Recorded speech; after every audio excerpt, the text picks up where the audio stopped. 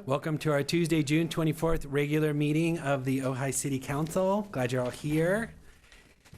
Mr. Montgomery, please roll call. Yes, Mayor. Mayor Gilman. Here. Mayor Pro Tem Lang. Here. Councilmember Rule. Here. Councilmember Mang. Here. And Councilmember Whitman He's present. No, he's here. Okay. He'll be right back shortly. I didn't realize he wasn't there. Let's do the pledge. Thank you, Mr. Montgomery. Yes, Mayor. Welcome, community. Honorable Council, please rise as you are able. Ready, begin. I pledge allegiance to the flag of the United States of America and to the republic for which it stands, one nation, under God, indivisible, with liberty and justice for all. All righty.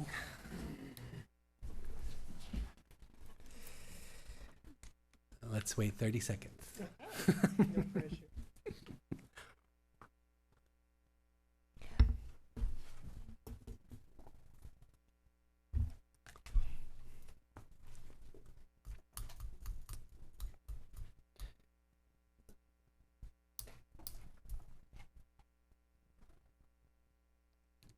This is the moment of silence while we remember why we're all here. Literally, I was just gonna say that. Let's take a moment of silence. We're in a mind meld. Good. Mr. Whitman, I'm sorry I did not see that you were there and I started the meeting and you're here now and we've done the pledge. I'm assuming that you're good and pledged. I pledged at APCD today, so I think I'm good. Well, and you pledged earlier today, right now. Do I have an approval of the agenda or any changes to the agenda? I'll move to approve it. Second that. Any objections? Great. Okay. Any commission reports? Thank you. And now our newly up in the agenda city manager's report. Thank you, Mayor. I do have a few items I'd like to share, and this will be old news to the City Council, but maybe not old news to the community. One is, you may have noticed we now have a motorcycle deputy who is operating in town. He was out this weekend. I saw him many different locations, primarily doing what appeared to be educational interventions, a lot of e-bike related stops that I witnessed, but not writing citations. Really looked like a lot of talking to folks and being very visible. And so I just want to make you all aware of that. It's been a process to get there, and thank you, Chief, for bringing us there. Secondly, and this is also not news to people, maybe not news to anybody here, but the El Roblar Hotel has been granted temporary occupancy, and this is for the front part of the property, the main building, 2 of the 3 restaurants, the pool, the bungalows by the pool, but not the back buildings that still remains under construction. So it is open to the public, and so I would encourage any of you to go pay it a visit. The design aesthetic is amazing, and it's a nice addition to our downtown. Very excited about that. Trolley update. We are on track, and I hope I don't jinx this by saying this, but I think that we are on track to bring back Sunday service possibly as early as July, maybe early to mid-July. We've been conducting interviews. We have been getting the 2 trolleys that the council authorized us to purchase outfitted, and we are moving in that direction where I think we could have trolley service in early July, and we will continue to keep you posted and the public so that the public and you are aware when it actually starts. And lastly, I'd like to kick this last part to the chief. If he could maybe briefly talk about what I'm calling the cop pop-up. Great. This Thursday, 4 to 6, we're going to be at the corner of Foothill Road at Foothill Lane. I'm going to it'll be myself and 2 detectives. We're going to be there just not only kind of door knocking and being present in the neighborhood, but we're also going to just, if anyone wants to pass by, ask us any questions. We've had some criminal activity in that area that we're concerned about, that we think residents can kind of harden or do things to help, themselves. So that's it's more of an educational, just be out there and just answer any questions we can and kind of ease any concerns that we have out there. So if you want to join us, 4 to 6, Okay. Foothill Road at Foothill Lane. Definitely any residents in the area, please join us. So Okay. And that's it, Mayor. Thank you. Thank you very much. I like this. We'll move on to public communications. These are for items not on the agenda. And I have 3 cards here. Larry Steingold, Eric Ryder, and Alicia Marinas. Hello. Hello, how are you? Good evening. Thank you for doing what you do. In regarding to Chief Jenkins, I think with e-bikes in some cases, but more about activities, that maybe it's possible that we might approve cameras that are movable for certain areas because of certain criminal activity, if that helps sometimes.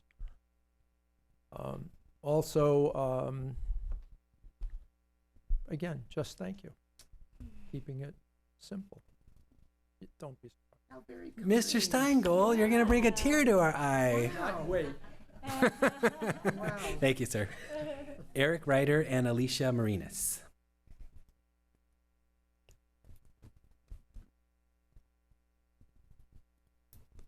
Hello. Hi. With the city manager's update, some of this might be a moot point. I'm Ojai City resident Eric Ryder, and I'm here as an advocate for one of the most beautiful representations of our community I know of, our Ojai trolley. There's an incredible breadth of Ojai residents who ride our trolley every day. It's not at all unusual to find passengers on board whose birth years are 70 or more years apart. To a fault, they're polite, patient, and helpful to each other during their travels together. But unfortunately, by one man or another, this vital system has been hindered and stricken through no fault of its own. And now its very survival seems to be hanging by a thread. Yet there is what seems to be a clear path and opportunity to save our trolley, our Ojai trolley,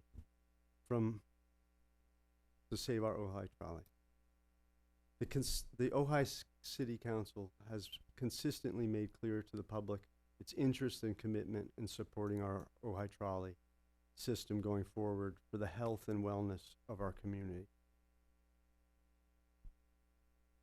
I propose the immediate hiring of 2 drivers for our Ojai trolley. 2 new drivers would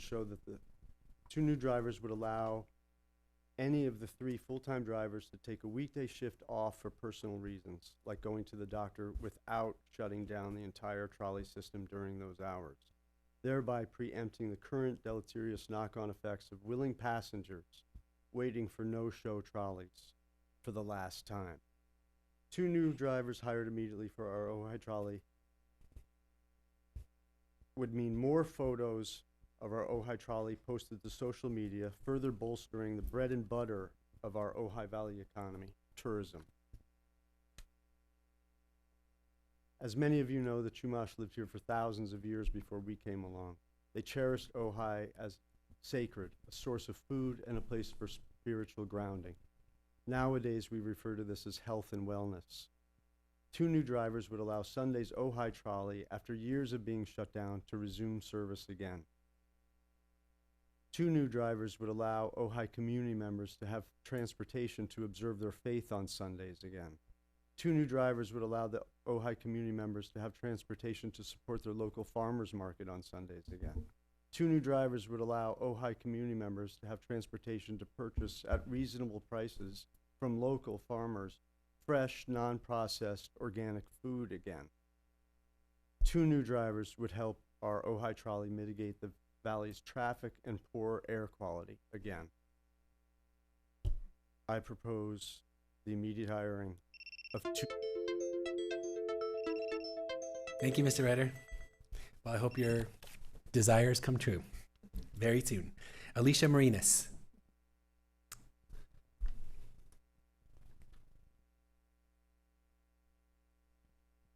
Good evening. Hello.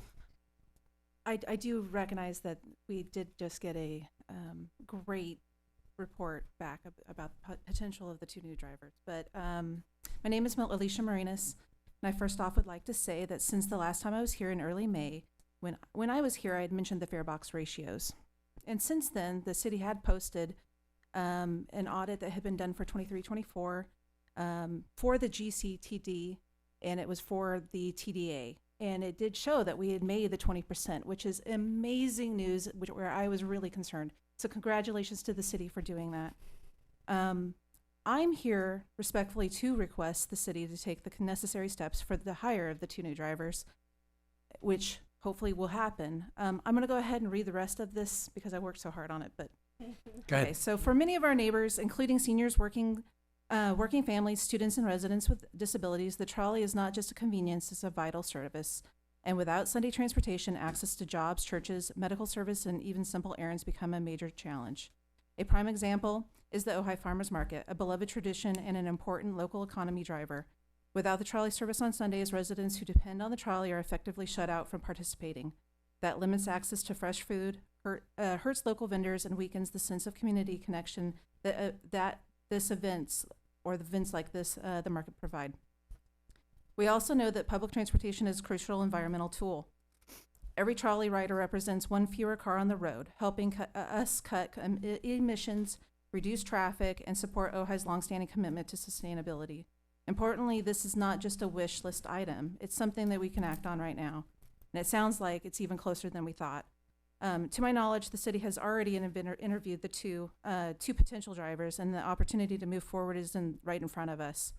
With their hiring, we could realistically restore Sunday service and provide 7-day mobility for those who need it most. Hiring these drivers is a small investment with a big impact on equity, on climate, on local business, and on the daily lives of Ojai residents.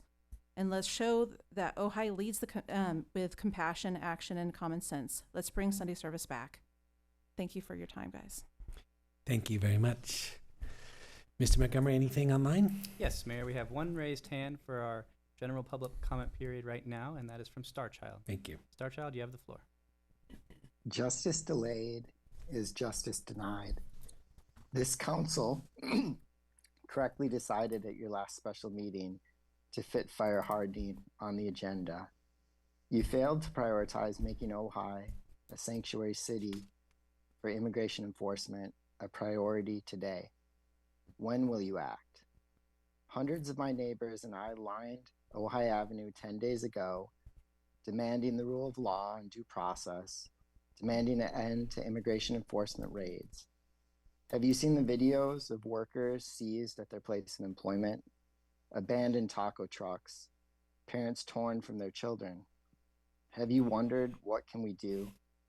The answer is to refuse to cooperate, for this city to stand in solidarity with our neighbors in fear, to declare Ojai a sanctuary city for immigration enforcement. We've had a lot of special sessions, one today to discuss long-term planning, one before that to discuss for the nth time council goals. Before that, according to Kathy from HR, you met to hear how City Manager Ben Harvey needed a raise. Some of these special sessions were not time sensitive. The one to discuss giving the city manager a raise wasn't even legal. You can read more about it in the Ojai Valley News. The bar for calling a special session is low. I heard the mayor say if 2 members desired a special session, he would call one. The human cost of inaction is high. It's time to take action. It's time to call a special meeting to make Ojai a sanctuary city from immigration enforcement. There's no time to waste. Anything else? Mayor, Ms. we Lang. Actually, can I just make one Yeah, sure. response to Starchild? Mhm. Thank you for your comment, and there will be it's not technically a sanctuary city policy, but it is the Ojai Values Act, and that will be coming in the next meeting. So it has a lot of the same goals that you've outlined in your public comment. Thank you. Next, we have Allison. Allison, you may Thank you. unmute, and you have the floor.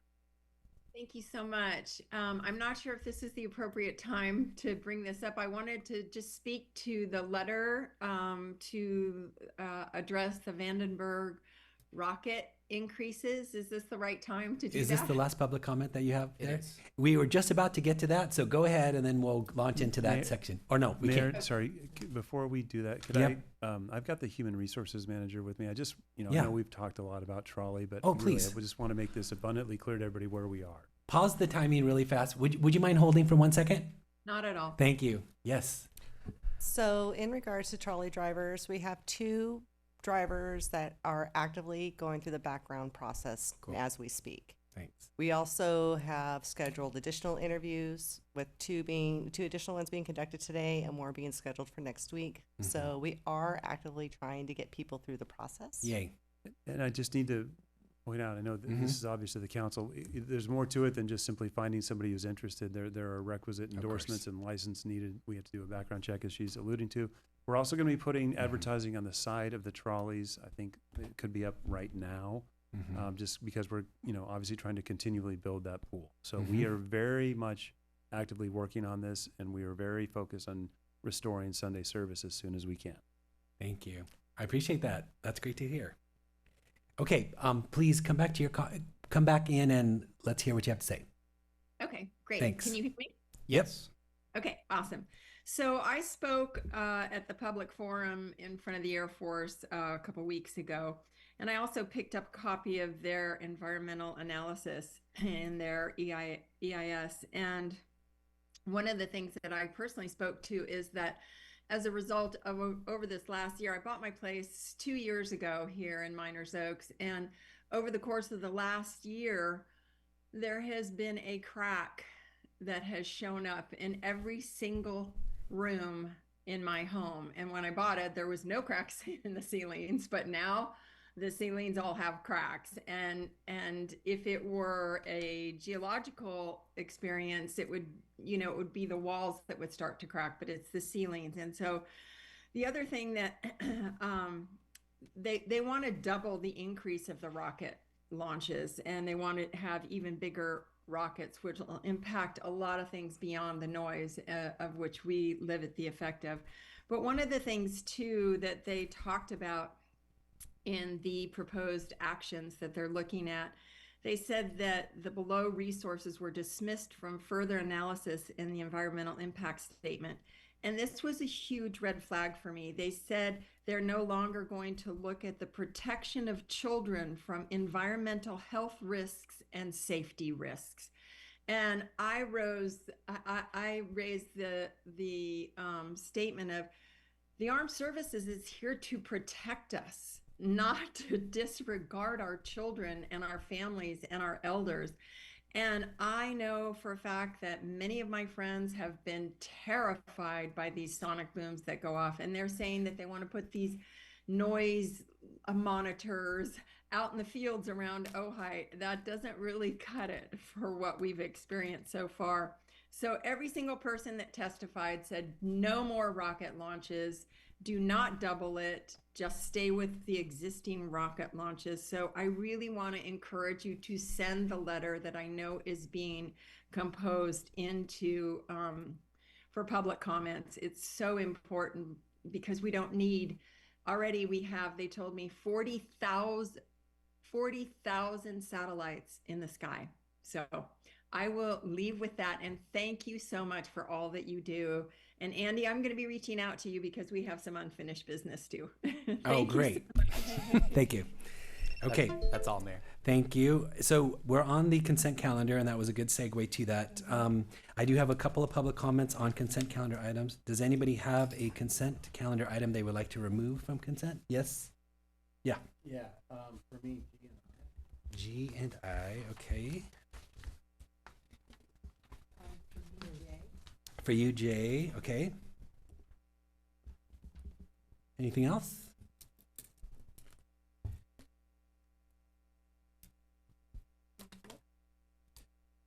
Okay, can I have a motion to approve those are the ones that I actually have consent or public comments on, so that's great. Can I have a motion to accept all the items except G, I, and J? I'll move to accept Thank you. Second. All those in favor? Opposed? Aye. Yes? Okay, wonderful. All right, so let's go to G. Yeah, so I'm the one who pulled this one. I think your microphone's not Is on. there, That's okay. and is there a speaker card on that one? There is not, but go ahead. Okay. And then I'll go to I pulled this for a very simple reason. Okay.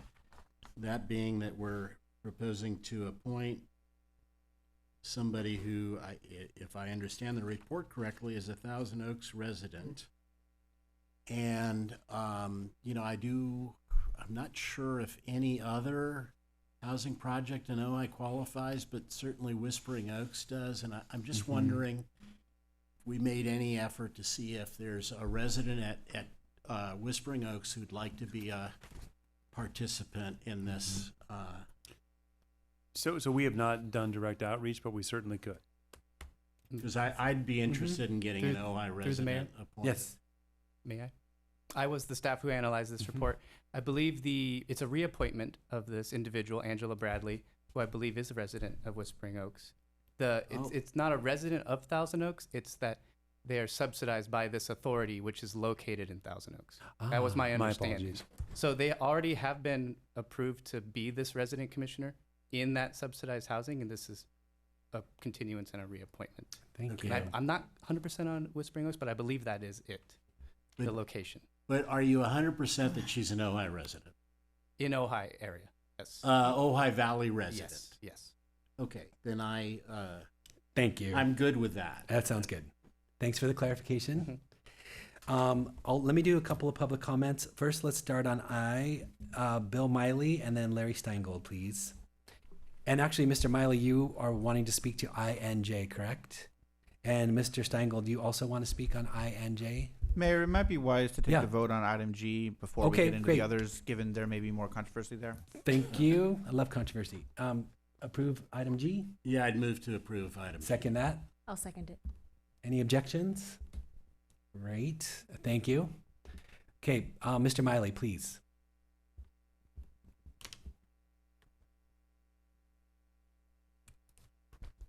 Hello. Hello. The Vandenberg space-based scheduled launching plan. I strongly like the drafted letter on this agenda item. It's very well done. And I sent my letter in a couple of weeks ago. Consent J. State Senate Bill 79. I again support the proposed opposition letter. It was very well done. Thank you, Mr. Miley. Mr. Steingold, can you talk about I and J and follow your colleagues' succinctness? Very. Or be verbose, I don't Very. care. Whatever you No, want. I'll be succinct, an I. I agree with Bill on the letter. What I would like you also to consider adding is, or considering, you got the national defense issue and national rockets and U.S. government military. And then you've got business. And these are tenants renting space at Vandenberg. They're no different than any other business up the street. They have to be responsible business operators. They are operating for a profit. They're sending up satellites, not just for the U.S. government. Okay, they're sending up satellites for businesses who are generating a profit. They should be treated just like any other business. If a business up the street was causing a disturbance, we'd put charge them, something, noise, vibration, dirt, sound. Okay, vibration, you got 4,000 residences in the city. Every one of them shakes, there's a vibration, it's 4,000 tickets. I'm just saying is there's a way to get to these people because it's a business. You know, you can fight the government, that's a cropper. Okay, it's not gonna happen, right? But we can certainly lean on these people as businesses if they were doing mining, explosives. Anyway, but that would be my tact, so I can sit down regarding that. Thank you. Thank you, Mr. Steingold. So who wants to begin talking about I? I can, do you want to? You go ahead. Were you Yeah. gonna? Yeah, my comments are going to be quick. Great. First, I want to thank Taylor Anderson, our Assistant City Attorney, who drafted the letter, and I agree with the comment that it's very well written. And my only comment is that I'm wondering if procedurally we can do this. Steve Colomay wrote a fairly detailed letter that expanded upon the comments of Taylor. And can we just append that to the letter we send, or by approval of the council? Yeah, with council approval, it can either be appended or the direction can be to integrate his comments in and then produce it, finalize it for the mayor's signature. If maybe the latter suggestion is cleaner, but you do have sufficient time to get that done. I think we can get that done quickly, yeah. Okay. Thank you.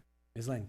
I was going to say the same Great. the same things, and also just to let everyone know that the public comment period for submitting letters or written public comments to Vandenberg is open until July 7th, and you can go to Vandenberg's website and get that information. I will also be posting it on all my social media tomorrow with a longer post about how environmentally detrimental this is for our community. So it's a great time to get involved, and I'm really glad our city is doing something and making a public comment at this time. Thank you. Well, I move that we submit the letter and incorporate Mr. Colome's letter in one single document. Second that. Okay. Any objections or comments? Let's vote on that. What should we call that one out, Mr. Montgomery? Thanks. Yes, Mayor. Motion understood with a second. Roll call. Councilmember Rule. Yes. Councilmember Mang. Yes. Mayor Pro Tem Lang. Yes. Mayor Gilman. Yes. Councilmember Whitman. Yes. Motion passed. Great. And then Jay. Yes. Mhm. I pulled J, and I had spoken a little bit about this. Two things specifically come to mind about J. One is that I guess the most important to me is that it's not relevant to Ventura County. We have no rail, we have no tier 1, 2, or 3 transportation hubs. And so, as I recall, we had an ordinance or a resolution that we would not be delving into issues that did not affect us or Ventura County. That having been said, I consider SB 79 to be a great overreach. I also By whom? by the state. Oh, I see. Okay. Yeah, a Mhm. great overreach by the state. So I understand the tension between local control and the state needing to do things on a statewide level. I don't generally, it doesn't matter what my political thoughts around that are. It's just that I believe this to be an overreach. And I also wanted just to kind of point out in my own mind that I think Ojai has risen to the occasion with affordable housing. I have been gratified to the extent at which Ojai and the City Council has found its way to supporting affordable housing. I think we are doing our job. So the overreach is a little bit, I'm not happy about it. I don't think we need it. That having been said, I understand the need for the state to regulate affordable housing. There's a long history. Nobody can deny it. We have many, many, many people in the state that are homeless. That having been said, I don't want to preach about it. But I do want us to address the issue of the first issue, which was we decided we would not extend our reach beyond Ventura County. And there is a statement here that says, well, they could change the bill. But yes, they could, but they always can. So that to me is not an argument. We can decide that this is strong enough that we want to make a statement, but keep in mind that we're making a statement about housing laws, statewide housing laws. And I also want to bring up the idea, and this is more preaching, but local control, states' rights, local control was also what kept slavery going, was the ability for people to say, it's our land, it's our decision, we want this, it's best for us. It is a tradition for us. So it cuts both ways, and I want us to understand that it cuts both ways. That having been said, I think what I need to do here is abstain, because I while I think it's overreach, I don't agree with it. We have an ordinance, or a resolution that we all agreed to. So that having been said, it's great overreach. I'm very proud of Ojai for moving forward in affordable development, but I felt like this needed to be said. No, fair enough. And if I can, I'd love to respond. I did think about that, and I also agree that the local municipalities resisting affordable housing has got us a little bit into this problem. I totally agree with all that. The research I had done a little bit, both locally and a little bit abroad, was that the dial can move so quickly on, as was pointed out by you, that the statement here, if we wanted to retain some control, was worth it. So I didn't have the same objection, but I respect your objection 100%, or your abstention. But you Yeah. do agree, we did agree, we would not. Agreed. We Yep. would not Okay. enter into opinions outside of Ventura County. So we need to agree that we're Mhm. either doing that or not. I just want it on the record one way or the other, that we would Mhm. make the argument that this isn't limited to Ventura County, or, Mhm. because I was against that, Yeah. I So- didn't see the part about it not applying to Ventura County, so I might have missed that. Yeah, it's in there, and It is? also we have no tier 1, 2, or 3 transit, Oh, thanks. Okay. transit stations or, Oh, thanks. It doesn't apply to Ventura County. We're Mhm. not a 1, 2, or 3 Okay. tier transit hub, and we don't have one. Nowhere in Ventura County has one. Okay. So I make just a couple of quick comments. Mhm. I don't think that our general ban applies here, because if adopted, the state is going to tell us what we can and cannot do. And I think it's really important that we retain local control wherever we can. It doesn't prevent us from deciding we want to have 7-story buildings within a bus line.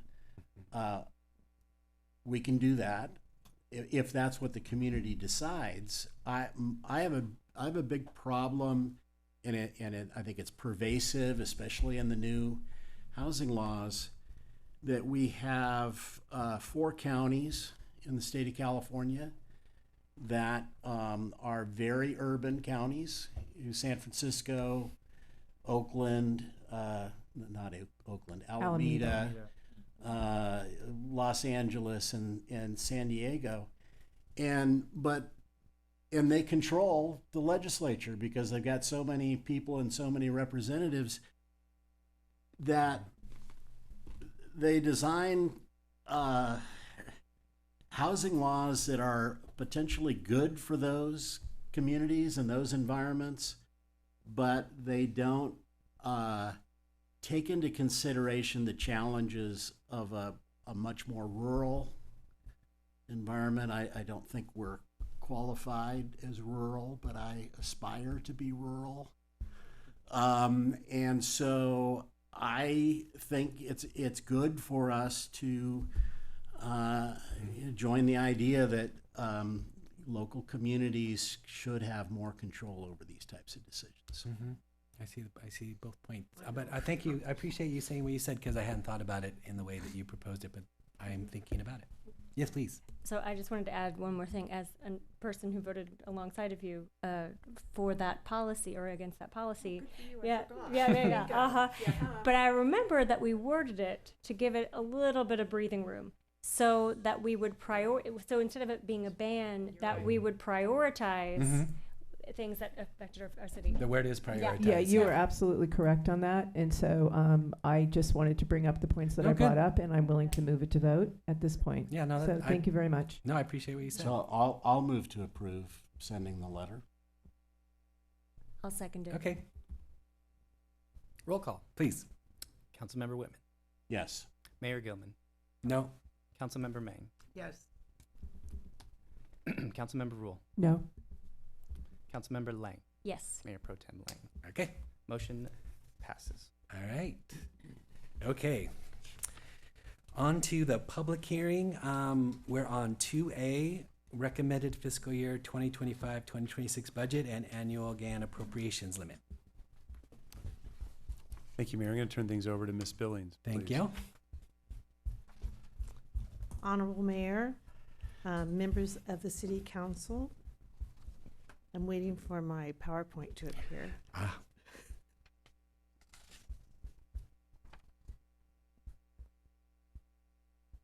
Aha.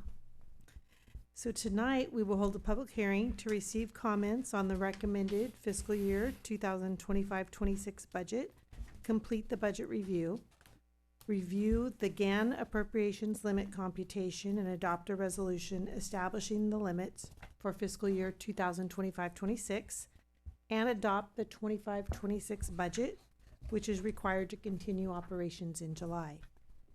The second part of the hearing will consider the adoption of the 25-26 Statement of Investment Policy. And finally, staff is asking the council to consider the adoption of the 25-26 salary schedule. And the item before you currently is the 25-26 recommended budget and the GAN limit.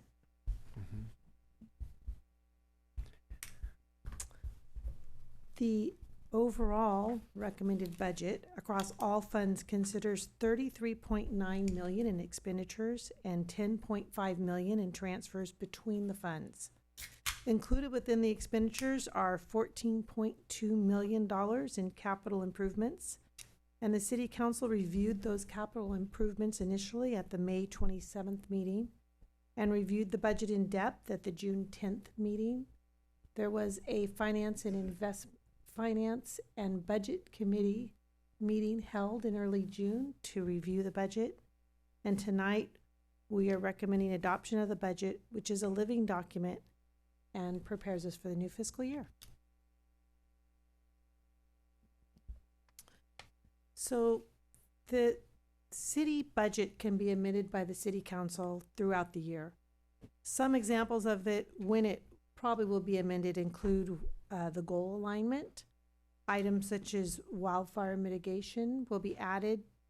Also, as the city accepts grants, the budget will be amended. The transit and trolley grants will be added when those grants are reviewed. This document presented are the foundational numbers for our city budget.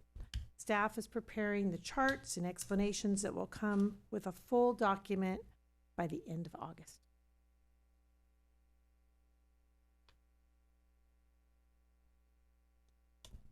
Included in the budget are several key initiatives and some staffing change recommendations.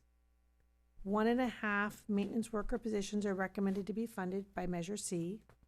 One of these positions is in Public Works, and the half-time employees within Recreation. Also included are several key initiatives, including general plan updates, agenda management implementation, citywide fee study, and a comprehensive community engagement.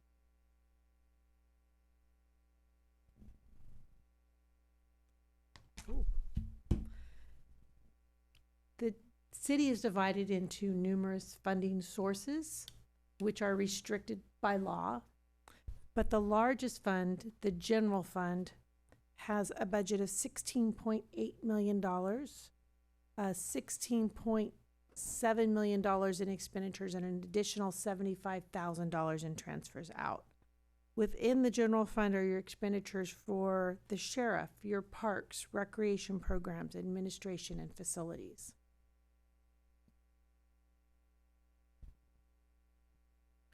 Your largest revenue source for 25-26 is your transient occupancy tax.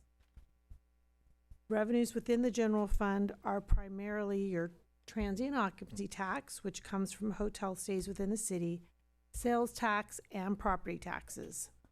And this revenue is budgeted conservatively based on actual to date received through April, which is an increase over budgeted revenues last year. So while our budget was prepared very conservatively last year, we can see what we've actually received to date, and what we've proposed for the 25-26 budget aligns with where we are projected to end this year actually.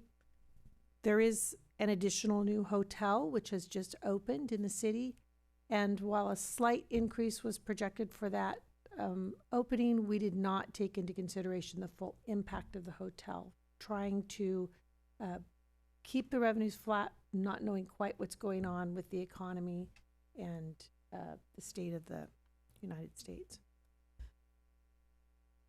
Since the workshop, there have been a few adjustments made. One that was brought to our attention was the AB 939 fee revenue needed to be updated to match the franchise estimate, so that amendment was made. The Measure C TOT revenue was adjusted to reflect the percentage growth in TOT in the general fund.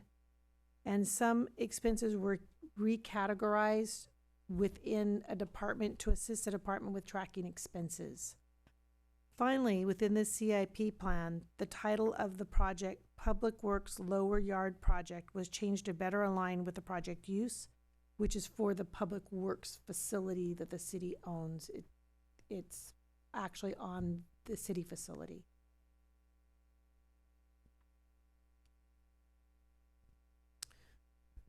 Projected ending fund balance with the numbers that you currently have budgeted is 116% of the general fund. Reserves are projected to be at $19.5 million, and with a total amount left over your reserve policy of $2.7 million. And those are the monies, along with monies in some of your other funds, which can be used to incorporate the goals that are being reviewed. Once we have monetized those, that's something that you'll review and be able to bring into the budget.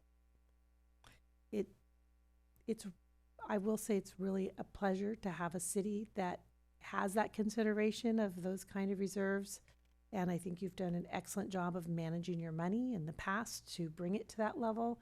And I know that you're taking really great steps on deciding, and your time in deciding exactly what you want to do with the money. And it's just a pleasure to see that. And I'm going to turn it over now to Norma to discuss the GAN limit.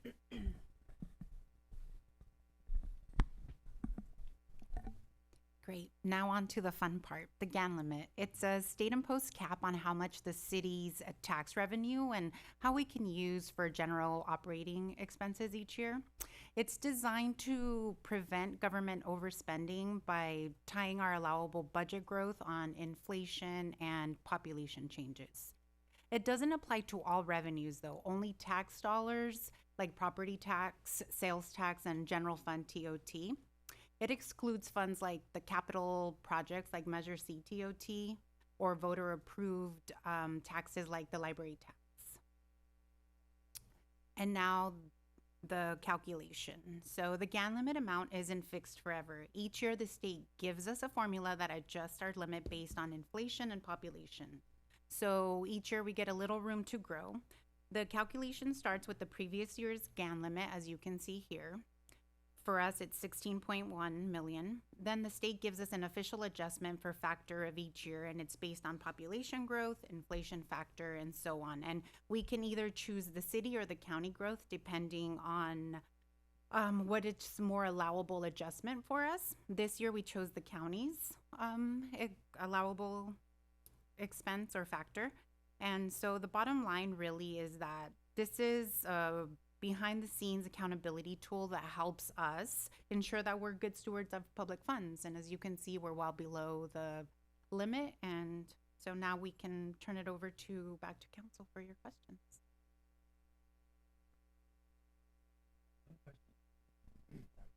So there was, I know you received a lot of feedback over the past 2 weeks. And then I guess the question is, how did the feedback get managed? So in some cases, I know you responded to the recipient, the person who wrote to you. And I doubt we're going to cover every single item here, nor need we, but did you basically respond to things that were obviously, let's say, errors and make those adjustments in what we have here, and then the rest are to be discussed? Yes, Okay. And we really appreciate the feedback that everybody provided us. If we found something that needed to be adjusted, we adjusted it, Mm-hmm. and the rest are left to be discussed. Got it. Thank you. Thank you. And then I have a procedural question for Mr. Harvey. So we know there's people here that want to speak about certain items, let's say, and let's use an easy one, one that we all know is coming. Let's say the museum says there's a number in the budget that's 60, they're going to ask for 75. Is that something that we can vote on today and have it be in the budget today and not have to bring it back in at a future meeting? Yes. Now, what kinds of items, though, require coming back? That's a great question. You have a fair amount of latitude to make adjustments tonight if you so choose to do so, assuming that they don't contradict existing policies, like your reserve policy. So in other words, if you decided to raid the reserves for something and it contradicted that, we would be obligated to tell you that you're doing so. But you could do all types of things. You could opt to increase the allotment that you spend on law enforcement because you've decided that that's a policy change you'd like to make. You could decide to decrease the amount of money that you spend in a certain area because that's a policy decision you'd like to make. We are flexible. We can make these changes. You can do this tonight, or you can do them really at any time. And what we'd suggest maybe, if these are changes that haven't really been talked through with your colleagues, put that on an agenda. Because as Ms. Billings points out in her presentation, we're going to be modifying the budget many times during the year. It's a living document. There is not a rush to get every single change in tonight. And we'd prefer it if you guys had a thoughtful discussion before you make a change. However, with that said, we know there are some things you probably want to put in tonight, and that is 100% your choice. It's a really interesting conversation because there's items, if it wasn't the budget and you brought it up, we would discuss it and there'd be public comment and all that kind of stuff. So it's a very weird area. Well, and so thank you, if I could just again, that's part of, right, under the, and the city attorney might want to jump in. You do have broad latitude because this is the budget. This pays for all the services. However, it's a slippery slope because some folks might argue, probably credibly, that, hey, I didn't know that you were going to talk about this program that you decided to add or remove. I just thought you were going to adopt the budget. So that you've nailed kind of the balancing act that you need to undertake with minor modifications, increasing an allotment to like the museum or something like that. Yes, okay. So if I can respond, and then I want to hear from Mr. Summers. It seems to me if it's something that we all know is coming, we have talked it through at some length, we know that we're probably have the majority of the council interested, and the dollars are low, that seems okay. I would not want to do anything that's gigantic that we have not discussed. Or a brand new initiative would probably be irresponsible. Okay. And people would complain, rightfully so. Yes, Mr. Summers. Yeah, so to add to that, from a community and transparency perspective, amendments to an existing line item to increase, say, the museum or the sheriff's or something that's already on the lines, the public can expect that because the broad Brown Act agenda item is the budget, which is the entire budget. But on adding an entirely new program, you could add a program and a line item for it. Well, we want to add a insert new program here and give it $500,000 or $1 million. But we can't hash out what the program looks like because that isn't agendized. The budget is agendized. So the appropriation could be made, but you wouldn't be able to hash out the details of the program. That'd have to be future item. And out of respect to the community and your colleagues, it may make sense if people are asking for adding a new $1 million budget item, just defer that entirely to the future. So that we can get full community input on insert new program here. No, thank you. Yeah. I have a question. Sure. Kind of follow up to that. So if we do adopt something tonight that increases our expenditures so that we're no longer in a relative balance of expenditures versus income, well, are there limitations on our ability to spend more than we're bringing in? I thought it was the reserve policy was that question. So if it got us down into the reserve policy, that would be the real consideration. Am I misunderstanding? That's right. But again, this is also, the council could decide to dip into their reserves. We would just be obligated to say, well, that allotment, you're going to be below your 100% reserve policy, but it is your choice if you choose to go there. Right. And so, sorry, last thing. No, yeah, go ahead. Specifically, you have, where would the money come from if you wanted to spend it on additional programs? It would come from unprogrammed general fund balance. Unprogrammed general fund balance. So it's not been allotted to anything, and it's available. And the only point I'd add is there's no legal requirement to have a balanced budget. We have to assess if we aren't balanced, where is the money going to come from? Right. Unprogrammed general fund money or other sources. But that's the trick, is we have to be able to pay for it, but you don't have to have a balanced budget. And just if I could follow up on that, often cities do have an unbalanced budget, if you will, where expenditures exceed revenues, but generally it's only for a one-time purchase or an investment, or that aligns with the strategic policy of the council. It's not for an ongoing expense that they become unbalanced. But if I heard Ms. Billings correctly, in today's case, with 2.7 million over the 100% reserve, I can't imagine us even getting close to that number. So it's, in a way, it's a conversation not even needed for today. It's a policy decision. Yeah. And the other point I'd add on the policy point is often when cities do have an unbalanced budget, they plan for it in advance. So the city here, in prior years, we paved every 2 years. So we would stack up the gas tax and the other funds for road paving in year one, and then spend 2 years worth of revenue in 1 year.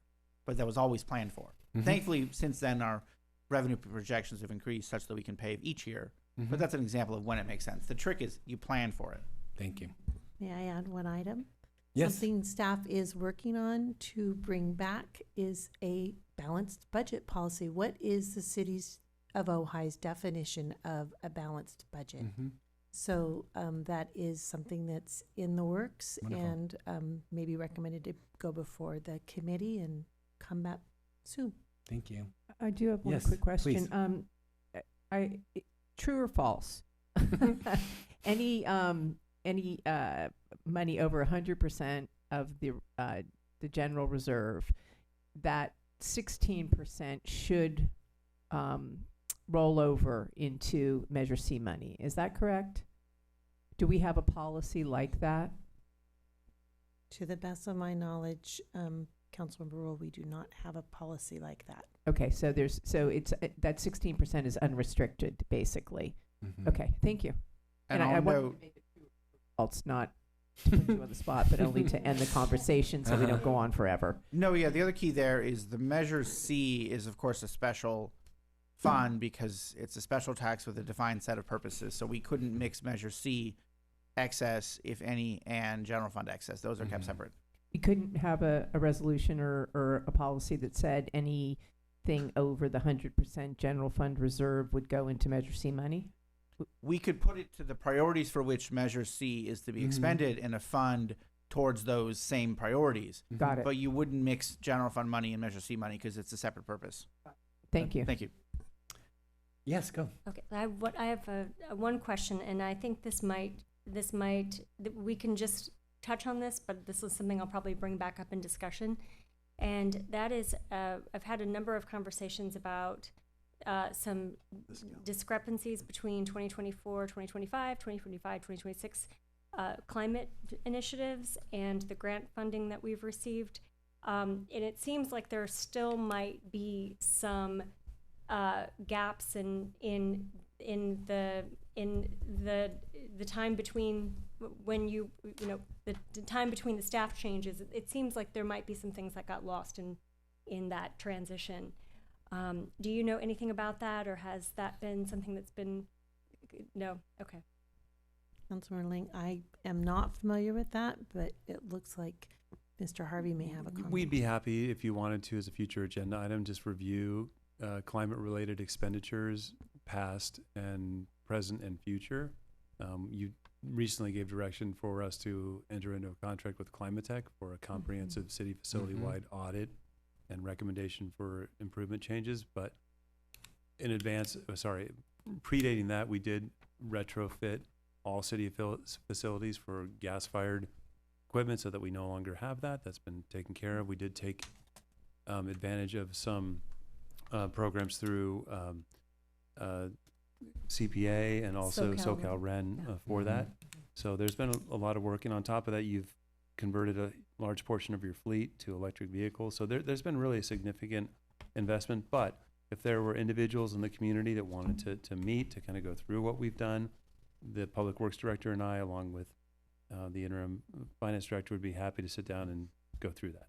Great. Thank you so much. Well, let me go to, do you have something that you want to? Yeah, Oh, sure. I just have a Go. question with, the liaison with HPC, and I've been in touch with them, and we talked about giving them money, and I didn't see that. I believe it was the last time like 63,000. So this is a you say tomato, I say tomato type item. The money is certainly available, and we have council's direction to fund the HPC's interest for what I'm just going to call HRI, Historic Resource Inventory Request for Qualifications process. If you council so directs, we're happy to put that allotment, whatever the allotment is. I would say it probably needs to be somewhere around $100,000. It might be less, might be $50,000. 63 is what their Sure. number. You could move that over into the HPC account if you wanted to, so that it was visible and everyone could know that's what it was there for. The reason why it's not is council is the only body that has really the money to spend, the authority to spend, and so that's why we just put it with the general fund. You can direct us to move it over there so that it's reflected, and we can do that. Councilmember Mang, I would support that because I think we're both the HPC representatives, so we can bring that up when it's most appropriate. And I have the same 63,000 that you do. Okay, perfect. And Ms. Billings, I don't want to throw you a curveball. Yeah, Does that make sense for what I'm talking about? I'm looking at Norma. She's nodding yes. So Okay. we're all It's, good. if you look at the HPC. Not yes, I'm item- throwing you a curveball, but yes, that sounds fine. Okay. I know, right? Well, it's interesting, like if you look at it's on page 43 of 81, if you look in the lower right-hand corner, and you see the contractual service HPC, where you had 6970 last year. Right now, there's nothing. And I was going to bring up what you guys brought up, and that sounds great. Okay, so that's probably, we'll go forward as an item, that we can vote on. Yeah, we'll move that forward. Thank you. Yep, no, sounds good. Okay. Sorry, just yes, to beat please. that to death, how much would you like to allot? They're saying 63,000, so I think That's we'll fine. stick with We that could always number. add more if it ends up costing Okay, more. so perfect. Yeah, Yeah. 63 was the total. So 63. Thank Can we you. let's have some public comment, and then Yeah. because that sounds like our first vote. Yeah, exactly. Okay. Public comment. Okay, so all right, so I only have 2 cards for 2A. Now, just in case anybody's confused, if they wrote down 2C but wanted 2A, let me know. But I want to start with Wendy Barker and then Brian Akins. Okay, great. Thank you. Good evening. I'm Wendy Barker. I'm director of the Ojai Valley Museum, and we've been working with the city for decades. We think we do a good job. We invite you all to attend at any time. Last Friday, we had a big opening for a new show, 7 Decades, The Art of Karen K. Lewis. But we are asking for an increase, pretty modest, we think, from $60,000 to $75,000. After 10 years at the same amount, nothing has stayed the same amount. But again, we work with a lot of different departments and HBC and the Arts Commission. And I think we do a good job of serving our community, and we look forward to continuing this long, collaborative relationship with the city. Thank you. Thank you, Ms. Barker. Brian Akins, please.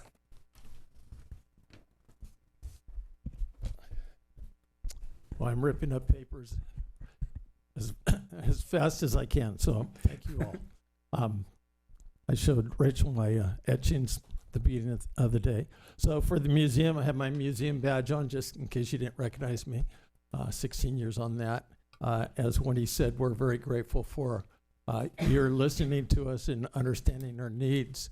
The other thing that we've seen, as Wendy reports and different things, we've seen an uptick on people coming into our library and getting photos, especially with the opening of the recent hotel and other places that are coming in because they're highlighting our town and how it was long ago.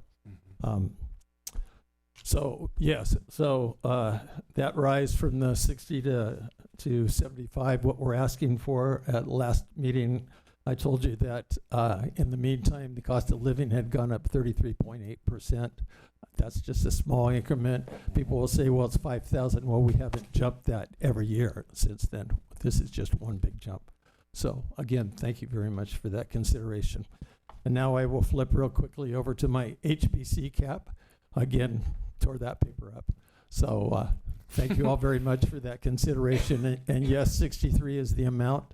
That is $50,000 that goes towards the historical survey that was done. They have an ad hoc committee meeting that's addressing this at this time, and it was a suggestion by our city manager to go the extra mile and to get a fine report rather than just an adequate report. And we very much appreciate and we'll use that. $10,000 in trying to have that money available if there's a property that somebody comes to us or that we would like to see them personally to a landmark and perhaps go on to a Mills Act, that we might have that some amount in our accounts in order to help them in doing that historic resources report. So again, and the last amount was $3,000. We have our chair who loved all through COVID. All she did was focus on that screen and go to courses. She has continued that course, and now she's sending them out to all of us. And so that $3,000 is basically a membership, so we can go to all these seminars for free in the meantime, other than $5 one day. So anyway, again, thank you all very much. Appreciate your support for both the Ojai Valley Museum and for the Historical Preservation Commission. Thank you, Mr. Aikens. Renee Roth and Bill Miley.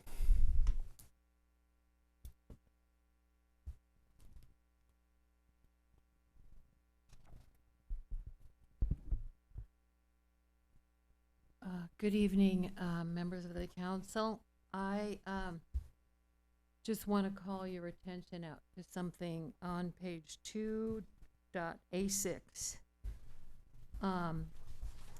The columns are mixed up on your numbers, Norma. The population number of 1.007 is under the personal income column, so you need to switch those two numbers. And then the other, so the 1.007 needs to be in the population column. It's in the wrong column. The other thing is estimated capital outlay. You talk about Measure C funds of 3.5 million and how it's not subject to the GAN. But my understanding is that anything having to do with payroll and personnel positions is subject to the GAN appropriation limit. So I would just like to have that clarified. Just a question. I know you said there are going to be 4 capital outlay kinds of projects. And I wanted to discuss the idea of capital outlay. What Leslie Rule was mentioning is that in the past, the reserve policy for the city of Ojai did have excess reserve funds designated to go to the capital improvement fund to fund roads rather than Measure C. So the prior reserve policy for the city had excess reserves. So if you had been bringing over your excess reserves from the general fund, you'd probably have about additional $3 million worth of revenues that would be going to your capital projects. Which I think is actually a really good use of your excess reserves.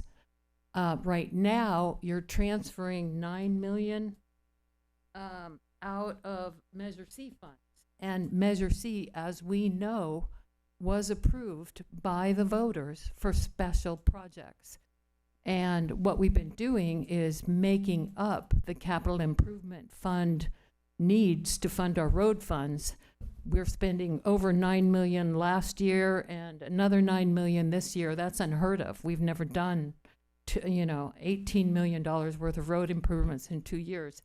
And if you had budgeted those projects, say 25% for fire safety and 25% for climate action and another 25%, the way the voters approved that measure, it would have been allocated differently. So I want you to consider and think about the allocation of those Measure C funds going forward. Thank you very much. Thank you, Ms. Roth. Bill Miley, please.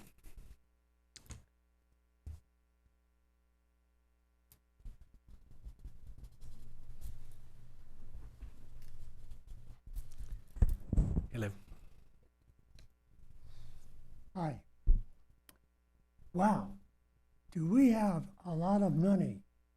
$33 million. I really get confused by knowing the city planned budget is $33.9 million. Why? Well, I suggest it should be presented in two parts, separate. The anticipated revenues for the general fund coming in 25, 26. And second part, already generated funds coming from reserve. Again, two parts. That's the budget. Anticipated revenues, general fund, 16.6. 2, past revenues saved from already funded sources coming from the past year. These are not generated by the new planned 25-26 fiscal year. The current active budget for this city is $16.6 or $7 million based on future city generated income, which we know about. Please, let's not present to the general public a $33 million budget when we only get 16.6 in the coming year. Thank you. Thank you, Mr. Miley. Mr. Montgomery, anything online? Mayor, we have no raised hands, but we are in our public hearing, so I'm speaking to our Zoom participants. We are in our public hearing. We're taking public comment on our item 2A on our agenda. Mayor, there's still no raised hands, Okay. so we'll move on. So I have a suggestion, but I want to hear from my colleagues. One would be a general discussion to ask staff questions, and then if we have then a series of things that we would like to alter on the budget, I might propose then we kind of stack up some votes, if that's okay. But I don't want to lose track of things, so if you feel like there's something important, we don't have to lose track of doing a vote. I just want to say Please. real quick, because Yeah. I was making notes and I never forwarded my email to you when you asked, but I did print copies of everything that I was doing, so I don't know if you save time, just to look through the questions that I had for everybody. So I don't know if you guys would like to see that, and then I shared it with Leslie, so she's on board, but I would love to see, yeah, sure, please. and just, we don't have to discuss, you just, No, you know sure. what I mean? Because I wrote a list of questions, which Okay. I sent. Okay, yeah, I last did send week. it, so No, I no, just that's thought- okay. I do, but if you have an answer. No, thanks. I appreciate it. And there were members of the public who did the same thing. Yes. Thank you so much. Do you have one? Yes, I'm fine, thank you, I appreciate that. And then I don't know too, like a quick question when I was looking through, it's gonna be an item about the funds for the animal shelter or whatever. And the budget where The the county, amount. in the where- county. Yeah, where the amount is like 122,000 or whatever. But on the budget 2A-55, it's 100,000. So so if we're gonna vote to up the So you're saying, like, I'm looking at, like page Page 42, 2A 555? Yeah, page 42 of 81, in the Yep. top, when you look, the Mhm. animal, they just have for the contract 100,000 instead of the 120, Mm. whatever. It says, what is the amount? Let me see that we're gonna. Oh, that you were talking, that was in the consent? Yes. I see. I'm sorry, I didn't. No, see no, it. that's good. So that should be amended if they don't match. Right.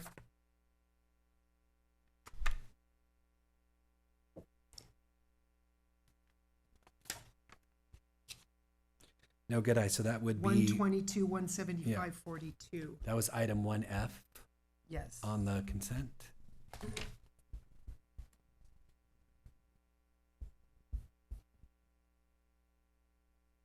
Oh, I remember. So let me ask you a question. So what I think you proposed was, if I'm looking at item 1F, going back to the consent, pages 1 of 2, it says Funds for the existing level of services are included in the proposed budget. The total contract is 122. Right. However, projected revenue for animal licensing and redemption fees will partially offset the cost. That's why I wondered if you guys made it be 100. Oh, This was an amount that was provided by the city manager's department. So perhaps Ben could speak to that. Wow. I think that was our rationale. Yeah. I seem to why'd you recall. give him the answer? I wanted to see what he came up with. No, because I There'll caught be that others, too, don't and worry. I I'll fall highlighted it, down but I on something forgot. else for sure. Well, why don't we make it 122 and come in under budget on the licensing fees? That seems more prudent. Yeah. Right? Okay. I mean, does that sound reasonable?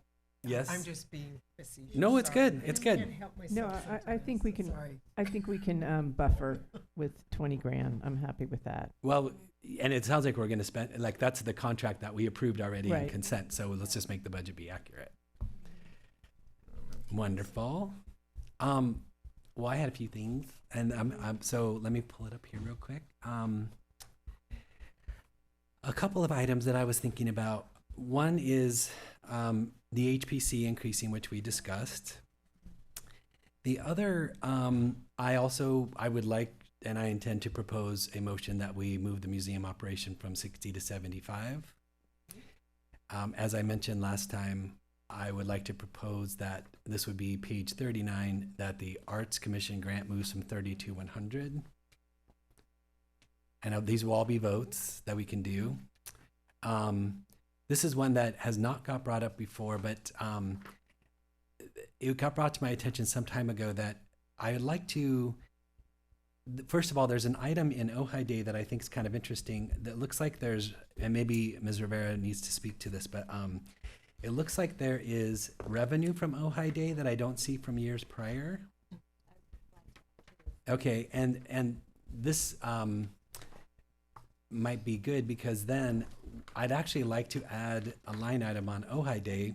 Yeah, it's on page 23 of 23 of 81, thank you. So it looks like there's some income that's there that wasn't there in prior years. So that's a question.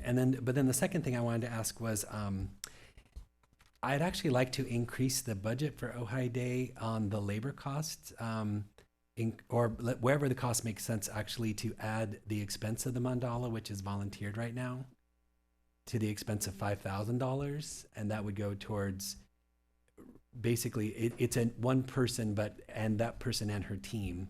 So that would be, it's akin to an arts grant, but that's something I'd like to bring to this council to increase the Ojai Day expense budget. I thought we had done that. At But least it didn't according make it to River, into- no. Okay, all right. Yeah. So Ms. Rivera is online if you'd like her. She's right there in the room. And there she is. Okay. Sorry, I thought you were online. Come on forward, please, Ms. Rivera. She's online. Do you want to tell us about the revenue part?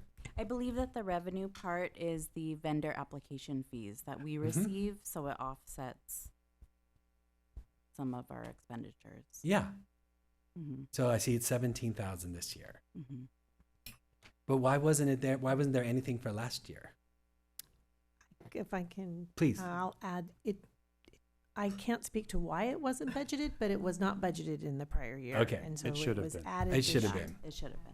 So we're really not talking about a new item, just an accounted for item more Yes. correctly. Okay. And then could I talk about, since you're here, the expense on the mandala? Is River paid for the mandala? I didn't think so. Mm-mm. So that's a proposal I would like Yeah, to we make. did bring this up. Mhm. And I think that we had agreed that it would go in as a line item for this Ojai Day, but I certainly support that. Yeah, for sure.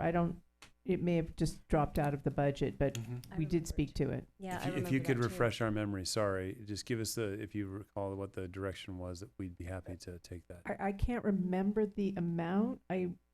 It's the piece that I saw was it's $5,000 for basically River and the lead and the team to make the mandala. Okay, I mean, I thought it was more than that, but yeah. No, think so that's what's too. requested. Yeah. I remember us talking about Yeah, this. yeah. Mm-hmm. If the request from River and her team is 5,000, Mhm. then that is fair enough. Do we want, Mayor, you'd mentioned you had a menu of votes you want to take. Do we Mr. Montgomery, are we able to track some of these so we could I could maybe say just them one kinda- more time so they're easy. But, well, do you need that or do you have that, Mr. Montgomery? I've taken them all. Oh, down. great. Yeah. Okay. Continue. So let's add, please, Mr. Montgomery, this latest one onto, and we can just go through all the items. Mhm. Thanks. And then there's going to be more under fire, but we'll get to that later. But then I did have a question on, this was a question to staff, and it was on basically a maintenance schedule for Clough Vista Park. So not knowing what the schedule is, that if we think we're going to do that, but maybe that's forthcoming. We have Ms. Palmer on the line, I see, Okay. right there. And sorry, the question is how much we're allocating, or you're just anticipating? Well, I think I know what you're asking, Mayor. You're talking about the forthcoming proposal to take a different approach with the maintenance, more towards the native plant from this outside vendor, and under assistance with the Land Conservancy. That concept, basically, right? Yeah, it's page 48 of 81, and you see there's Clough Vista Park Maintenance City 3,500, Clough Vista Park Maintenance 8,000. I'm not sure what those two different items are, but So Ms. Palmer could speak to that, but Okay. before we do that, let me just say that we have met with some of the parties to talk about changing the maintenance there. That has not come before you, but that will be completely fine. one And of if- these items. It's a future proposed amendment if the council so agrees, but maybe Ms. Palmer can speak to the other items. And you're then asking there's about. no need to put in something there that's not been proposed yet. Okay. Absolutely. I can speak to that too if you would like. Sure, please. So, the 3,500 that's in Clough Vista Park that's currently recommended is just our routine maintenance that we've budgeted a very similar amount over the past years, et cetera. And as Mr. Harvey mentioned, we are still awaiting a proposal from Green Goddess for the new maintenance that they are proposing that we heard at the meeting. I think it was the last meeting we heard last week or something. So we're still waiting for the enhanced, with the proposal for the enhanced landscaping, i.e. the native landscaping.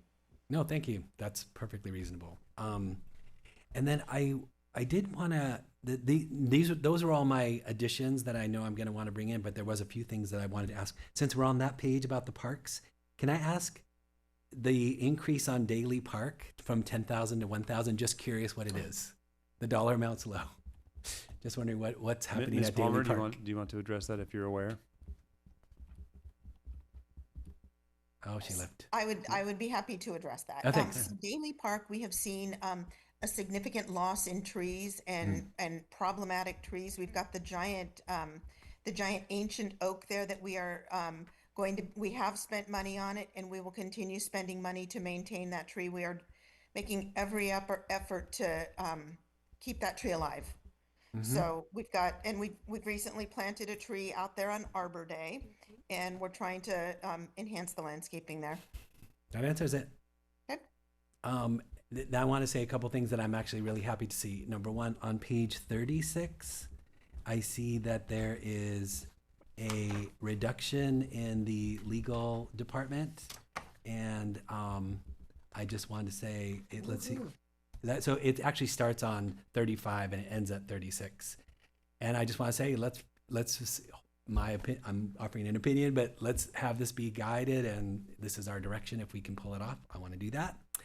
And the other thing I wanted to point out is, if I look at page 50, I see that there's just a lot in this budget that would be easy to miss, but there is a lot of spend on things that have not been done for a while. But for example, when I see the increase in contract services for our street tree maintenance, where there was nothing there the year before, now I don't know if that's just accounting or if that's a spend, but it's something that's clearly desperately needed. And I think I just want to highlight that for our audience. And then similarly, on page 60, when we see how much is going into, there's several items, but for example, when I see miscellaneous special projects or in general, that there's, I see a lot of parking improvement, street planting, drain safety improvements, and then the road overlays, obviously that very large amount, just to say that, as was pointed out, there is a ton happening, but it's making a gigantic difference. And then just one other question, which is, if I look at page 63, it looks, when I see contract services expenses, Under electricity, there's a $50,000 reduction from last year to this year, and I just was curious what the cause of that is. It's about 10 lines from the bottom of the page. Obviously, that I'm not immediately Okay. aware of. That is an item, again, that in 24, 25, I don't know what the estimate was based on, but we Okay. based the 25, 26 budget on what we're actually seeing so far for Mhm. 24, 25. Yeah. And if I could pop into, I believe that there was some, these, we could attribute these to some accounting Okay. abnormalities, let's just say. That's totally fine. And then, but while you're here, Ms. Palmer, I just want to ask, when I look at the 23, 24 actuals in several areas in the budget overall, and then you see a stark increase in the 25, 26 recommended, but also in the revised budget for 24, 25, what it sometimes appears is that there's a very low amount in 23, 24 actuals, but my perception, besides other things, is that it's projects that were not accomplished or money not spent that moved into the next year. So I'm wanting to check my understanding of that, especially on these kinds of improvement projects that you're responsible for. Yes, and that's in part correct, that some of the projects were budgeted and carried over year after year because they haven't, or not carried over, but we have budgeted again because they didn't get done. We're as mentioned before, we're getting a lot of work done in the current year and next year. Mhm. So we've really been ramping up our efforts in lots and lots of areas, including the street trees, which you're seeing a lot of. Mm-hmm. And of course, paving and storm drains and all of these projects that I've been talking about for quite some time now. Yep. That's everything that I had, but thanks for hearing me out. But I want to hear from my colleagues. So I have a kind of a specific inquiry, and this goes back to what I recall about a year ago. We authorized or allocated $365,000 to replace the outdated mechanical systems. Mm-hmm. And then I also understand we received some effectively grant money from the Clean Power Alliance of about $250,000. And so what I'm wondering how that was treated. That money was treated. Is that I mean, I know we haven't used all that money yet, but is it being carried forward as a 2024 expenditure, or has it been folded back into the 2025 Well, I might suggest, if budget? you don't mind, council member, that this is similar to the Mayor Pro Tem's question, and we'd be happy to either, bring this back as its own discussion as to, what was the direction, what did we spend, where have we been, where are we going type thing. I don't know that I'm gonna be able to, right now, give you a deep dive on the actual expenditures on changing out all the water heaters and putting in heat pumps and Ms. Palmer, do you have any thoughts on that as well, or do you agree with the concept of coming back later with this? I like the idea of coming back for more detail, but I can give a very broad overview of what's going on. So, Councilmember Whitman, to your point on the $250,000 CPA grant that we have acquired, that will be when we awarded the contract to Climatech a couple of meetings ago. So this money will be utilized to make our conversions based on their assessment. So we have worked with CPA, and that money is sitting there in their account available for us to use, and we're keeping very close track of that. So that's the $250,000 on CPA. In terms of what we have accomplished this current year, so I think you're talking about a letter that we all received last year, Phil White's letter, which is how we refer to it. So we have implemented many of the recommendations that are in that letter, and to the tune of about $600,000. We also acquired some grant funding for those, some rebates and grant funding, et cetera, on a small scale, and again have converted our fleet, and we're converting our fleet as rapidly as possible. But I agree with Mr. Harvey. We can come back and kind of really drill down on the details. One thing I'd like to add to that too is, would it be possible for us to have Steve Colomé, Michelle Ellison, and some of the and Phil White, anyone who has sent in public comments about this, would it be possible for us to sit down with staff, or the staff to sit down with them and really go in depth and make sure that that if there are any gaps or any missing information, that we can find that and get some clarity? Is it possible to include, because I would like to be included with that. So if it was just something like that, there'd be the Brown Act issue. So if we could do, We might want to just make it an agenda. Okay, let's do that. That would be good. Thank you. And Thank you. and we may want to consider as well, sort of waiting until we get this climate tech analysis, or folding them in together, because then it would be a comprehensive conversation amongst the firm that we hired and the local experts. Just one quick question with that, Lindy. Like, what is the time frame? Do you know? Like, We're kicking off right now. We're working on getting them access to all of our utility bills and all of our utility data, so they can start with that, the analysis. I would think we may be prepared to come back, at least not after the report will not be comprehensive for probably 6 months or so, but we can come back and we have milestones that we're trying to hit, and so we can sort of update as we go along. because we wouldn't have to wait that long to No, get together, because there's no. like deadlines October, I believe. There's some deadlines with I'm not aware of October deadlines, but I was just going to suggest we can certainly bring in an agenda report sooner than that, Okay. because I think that's what the council's wanting, so we'll do Thank that. you. Please, thank you. I have another question while we've got Lindy. There was a comment made about the, $9 million on roads in successive years, and the comment that was unprecedented. And I think I have a general understanding or partial memory that the street improvement plan that we're engaged in is in part because we weren't keeping up with maintenance, and we kind of needed to advance because we were going to lose money, through having to do repair as opposed to just street maintenance. Could you comment on that, Lindy? Pardon me? Could you? I'm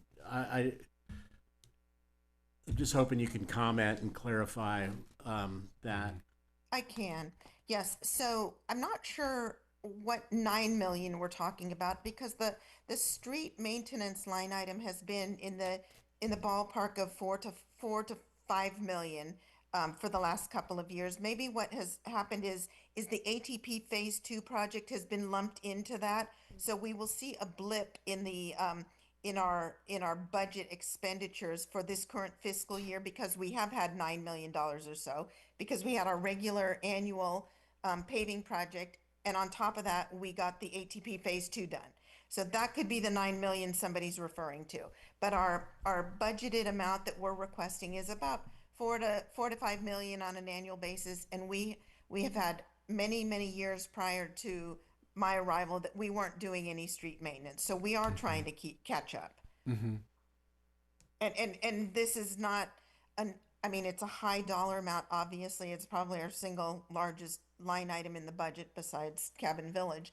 But in terms of pavement and street maintenance, it's our one asset that we really have to be paying attention to. So I have another question that's kind of related, but I think this is more for Christy, and that is that so that subject matter is one of the things that we hear a lot of comment from the public, meaning, we have this huge, kind of debt looming in terms of repairing the streets. But the other one is our pension and keeping up with pension. And I know we've received explanations in the past, but I think not from you. But you know, the idea of are we on a sound policy for keeping up with that budget, with that as a budget item that we're funding our pensions. Councilmember Whitman, that is something that I have recently been reviewing. The city does have a trust fund set up where they are setting money aside. You're setting money aside to assist with your unfunded pension liability. And there is money in the proposed 25-26 budget to continue with that. What I don't know yet is the game plan, so to speak, for where that, you know, what was planned with how to tackle that debt in a strategic manner. And I am working with the representative from CalPERS, where the city has the money invested, and will be bringing back information probably through the committee and to the council, so that you'll have another update on where you're at. And you have started, so that's great. Many cities have not. And get you. Yeah, and then I think I have a vague understanding that as long as you are putting the correct amount of money in year to year, then you don't have to spend a lot of time worrying about that great big number when you say this is our debt. Am I right about that? Yes. And so what you're working on is making sure that the number that we're putting in on a year-to-year basis is consistent with sound policy. Yes. And just to expound upon that, the great big number really only realizes should the city decide to jettison itself from the CalPERS system, which would be a fatal blow to our recruitment and retention of employees. So, yeah. Right. But we do get the occasional comment, and sometimes persistent, all caps comments that we've got this massive debt, and what, you know, how are you, why aren't you doing something about this? And, you know, I want to make sure that we're following sound fiscal policies. Absolutely. The scary bill becomes due if the city decided, the council decided we were going to remove ourselves, and CalPERS would say, well, okay, here's your unfunded liability payment that you must make immediately, and that's when it would become due. I forgot 2 or 3 little things, if I could just add them really quick. One is on page 21, just curious about a number. Page 21 of 81, it's about 7 lines from the bottom. The interest income line, 165 in the last and 500 this year. Just curious what it is, or what's the cause of the increase? Maybe it's just accounting. I'm sure they were being very conservative when the 24-25 budget was prepared. Interest rates had been, if you're thinking back to when that would have been prepared, interest rates were very low, and interest rates have increased. So we're budgeting 25-26 at 4% for that amount. Now, I have seen some comments stating that that's a conservative budgeted number. I would rather be conservative with the budget than, especially with the way the economy is going right now, we don't have a lot of unknowns. But the other thing to remember is that when you look at the investment policy and you see that the city has $30 million, that's all the different funds. So the general fund only has a piece of that. And the way to kind of see what's projected in each fund is on page 18 of 81. You can see on the far left column that at the beginning of the fiscal year, the city anticipates it in the very bottom having $32.5 million. And then at the end of the fiscal year, we only anticipate having $25 million, which would make you say, oh my goodness. But in the general fund, the very top line where you see the 19.7, you can see that holds fairly steady. Where your numbers are declining are things like the Cabin Village grant. You have that, and it's going to be spent. Big numbers like that, where you're spending down on it's primarily your grants and your capital projects. Understood. That are bringing that down. Not your operational costs are absolutely not bringing that down. But therefore, your total amount in the general fund is only the 19 million, not the 30 million in total. So the interest, you'll notice there's interest income in each of the funds, and it's spread out because it has to be restricted to the source that it's earning the money for. Mm-hmm. Thank you. I've got a couple of Yeah. A couple of requests that aren't specific, budget adjustments. So we've talked about the Measure C money, and my general understanding is that, that initiative specified the purposes for the Measure C money, but it did not do any allocation. And I think that, so it occasionally becomes a football about how we're going to use that money. And I think it would be good if we had that come back to us as an item for discussion about how we allocate Measure C amongst the purposes that were specified in the initiative. That sounds good. And then another one, and maybe this should wait for when we have a new city attorney, but I do definitely want to bring it up when we have a new city attorney. We talked briefly about the legal fees, and I really think we need to have a protocol that addresses how legal services project gets initiated and approved and budgeted, so that we're not like writing blank checks to our legal folks. And just as an addendum to that, I'd also like to have understanding as we progress how things are being spent. Agreed. And a final accounting at the end of it, what was spent on this particular project. I'm assuming that you have job project numbers and things like that. So I shouldn't even be speaking, but it's accounted. So we can put there's an things together. accounting of that. So more specificity, I think, during the process, and as well, the beginning, the middle, and the end of the process would be great. That sounds good. So now, do those two things I just suggested get on your list of things? I would like to see those go on the list. It's not a money. It's not a. Yeah. It's not a line item adjustment. It's just the idea that we're going to bring them back. I have recorded the request, and it looks like through the mayor. Yeah, so I'm saying, how is the Measure C monies allocated to their purposes in the measure? Mm-hmm. How are legal services approved, and then also an approval of the final spend by category or project at some point. Mm-hmm. I had two little questions, and this might be for Mr. Harvey.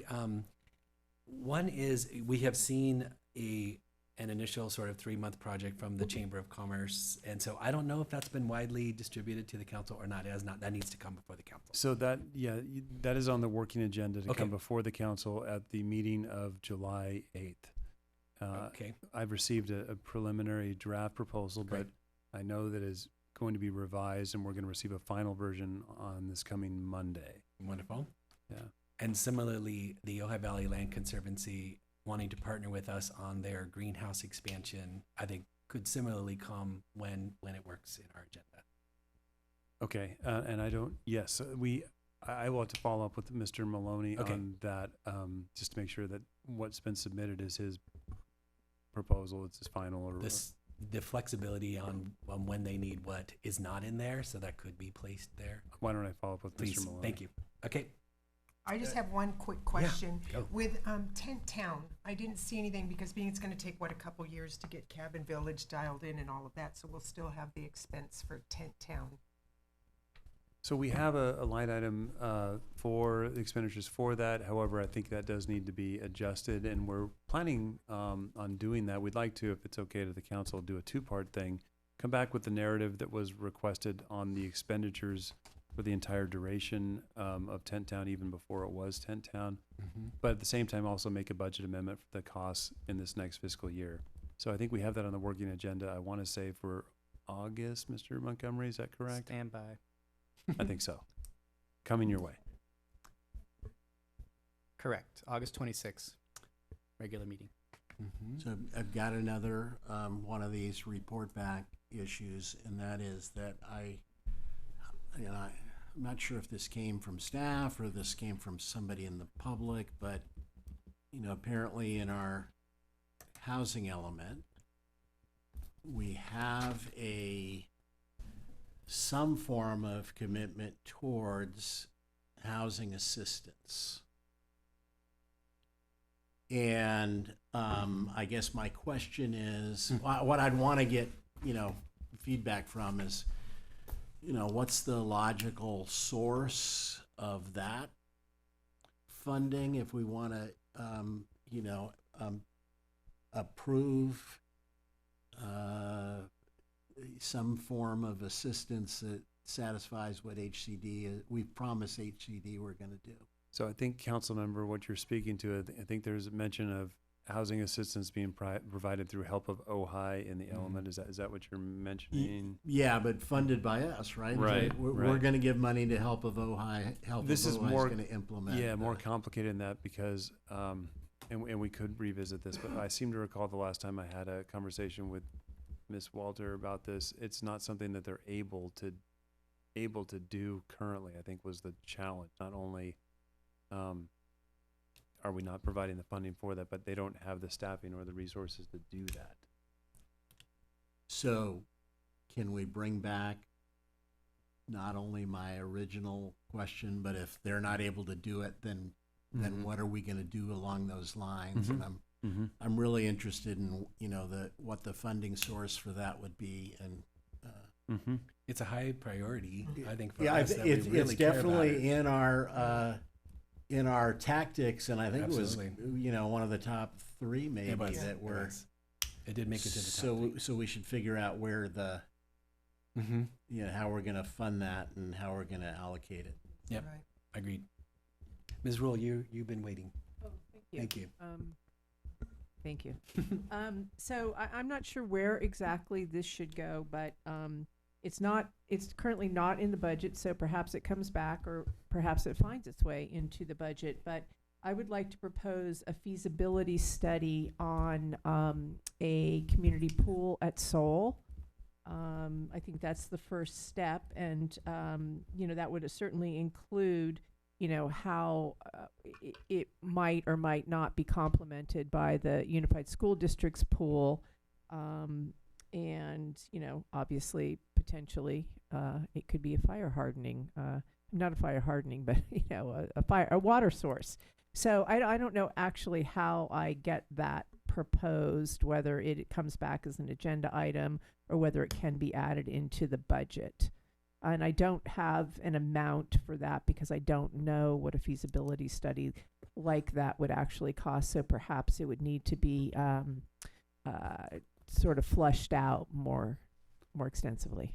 My initial thought is this gets added to the list of the Montgomery list of items to vote on, and you guys decide here now if you want us to do that or not. Okay. I might suggest something like this, and this is more procedural, but it should first probably go through the rec commission possibly as a start, or if you want to just bring it directly to you, that's fine too. Yeah, I'd rather bring it directly as Okay. Informally, I've spoken and think that I think now's the time actually because we're doing the budget, honestly. Okay, so we can add that to the list, Mr. Montgomery, of the items for the council to vote on, and they can yay or nay things. Maybe a dumb question. Should we include a fund amount? Feasibility study, let's just say $150,000 just as a placeholder.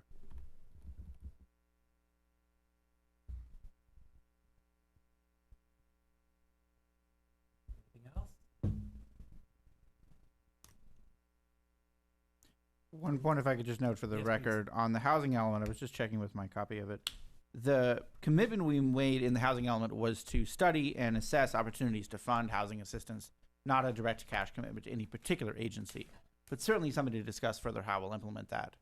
But there's no line item in the budget component in the housing element. Do you mind just reading what it says, just the short version of it? Do you mind? Yeah, I just had it up. I can say, The Mr. Whitman, tell me if I'm getting it wrong, but I think all of what we said was Help of Ojai has a rental assistance part of their operation. And we were very eager to say, this is the level before which a family becomes homeless. So we want to prevent that by assisting that. Now, if they can't do that, if that's true, then let's figure out how to do it. But that's the principle. Yeah, and you know, and looking at how we do that. Yeah, fair enough. I think it's something that we should explore. Me too. I don't know that we're going to come to the end and say, oh yeah, this is something we can fund, but I at least want to know the nuts and bolts of that and give it consideration, whether we have a firm obligation to HCD or whether we're just doing it as part of our objectives. And we should ask Help of Ojai what their current status is. But Mr. Summers, please. Yeah, so in the goal is defined as goal to provide a continuing supply of affordable housing to meet the needs of existing and future Ojai residents in all income categories. And we had 3 policies. H4, policy, cities shall adopt policies, programs, and procedures to facilitate attainment of RENA goals, with particular emphasis placed on the needs of persons and families of lower income households, including extremely low income, and those with special needs, elderly, disabled, developmentally disabled, female-headed households, large households, homeless, and farm workers. Note, some of those terms are perhaps not terms we would use today, but just reading the document. H5, this is the key one. The city shall actively seek and formulate partnerships with for-profit and nonprofit developers to produce affordable housing and provide assistance in support of project applications to achieve development objectives. City shall continue to support the Area Housing Authority, as we did tonight, of Ventura County in provision of Section 8 rental assistance, and shall seek to broaden the program to complement other affordable housing initiatives, e.g. ADU production, project-based tenant assistance. So it's a commitment to take on programs and policies, but not a specific line item funding commitment, and certainly would be worthy of a future discussion. Okay. Thank you. Are we ready to go through some of these voting items? Okay. Yes, Mayor. I have recorded 8 total. Okay. I have the green light I've seen. I'll list them out. Okay. Number 1, for the Historic Preservation Commission, funds and expenses item to add to the budget for a historical survey of $63,000. Do you want to just do one should we just do one at a time and do the voting? Sure. Is that okay? Yeah. Okay. Is that okay with you? Mr. Montgomery, you good with that? I am. Okay. Roll call. Councilmember Whitman. Yes. Councilmember Mang. Yes. Mayor Gilman. Yes. Mayor Pro Tem Lang. Yes. Councilmember Rule. Yes. Motion passes. Okay. Number 2, $122,000 adjustment for the Ventura County Animal Services item that was approved on consent tonight. Yep. All right. Councilmember Rule. I think It's a I- 20. it's just 22,000. It's Pardon me? 100,000 is in the budget. It's just the additional So 22,000. it's The 22,000 adjustment it's- for the record. Thank Or you. revising it to Right. 122,000 would be another way of saying it. Yep. Total. Understood. Mhm. Okay. Roll call. Councilmember Rule. Yes. Mayor Pro Tem Lang. Yes. Mayor Gilman. Yes. Councilmember Mang. Yes. Councilmember Whitman. Yes. I can't wait to see who you're going to start with next because you've got some system here, obviously. Well, it's the clerk's job to always make it random, although I am working on the fly, I'll be Okay. honest. Okay, number 3, increase museum operations from 30,000 to 75,000. From 60 to 75. 60? Did you say the museum operation from Museum. 60 to 75? Yes, is correct. Roll call. Mayor Gilman. Yes. Mayor Pro Tem Lang. Yes. Councilmember Mang. Yes. Councilmember Rule. Yes. Councilmember Whitman. Yes. All right, that will be number 4 is increase arts grants funding from 30 to 100. All right, Councilmember Whitman. No. Councilmember Rule. Yes. Mayor Pro Tem Lang. Yes. Councilmember Mang. No. Mayor Gilman. Yes. Motion passes. 3-2. Number 5, in Ojai Day, increase the contracted labor cost for the Ojai Day mandala to $5,000, or add it, if you will. Roll call, Mayor Pro Tem Lang. Yes. Councilmember Whitman. Yes. Mayor Gilman. Yes. Councilmember Rule. Yes. Councilmember Mang. Yes. Number 6, regarding Measure C, researching how we a future agenda item, researching how we allocate Measure C among the purposes identified within the measure. Now, is that a future agenda item only? How is this? On that one, my suggestion is that it's a future agenda item. Agreed. Consensus for a future agenda item is not a line item in the budget for a Measure C expenditures policy. Sounds good. So staff identifies that as a future agenda item. New number 6. Identify a protocol. Well, this is along. I think similar those are lines. the same. Yes. It would be the same item. Protocol That'd for be legal future services. agenda items. Yep. Pardon me there, but they did make the green light. Okay. Then the additional funds, which would be 6 here, is a feasibility study for funds for a community pool at Soul Park at $150,000. Roll call. Mayor Gilman. Quick question. How, what I would have said is there a way to understand at least the beginning of the feasibility without spending 150? Yeah, it seemed high to me too. Well, But if you're just, yeah. we're talking about a budget line item. So Mhm. you could have, here's a better approach. Okay. Thank Why don't you bring this back as a concept review item? Mm-hmm. How does Bring, that? bring it back as a concept review item. Well, and Discuss it with the council, and you can you can tell us what you want us to do. You could say we want, for Mhm. instance, maybe you want us to do a community survey. Maybe you want us to do a rough estimate on what costs are going to be involved. Maybe you want us to talk to the county That's what I was gonna- about the use of their property, all those things.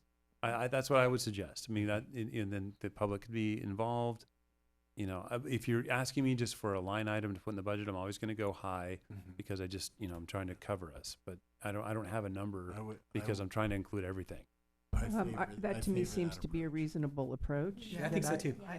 And I would like to hear from everybody. So Sure. I That seems thank you. Thank So you. we can do that, and we have head nods all around, and that's fine. Weston, Thank please put that on the working agenda.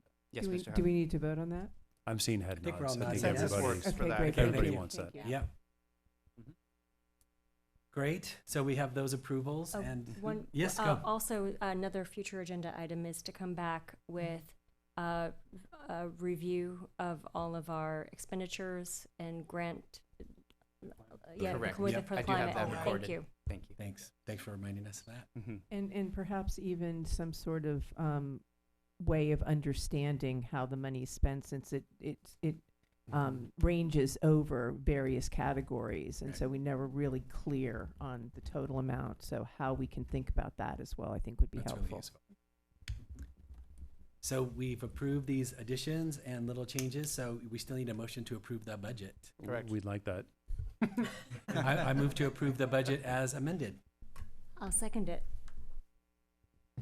I would like to make a Oh, please. friendly amendment. Go ahead. And I put it in my packet because it's Okay. kind of lengthy, and I will be honest that I had a little help in wording it. Okay. Yes, it's here. So if you guys want to look, and then it's the last. Okay.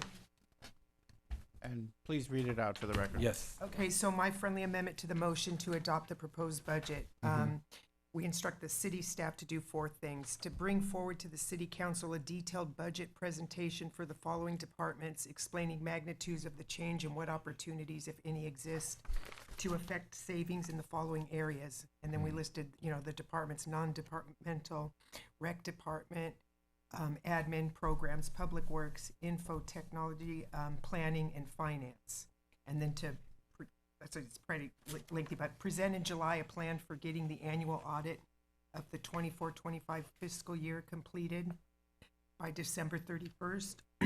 Present in October for city council approval any recommended changes to the 25-26 budget, informed by the results to the prior 3 months' reviews and any emerging trends in revenues and expenses.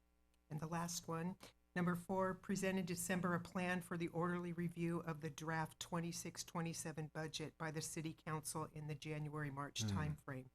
This plan could include the staff recommendations as the timing of the review meetings for the Finance Budget Committee. That's a lot of details. It's a lot, absolutely. So, Well, there's, for example, the number 4, I would definitely need to hear from staff on Okay, that. fine. To know if they could do it. Okay. And then on number 3, we may not be done with our goals to say we've got a recommended changes on the budget. It may extend past October. Okay. I would just say number 2, we probably won't be able to do that in July. Okay. So maybe, I mean, Ms. Billings, I mean, we could take all these questions and come back and answer all of them. I think, we Yes. could And respond to them. that's doable. We, if maybe in August we could come back and For give the t- our, this is how we intend to address this issue. Are you available in August? I can't remember. Second I'm meeting? available for the first meeting in The first August, meeting, but okay. not the second meeting. That's right. Can we shoot for that? Answering these questions in an agenda report on the first meeting of August? Yes. Okay. Because, well, the thing about number 1 that's interesting is I did note those changes that we see in the departments, and in some of the cases I asked. So in a way, it didn't seem like it warranted necessarily our council time to go through the whole description about what got purchased or what happened or whatever. But some kind of summary would be nice. Say, oh, here's what happened in these places, or as we know, we've aligned our salaries to be more in line with Right. the county. That's another huge thing, and With the region, not the county. oh, with the region, thank you. That's an important thing just to note, because I noted every single time that you saw a deviation that was large. So that sounds like that's something that we could have. Okay. So Mr. Montgomery, if you could put that as a future Thanks. agenda item, thank you. Track. First meeting in August. And it's Thank you. no thanks. No, this is really good. They're all reasonable things to ask.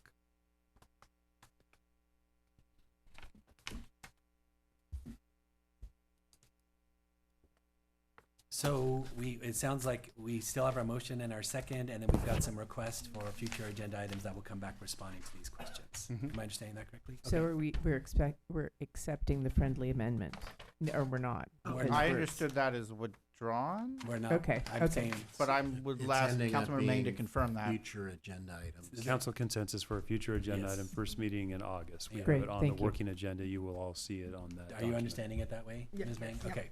First week in, isn't it our first meeting? First meeting is second week. Yeah, we don't have 2 meetings in August. We do. No, it's July. we No, don't it's have. the end of July is the one, but Oh, there was some sort of Wh- question about adding something. We're gonna and talk we were about gonna that in a forego moment. that. We can talk, for some but reason I thought we were missing 2 meetings. Maybe Yeah. I think that's a different board I'm on. We did that last year, but not this year. Okay. That's what you're thinking of. in one moment, we're going to talk about, there was a proposed special meeting for July 29th that we think we Yeah. can move to July 8th and not meet on the 29th, but August, we have 12th and 26th. All right, we're ready. We have a motion by Mayor Gilman with a second by Mayor Pro Tem Lang to approve the budget as amended and also the recommendations, including the GAN limit. Mm-hmm. Roll call. Councilmember Rule. Yes. Councilmember Mang. Yes. Mayor Pro Tem Lang. Yes. Mayor Gilman. Yes. Councilmember Whitman. Yes. Motion passed. Well, so let's just do this last budget item and then take a break. Anything to report on number C? Well, Or we- 2C. we need to complete It's 2D. item 2A. Oh, sorry. Did we not just do that just now? We need Wait, what to do we do? adopt the resolution of approving the GAN My mistake. limitations. Yep, I skipped B. So, I sorry. understood the GAN limit item is inherent in the motion to approve the budget. Okay, Yep. we have it listed as 2 different resolutions, so I just wanted to make sure that. Okay. And I have a Yeah, that was question. my understanding. If you're good, On the GAN limit is the motion just adopted, approve the budget and the GAN limit together. That we just did that. But item 2B, the statement of investment That's policy different. remains. Yes, sorry, my mistake. Do we feel like we need a break right now, or do you want to finish the budget items? I'm asking my colleagues. I just have one quick question Okay. on number B. Yeah. Under the discussion, it says the policy was submitted for review and consideration to the Budget and Finance Committee on June 5th. The document wasn't attached or anything, and I spoke with the Budget Committee, and they didn't receive the document. we discussed it during the meeting? I believe it was present during the budget meeting, but it was not So the present. policy wasn't submitted. No, I I think the it was confusion there. is in this budget packet, which initially came out, it was not included. However, an errata was issued, so that matter was addressed. However, it was on the Finance and Budget Committee agenda, and it was discussed at the meeting from what I recall being there. Okay, Yes, I'm pulling it up right now. okay, I, good. I think Yeah, it's 'cause I just wasn't this- there, so it's just. Yeah, Right. it's a semantic submitted, meaning like, it submitted sounds like hard copy. And submitted could also, I think, what I'm hearing is it was orally submitted and discussed. And- There was a hard copy Okay, all presented good. to the Finance and Budget Committee. The only question I think is that there was a clerical error made with the packet production where we forgot to include it as an attachment. However, the errata that was issued on Monday addressed that issue. Okay. I'm looking, the proposed investment policy was item number 1 in the budget committee. That was June 5th. It was Thank there. you. Yep. I'll make a motion Mm-hmm. that we adopt the resolution as under the recommendation. Second. And Mayor, you'll confirm there was no public comment request for that one? I have no public comments. Do you have any public comments online? And no raised hands online, Mayor. Okay. All right. We just received one raised hand. So we should Okay. take it, Mayor. Let's fulfill our duty here. Yes. We have a raised hand from Tom Francis on Zoom. Okay. Tom, you can unmute and you have the floor.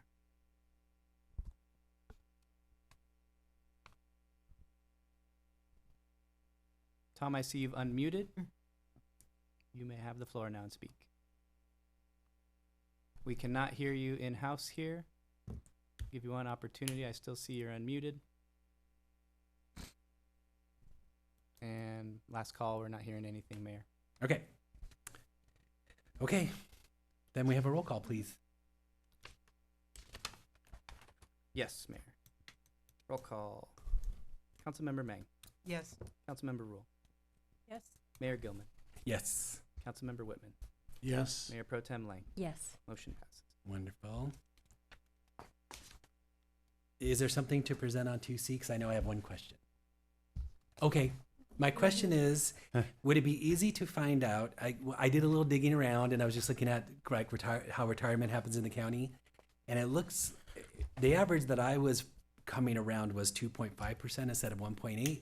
So would that be easy to give us a number on what that would do to the budget as at 2.5 instead of 1.8? Probably not, because it's gonna roll up into benefits as well. I mean, they Okay. could hazard a guess if they wanted to over there, but I would really be kind of a little cautious. We could cautiously look at it.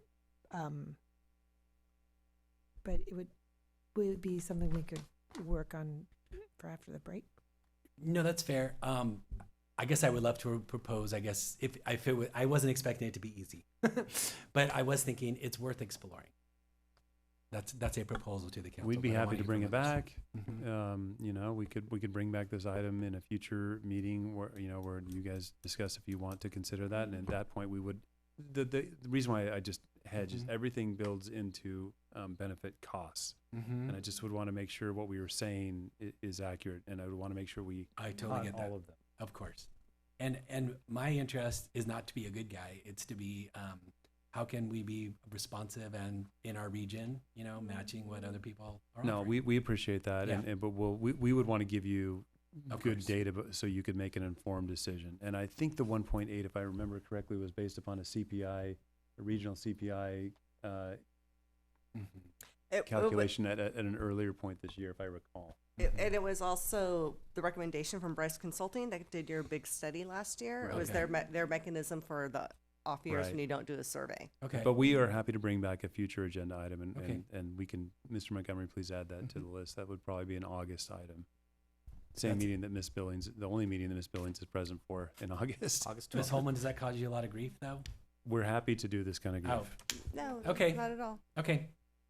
Is that okay with my colleagues? Okay. But there is public comments on 2C. Bill Miley, Larry Steingold, Clay Creasy. Maybe we should give a report on it first, though, perhaps? Let's give a report. And so Ms. Holman has been patiently waiting for Oh, this. and geez. so, I should have asked you first before That's I okay. jumped No, in. we're happy to I have am her here. so sorry. No, this is all good stuff. So No, please, Ms. good. Holman, Okay. thank you. Thanks. Okay, Honorable Mayor and City Council members, as part of the budget plan before you tonight is a recommendation to amend the compensation plan and update salary ranges for city employees effective July 7th of 2025. The proposed amendment includes a 1.8% cost of living adjustment, or COLA, to all classifications with the exception of the city manager and elected official positions. The addition of the classification of assistant to the city manager and the deletion of the assistant city manager classification. You may ask why approve a COLA. There are several reasons to consider. First, COLAs help our employees keep up with the rising cost of everyday expenses, ensures that our employees' purchasing power isn't eroded over time, and helps them maintain a decent standard of living. Secondly, we are committed to attracting and retaining a high-performing workforce and ensuring that we have the best people serving in our community. If we don't keep pace, we risk losing talented individuals to other organizations that do offer these kinds of adjustments. Lastly, by applying a COLA uniformly across the ranges, we're ensuring an equitable adjustment for all of our dedicated staff. The city manager classification is excluded from the proposed COLA due to the adjustment that was recently approved by council. And of course, elected officials are also not included in the proposed COLA, as salary increases for elected officials are primarily governed by the government code and implemented through city ordinances. The classification plan is proposed to be adjusted by eliminating the classification of the assistant city manager and replacing it with the classification of assistant to the city manager. This new classification will provide high-level administrative and project support that better fits Ojai's smaller, leaner structure and is more cost-effective. Additionally, as proposed in the budget, we're looking to add 1.5 full-time equivalents to the maintenance worker classification, which would be directly funded by Measure C. So staff respectfully recommends the city council, respectfully recommends the city council amend the salary schedule to update salary ranges to include the 1.8% COLA for fiscal year 25-26, add the classification of the assistant to the city manager, and delete the classification of assistant city manager effective July 7th. Thank you. Well, I would move to approve the reclassifications. And then if you wouldn't mind going back and looking at that 2.5. Sure. And I'm assuming that the current budget that we've just voted on and approved was under the 1.8 assumption. That is correct. So then we'll see some kind of rough dollar amount or range that we would know this would be cutting into any surplus, that increase. Okay. I just have a couple things. Like, I don't know, I know that you want your assistant to the city manager, and I had this conversation with Ben that I think from what I thought we discussed and what we were looking for, it was somebody more than just an assistant. You know, this person was going to be basically a replacement. Instead of reaching out to Matt and his firm for information, this is somebody that could handle that task. Qualified to write agendas. Right, and I just think it something more than that title. You guys can tell me I'm crazy or whatever, but I think we were saying like an analyst or something would be more. So if I could jump in, so I know this is a little bit of an unusual title for those not living and breathing municipal government, but this is actually a known title in local government, and it's actually within the city manager job family. And the progression is, if you want to be a city manager and you're following the generalist path, you start with assistant to the city manager, you get to deputy city manager, you then get to assistant city manager, and then you become city manager. So in my career, I have served as assistant to the city manager. It's considered a higher level position than just strictly an analyst. I could give you an example. We had Will Petner here as a management analyst for a number of months.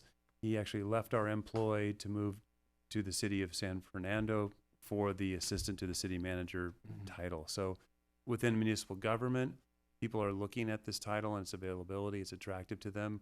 It's considered a higher position than any type of analyst position, so you're going to get somebody who's probably more qualified in that area. My feeling, just from being here for a year and a half, you've got 46 full-time employees. That's not a structure size that really merits, in my view, an assistant city manager. You know, if we did have something like that, this person would need to have some responsibility outside of writing agenda reports and doing analysis.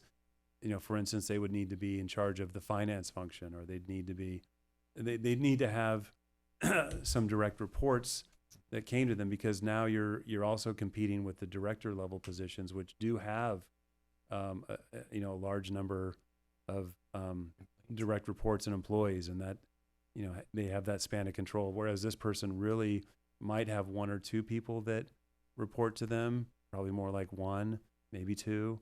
So that's kind of the rationale for this amount. So just as a for instance, this person would be in the same family as the HR and risk manager, as the IT manager, as the accounting manager. So it's a very high level professional position that's very respected, and you know, it's in our organization, just speaking of pay and responsibility level, it's city manager, department head, and then the management family, and that is where this position is recommended to be. You're not disagreeing about the capabilities and the functions, I'm hearing, if I'm hearing you correctly. Right, I just think it warrants more, like, you know, because I thought we were going to depend on this person instead of depending on Matt and Taylor. You know, so the money we could save to offer more to get. Yeah, but I'm hearing Mr. Harvey say that is the position. So I have a related question, but not quite the same.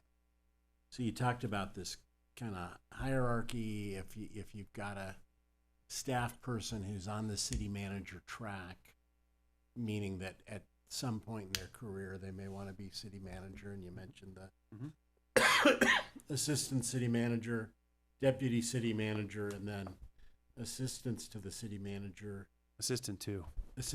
So, I guess conceptually, I like the idea of letting that assistant to the city manager know that if their skill set progresses, then we've got these levels in line. Now, is there an advantage to, like, so I was going to ask the question, why are we removing assistant city manager? You can keep it. You can absolutely keep it, and you could actually introduce at a future time, not tonight, a deputy city manager position. And those are considered, as you're pointing out, council member, career ladders, basically. And that's exactly the conversation we would have with the successful candidate is, you know, if you decide that you want to stay here, here is a potential career ladder, at least at a minimum deputy city manager, and potentially, and again, I would really strongly advocate that if we did ever have somebody in that role, they would have to be overseeing a function simply because of the amount of money that they would be receiving. It's just, you know, you need to do that. If I could? Yeah, please. Yeah, so I am also seeing the career path. I'm wondering, you know, I feel like there's a capacity issue. There's a lot that goes on in running a city. I actually see it as almost too much for one person.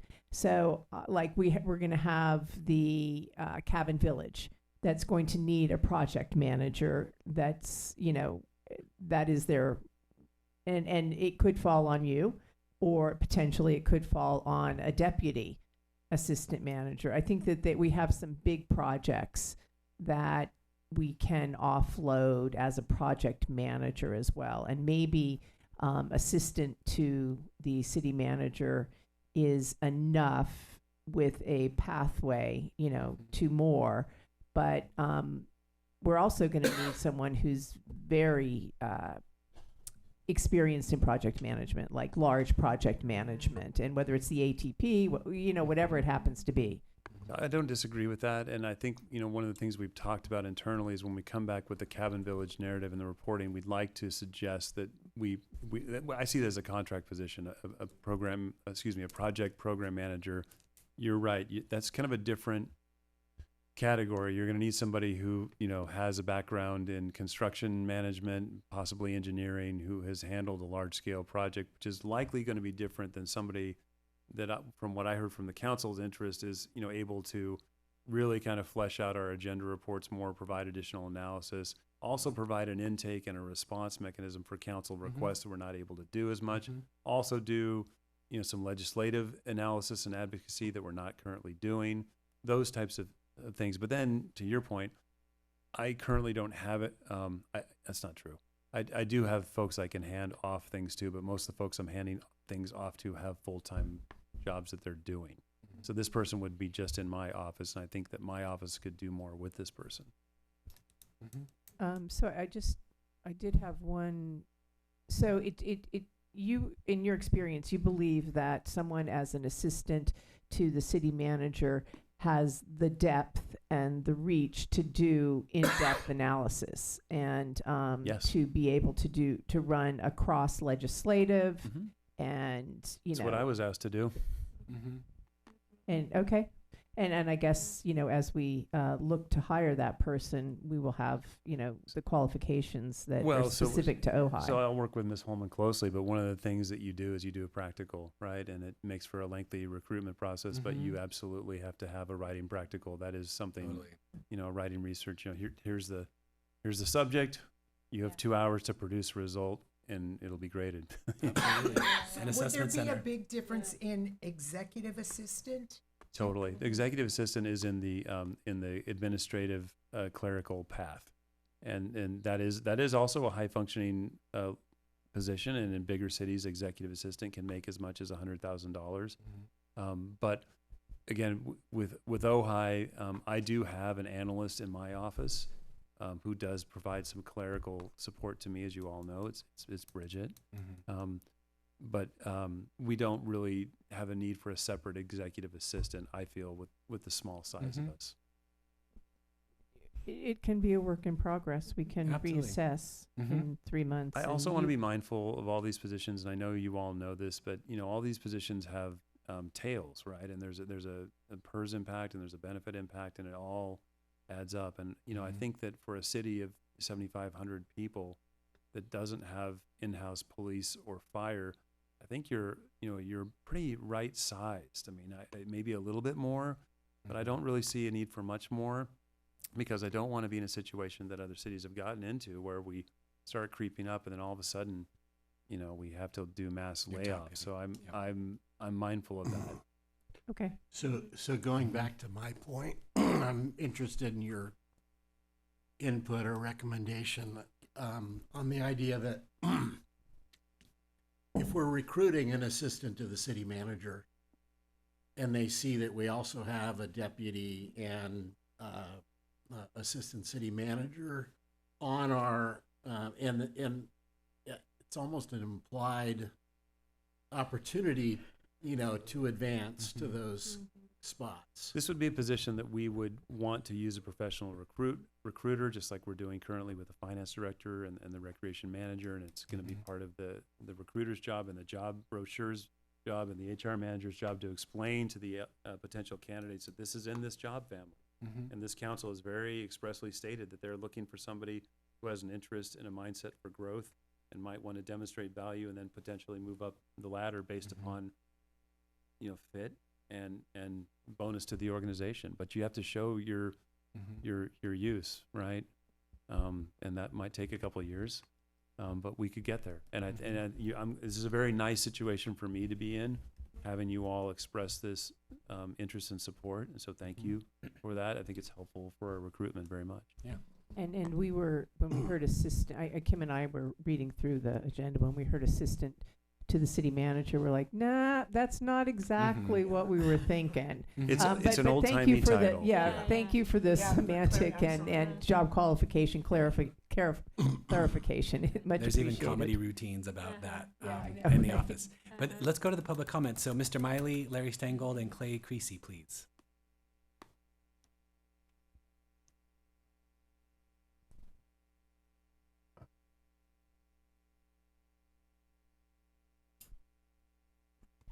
Hello.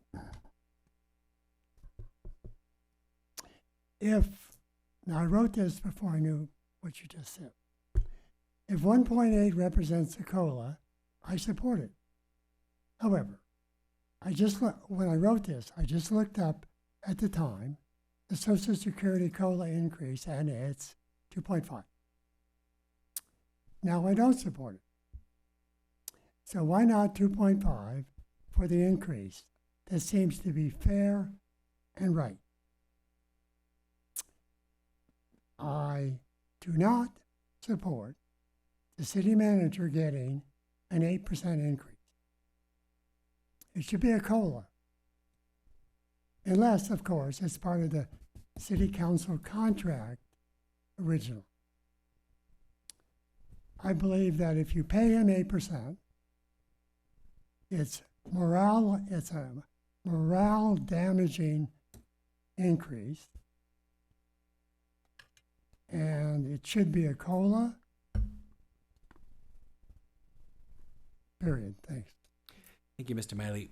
Larry Steingold and then Clay Creasy.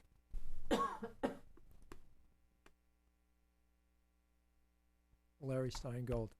Bill is more tactful than I am. 1.8% to 8%, lead by example. If I was an employee, it doesn't seem right. Nothing personal, but if it was pre-negotiated with the original contract, fine. But going forward, no. It's like you're part of the tribe. They're getting 1.8, you're getting 1.8. Don't like it? Don't let the door. I mean, but seriously, I mean, to me, I've never really received a salary or an hourly wage, but if the corporation and the guy on top is making 1,000 times more than I am, there's something not right, or 100 times. And for project manager for the 10 town, why did I think it was Dignity? Aren't they the project manager? Aren't they making a lot of money? Why should we hire a project manager to run the construction? Isn't that their job?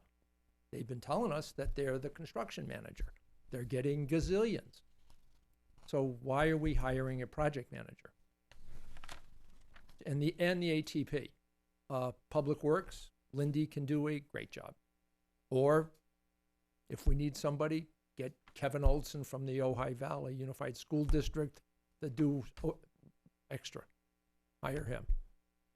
But I mean, why do we need somebody for the ATP? They're just taking out parking spaces. They're widening the road. It's a road thing. That's what Public Works is for. Thank you. Thank you. Clay Creasy, please.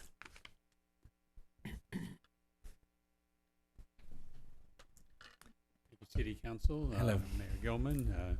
I appreciate your change of pace on the 1.8 versus 2.5. That's what I was going to talk about. And so ditto Larry and ditto Bill, and have a good evening. Thank you, Mr. Creasy. Appreciate the... Okay. Mayor, yes. we have one raised hand on Oh, Zoom. please, go ahead. From Starchild. Starchild, you have the floor. People who work for Ojai should be able to live in Ojai. I agree with my neighbors that a COLA increase of 2.5% is just. I also see the glaring juxtaposition of an 8% increase for the city manager when the rest of employees only get a 2.5% increase. I think the trolley drivers should be paid more. I looked at the median income for bus drivers in Ventura, the median wage. I saw on Indeed.com, it was $30.10 hourly. That's more than the range that's given here. $23.82 is the low and $28.95 is the high for trolley drivers.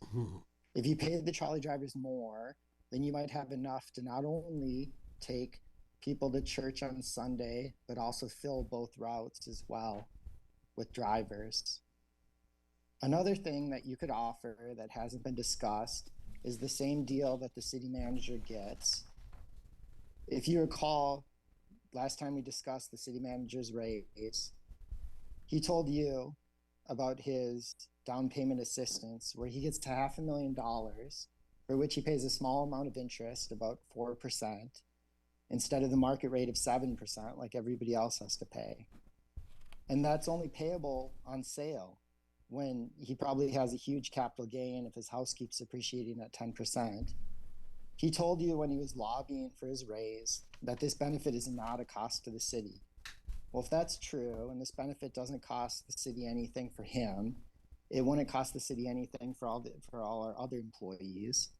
And I think that this benefit should also be offered to other employees, especially critically needed ones like trolley drivers or any place else you're having trouble with recruitment.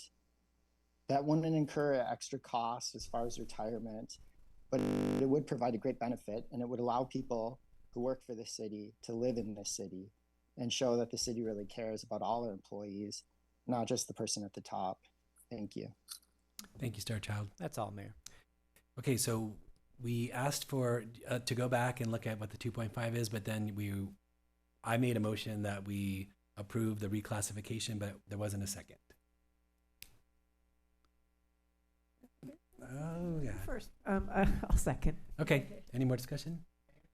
Yes? I had recorded that Yeah. the motion after you moved to approve the reclassification was also to add the deputy city manager and keep the assistant city manager career ladder.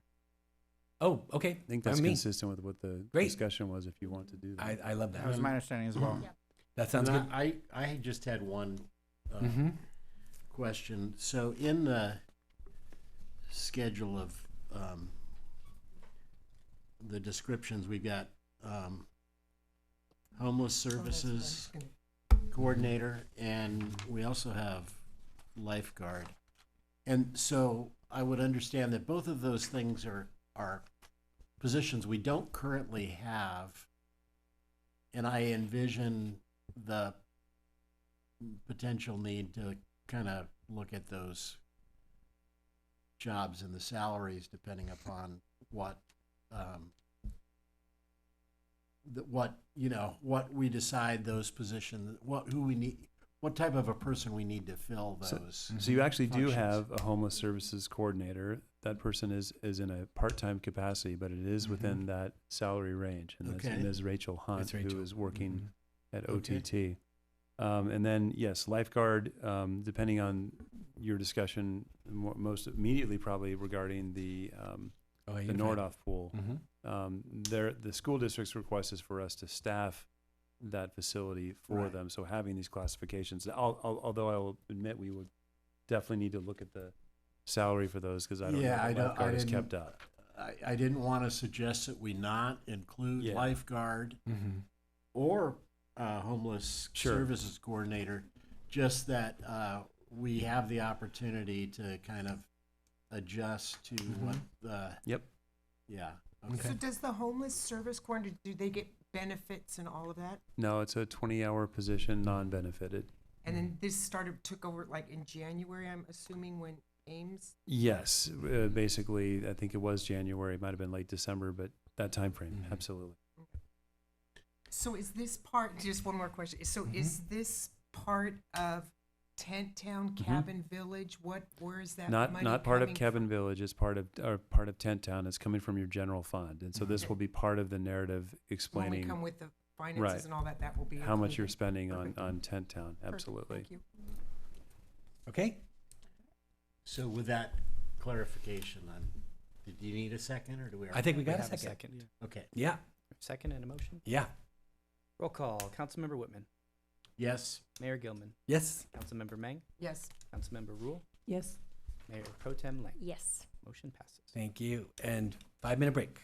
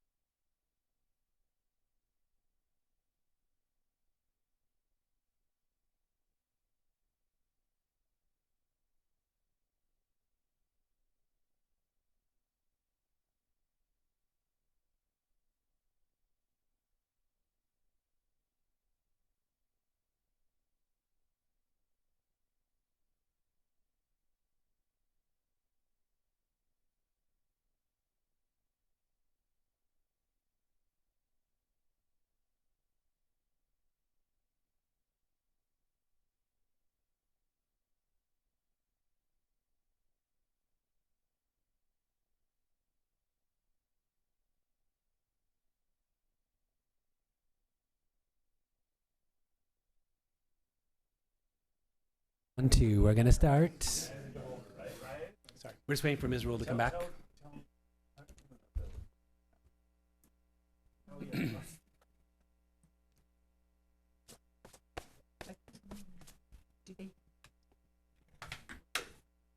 Sorry. Tweakers.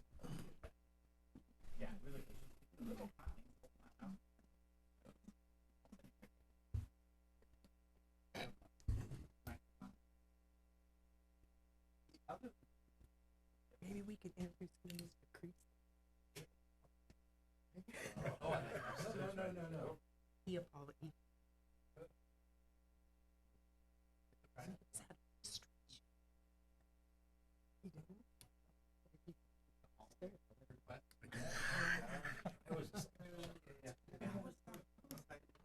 I do impress myself, especially somebody who's been We've been so consistent on one of his pets.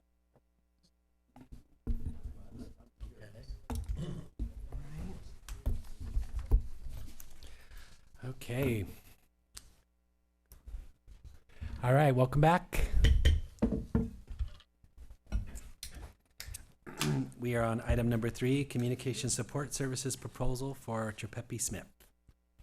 Okay, yes, thank you, Mayor. This Thank you. item comes before you for a request for a professional services agreement in this next fiscal year that we're entering into for communication support services through Trepepi Smith, who is a vendor the city currently uses.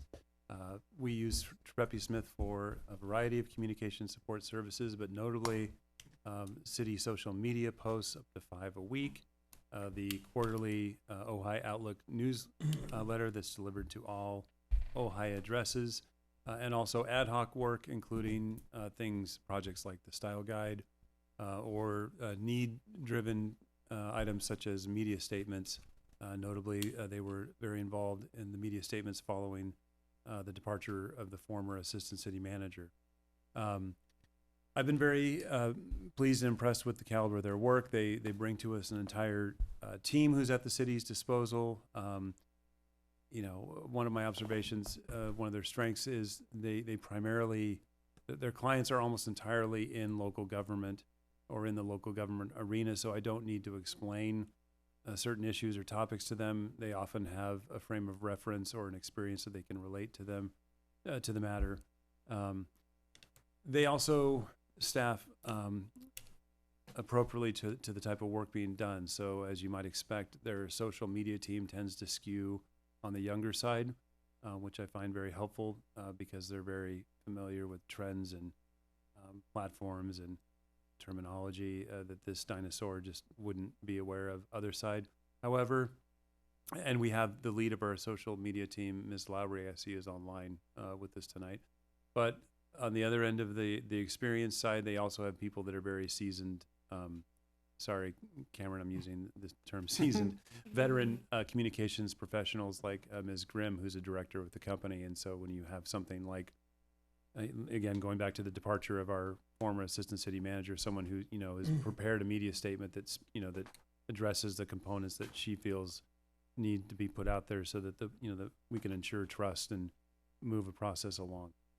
So we're requesting $136,000 in this next fiscal year. It's been embedded within the budget that you just approved, but of course that is well above the city manager spending authority, and that is why you are here.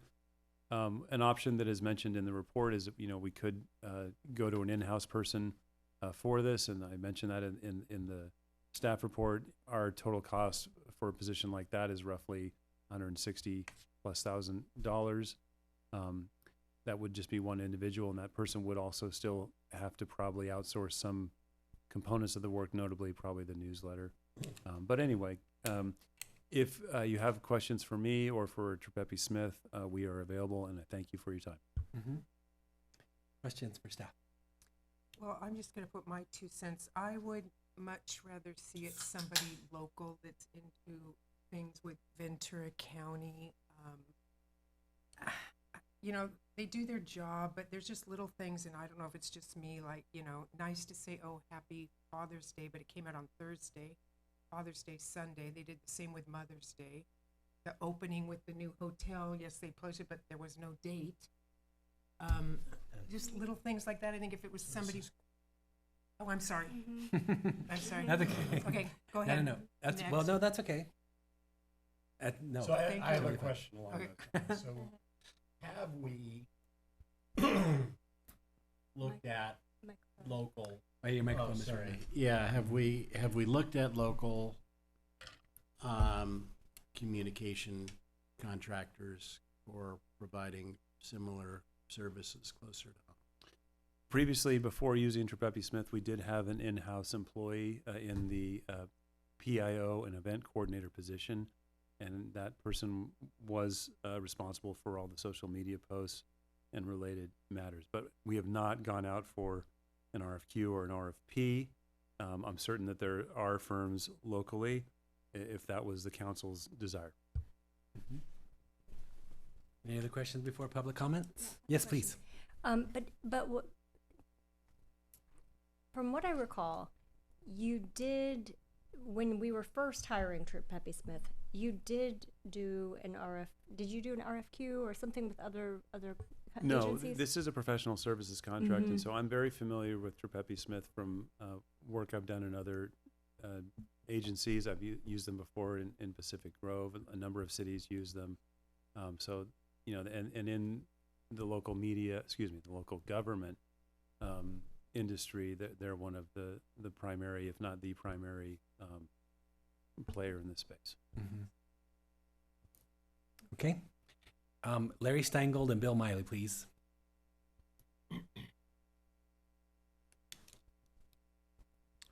Larry Steingold. Good evening. I'm sure this company is very capable and efficient and well-versed, but where on our website can we find any requests for any contracts, services, anything? That because they can't all be just showing up once. There has to be a constant turnover of services because they're not signed all at one time. You know, is anybody looking for, is the city looking for anybody bidding on anything? And if so, where are those advertisements for requests for bids? I mean, sole source, didn't we just have that issue? I'm sure you're familiar with them and that's great. But too much familiarity doesn't work and you lose sight of what's going on. And I think we need something on the city website where it says contracts coming up to bid. And just like whether it's the state or the government or the county, they have something for contracts. Because I believe one of the last documents I saw a couple of weeks ago, there were 30 service contracts, no bid more, no cost more than $75,000 or something. There was like $500,000. Don't those people have to like bid on that, or do they just get it? If you tell me it's all sole source and they're all locals and that's how it rolls in Ojai, great, wonderful. That because I have no problem hiring my cousin, small town. That's what you do. But this, I don't think so. Also, didn't we just authorize $30,000 for some program, some website design, something? Is that on top of this? So now we're 180 and it keeps going. There's a webpage called Currently Out for Bids on our city site. And how did you get to it? I just searched in the city site. I said bid. I said bids. And how many are up there? How many? Well, I don't want to get into a big Okay. conversation, but anyway. Okay. There is a page. Yeah, we have an RFQ page on our Public Works Department website. Trepepi Smith, by the way, is not responsible for the website. And Okay. also the other thing I want to point out is we did just post under the news section, I believe, an RFQ announcement for the Cabin Village project as well. So Well, I saw 3 like for finance and public works, but I'm just in Okay. general. Okay. Thanks. Oh, thank you. Thank you, Ms. Steingold. Bill Miley, please.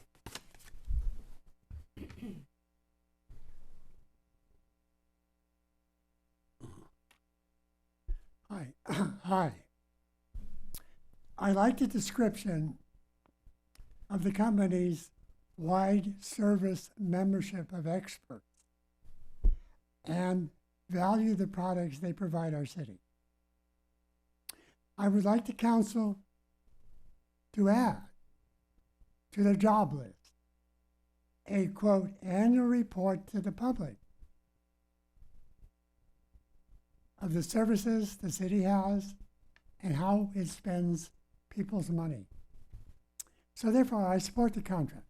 However, the Outlook newsletter should have a citizens editorial advisory committee to make sure the content addresses the needs and interests of city residents, because I don't think it always does. It's important that city needs and problems are clearly expressed in terms that the people on Matilaha, Aliso, and Drown Street understand. And maybe you should think about why they're not here tonight. It's almost a disgrace that we only have like 12 people tonight for 6 or 7 hours. And if you were a dramatic stage production and you had an audience like this, you'd be out of business really soon. So it would seem that it should be designed to promote more interest in city government. This is the outlook now. And other PR things, so that we get increased attendance at city council meetings. Why? I got to go tonight. I can't watch so-and-so because they're going to talk about our budget, my money or whatever, okay? We should have much more citizen interest and participation in government. And I see that. And if I were the director of the city stage company and nobody was showing up, I'd be out of a job, Andy. Or Mr. Harvey.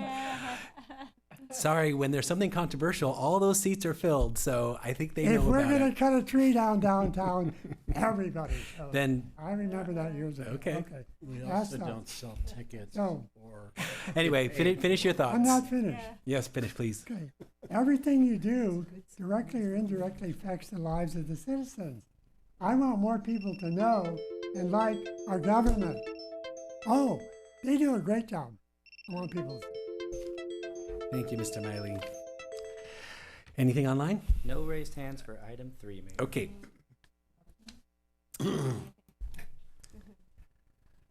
I will say something in support of this, which is having been a designer and a communications director and working with agencies, there's something really powerful and empowering about an agency that has a lot of capability that you trust. So I've been on both sides of that. I've been on the agency side, and I've been as in a company where we hired agencies, and it is worth a tremendous amount if you trust them and they're capable and they're fast. So I will say that. I have a couple of things that I want to say. First of all, I've also had a career as a communications and marketing professional, worked in PR for a number of years. My whole career has been spent doing this kind of thing, social media marketing. And one thing that really stands out to me about this proposal and about working with Pepe Smith on anything from our media releases to social media to our style guide is that they have the capacity to do more than one person. If we were to hire one person wouldn't be able to do all the. It's very rare to find a marketing person who can do both design and video production and social media and PR. I mean, usually agencies or usually an individual who's hired for that role outsources all of those functions to agencies. And there's a PR agency, and there's a marketing agency, and then there's a design firm and a creative director. So what they're proposing to do for $100,000 would cost us more than the $165,000 that you mentioned for the salary. I mean, really, it would be more like $250,000 if you add in all of those extra services. And I think in my experience working with them, they're really open to suggestions and to criticisms. And so if we wanted to make any adjustments in our social media, or if we wanted to do, I have some other ideas that I'd love to send their way, but if we wanted to direct them, they would be very open to those suggestions. So I'm in support of going forward with this. I think communications is so important. We're talking about building transparency and building relationships. And as Mr. Miley said, you know, having people be engaged in our process, I'm in support of working with them. I have a couple of comments. So I agree with Councilmember Lang's last point that it makes sense to work with an agency, but I also have this concern that if we're spending a sizable amount of money, I'd love it. I'd love to spend it on a local business. And so I don't know that there's a local business that can do what Trepepi Smith is doing, but I'd like to know whether there is. So I would like to see us do, you know, some type of investigation of who else is available that might be optimally an Ojai Valley resident or even a West Ventura County resident. And so I'd like to see us, you know, potentially extend our agreement with Trepepi Smith for 90 days and have Mr. Harvey bring back to us, whether it's a request for proposal or whether it's, you know, just kind of a general solicitation, so we could find out, you know, who may be out there who is actually local and able to do this kind of work. Thoughts? I'm actually in support of keeping the firm. While I believe, I don't believe that we're going to find somebody better. I think that a request for proposals is always an option, but it also just puts the process in motion, and it stops us from actually doing the business that we need to do around communication. So, you know, that's really the only comments I have. I appreciate the idea of a local, you know, supporting local economy and working there, but in my experience in Ojai, I've not seen that. And I don't know about West County Ventura. I know that there are some local groups that use some agencies in Ventura, but they're not municipal and or city oriented communication organizations. And I think that's also really important, is what their specialty is. It's not that we couldn't find somebody, but, you know, do they have years and years and years of working in this particular field of communications? I mean, remember why we got the heads up on Carl Alameda. It was through them. So that kind of networking I find to be very, very important, in that specialization. It's a very specialized field. Municipal governance is different than for-profit work, you know, in the governance arena. And the same is true for communications and many other sort of services that are provided. Municipal is different, and so it makes sense to me to have someone who specializes in it. Mm-hmm. Well, you want to make a motion then? Go ahead. Either one. So sure. I'd like to respond to Sure. to the suggestion of going with someone local, and I think my reservation in that is that we already have projects underway with them for style branding, and I'd like to give them another year to finish that process, and to you know, that gives us a year to keep going with what we're already doing, and not change course or slow down movement when it's so important that we have cohesion in terms of how we're presenting ourselves to the community and what we're saying and our messaging. And so I would be open to next year looking at someone local or putting out a request for proposal. I'd be really open to that, but I'd like to stay with them this year just to keep going with what we've already started. I agree with that. I would be open to it Me as too. well. So I I'm would be as well. going to make a motion to move forward with this contract.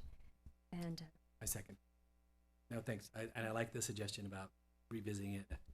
And the idea that we need to keep moving forward, that's one of consistency and, sort of, consistency in messaging and moving forward is really important. Yep. Okay.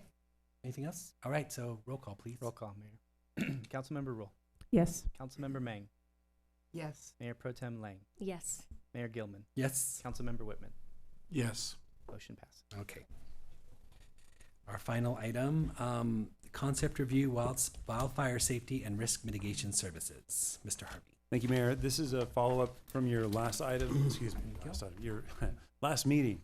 You may recall that you directed staff to bring this item back. Listening to the council discussion on wildfire safety and risk mitigation services, I was hearing that there was a couple different types of thought on the matter. One was a train of thought where perhaps the city council develops a list of desired services that they may wish to have, and some type of RFQ, RFP is developed and that is put out there. Another train of thought that I was hearing was some council members wish to proceed with the Ojai Valley Fire Safe Council, either in the format that was submitted to the city, or perhaps in a version that was customized by the city council. So, with this agenda report, I'm giving you a choice to make, and of course, you could also make other choices. You could also choose not to take any action, or you could, come up with something else. This particular type of work, wildfire safety and risk mitigation, as we've talked about multiple times in the last few meetings, is something that Measure C spoke to being done. The proposal from the Ojai Valley Fire Safe Council is $482,788. But again, you could take an approach if you wanted to, where you didn't spend that full amount, or you asked for a different type of proposal, which could come back to you. Funding for this is available in the budget, although you did not yet incorporate that into the budget. We do have available funding for this. I do have to disclose that if you are choosing to spend this coming from Measure C, it could potentially impact your money for road paving. But again, Measure C was for a number of different items: road paving, climate, fire, all being things that the ballot language addressed when it was approved. I know that there are representatives of the Ojai Valley Fire Safe Council here this evening, and I'm happy to answer any questions that you may have on this item. Thank you. So questions for staff before public comment, if there are any. Yeah, I have a few. So we have a Ventura County Fire Protection District. And I'm wondering if we have consulted with them, one, about the Fire Safe Council proposal, or more broadly about what activities they recommend we engage in order to improve our fire resiliency. No, council member, we have not done either one of those things. We could with council direction, of course.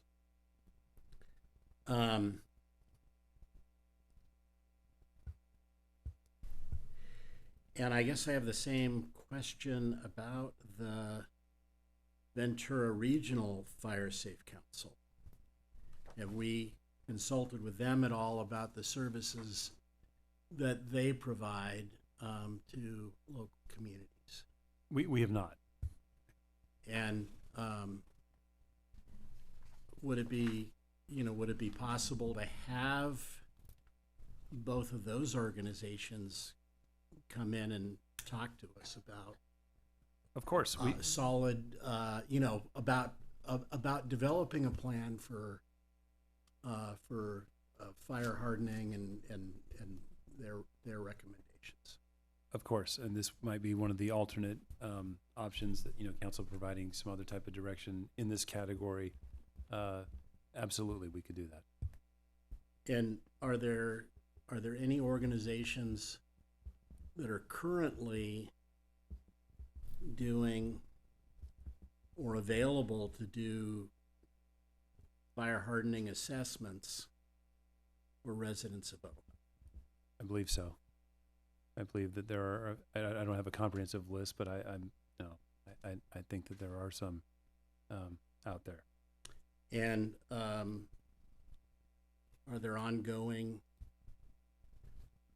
public education programs being presented on fire hardening?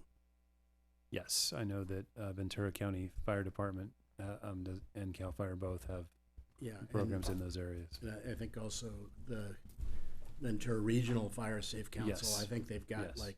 5 or 6 presentations slated in the next month.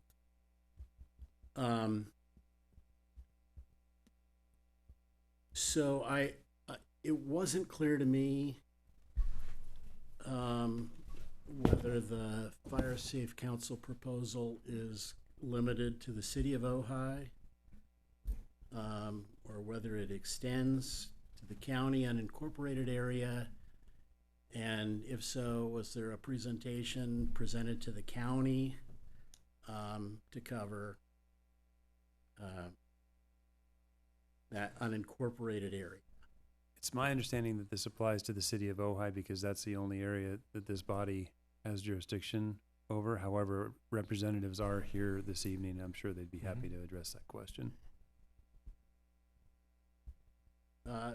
This question, I think, is for Mr. Summers primarily.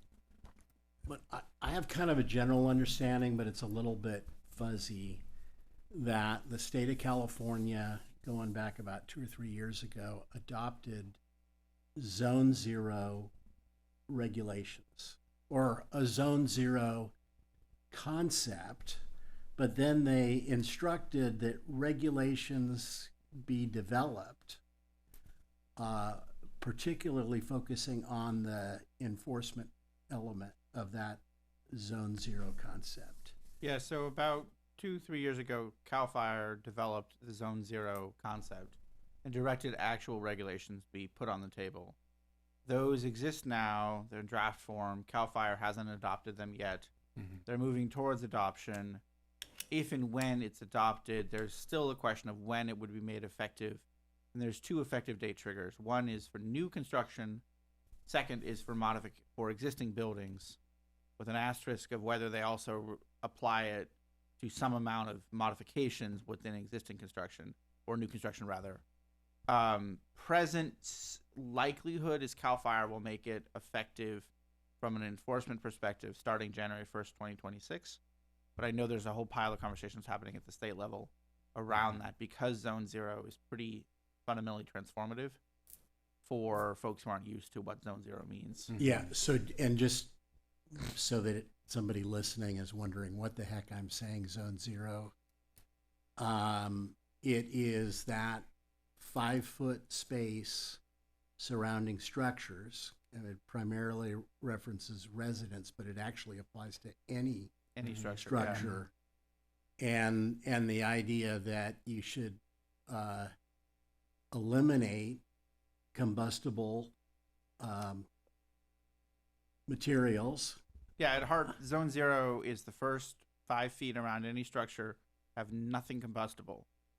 And that includes wooden fences, it includes wooden planter boxes, it includes any wooden accoutrement. Nothing wooden around the structure. That's going to be a major factor in our wildfire mitigation plan, among the other pieces, of course. And that's where the Right. state's struggling with when to make that a requirement for more than just the very high fire hazard severity zone. The new Ventura County fire hazard zone maps make zone 0 a requirement for the very high fire hazard severity zone for new construction. Where the state's struggling is when to make that effective for existing homes. And one of my questions is, And I'll note given, the fire chief is here too, so he probably has more detail than I do. I'd love to hear from him, but, I think, well, and this may be a question for one or the other or both of you to answer, but given that the state hasn't adopted those enforcement, mechanism yet, do we have the ability as a jurisdiction to say, I know in some circumstances we can go above and beyond what the state does. We can go stronger or more stringent in fire protection rules. So we can adopt something above what the state requirements are if we want to. The question, of course, then is balancing the policy choices and enforcement. Isn't that part of what we're talking about, though, is to say, at what point do we want to intervene on existing buildings, for example? The new buildings are easier, but then what kind of incentives can we offer, and a list of vendors and all that? I think those are all things we're kicking around, right? Yes, I think it is, and if you've got some I was just feedback for us, I was just going to clarify some of the information that's out on our website right now that we're putting out to the public. So basically, as of March 1st, any new buildings at Zone 0 is effective in SRA, which is state responsibility land, or LRA for very high fire hazard severity zone. So that's effective right now, new buildings. And then what we're projecting right now is all existing structures within the SRA, fire hazard severity zones, and LRA by January 1st, 2029 is what's on our website right now. And that's what they're 29. And Chief, if I could jump in there, so that would be for the LRA, the local responsibility area, which includes the city. Correct. Is that for just the very high? Very high. Or also the high and the moderate? It's going to be the very high severity zone, LRA. Gotcha. And that's so existing buildings in the very high, right now estimated January 1st, 29? Correct. Assembly Member Bennett suggested that it would be 3 years from last year that we would see some serious enforcement happening. But anyway, and I would that's note, all open. As is inherent in a timeline that's 3 years out, it could change. Isn't this? I believe you all offered or gave a presentation on this to us, and said that there would at that time be inspections, that you would be going throughout like 2 homes and doing inspections. Is that correct? Yeah. So it's gonna take like I put it down to this: how do you eat an elephant? One bite at a time, right? So it's gonna take time, like to get the small things that are achievable, and then look at the bigger things. So we're gonna have to. Again, I think working with the Fire Safe Council is a super important thing. I wanted to bring up, we don't work in silos. We talk with the Ojai Fire Safe Council, the Ventura Regional Fire Safe Council all the time. We're constantly in communication, whether it's fuels projects around the county. So there's no silos going on with some of the projects they're doing. We talk all the time. So they have a good plan based on some grant monies and ways to get those inspections and some of those home hardening projects done, maybe under grant money, so those folks that can't afford them can get it done. Does that answer your question? Yes, it does. And since you're here, I just wanted to do a follow-up question to Councilmember Whitman's. So, and the city manager mentioned that there are other organizations. So you mentioned the Ventura Regional Fire Safe Council, obviously the Ojai Valley one. Are there other what are the other organizations that are? CAL FIRE is putting on the classes so you can become a home inspector. And so there's private companies that do. I know Ojai Valley Inn has recently looked at a private company that also provides private firefighting to do some of these inspections. And so once you're certified in that class, then you can give those inspections. The nice thing about the Fire Safe Council is they're doing it through grant money, and then you're going to have folks that can go out there and do those qualified inspections that have had the class and still give you that same thing, maybe not for profit. How are you working with the crew right now? Or do you work with the crew at all? That question came up. So basically, when we give out our notices for weed abatement, you get a second and third chance. And then once your property's not clear from that 100-foot defensible space, we send an assessment on your property tax. And then sometimes we use a crew or we use other means to get that brush cleared. And there is times where we use our own hand crew to do certain things. It just depends on the situation and the politics surrounding it. We've helped the MRCA in Bell Canyon with doing some brush clearance because the clearance wasn't done. But typically it's contracted out with somebody that's under contract. And my understanding is that the Ventura Regional Fire Safe Council is inviting people to request their hardening assessment of their home, and that is available to residents of Ojai. Correct. And there's no charge to the Ventura resident. Regional kind of is the overseer of all the fire safe councils. There's a bunch of them in the county. Ojai probably being the strongest, Bell Canyon maybe being the second. And then they kind of function as like the mothership for all the fire safe councils, but then you can go through the fire safe councils, your local one or Ventura Regional, to request those inspections. Mm-hmm. Thank you. Is there anything else we're missing? No, I think this is an awesome topic. We're looking at another severe fire season. I mean, Yeah. whether you guys like it or not, it's all the models, all the projections. We're kind of going to be in it, depending on it's a whack-a-mole. Where's it going to be? Is it going to be here in Southern California, Northern California? The other states are already starting to kick off, and I think this.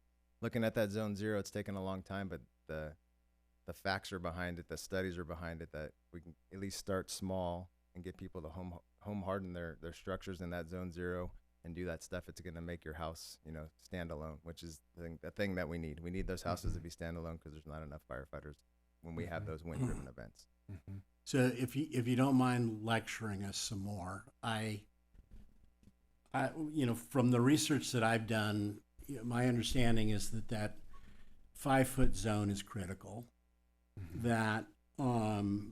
That protecting against the ember cast, so screening being the most direct, but protecting against embers in general, and then identifying those very flammable trees that are kind of in and around our environment, and removing them if we can is probably kind of right there in there with those.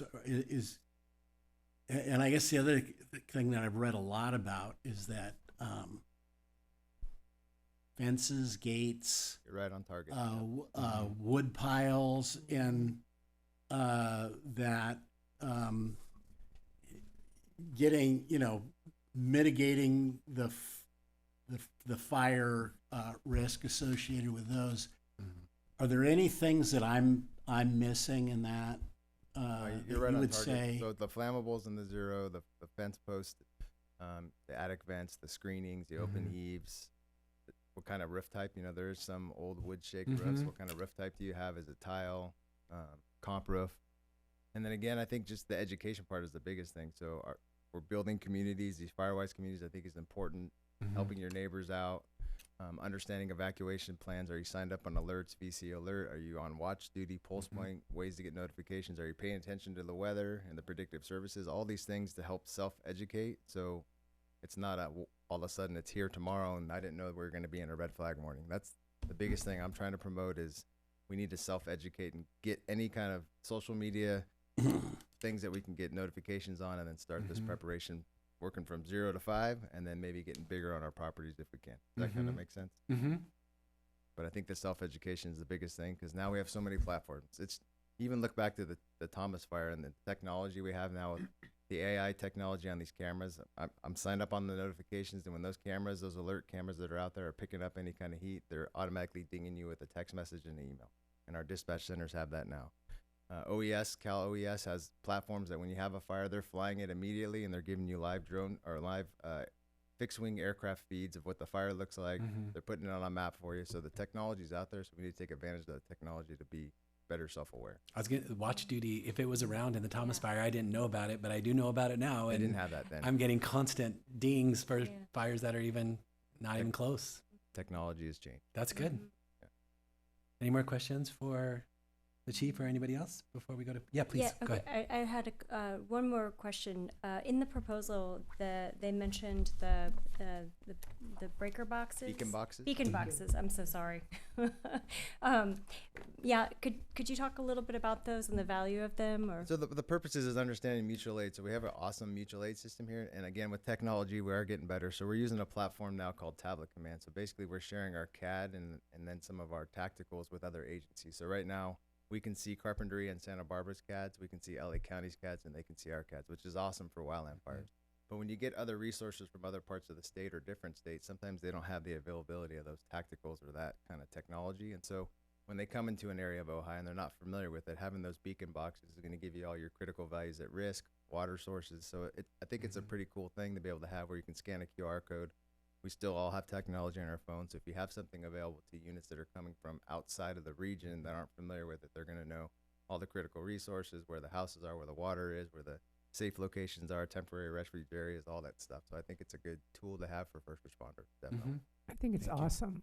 Yeah, it's very interesting. It's just, it's great, you know, it's really great.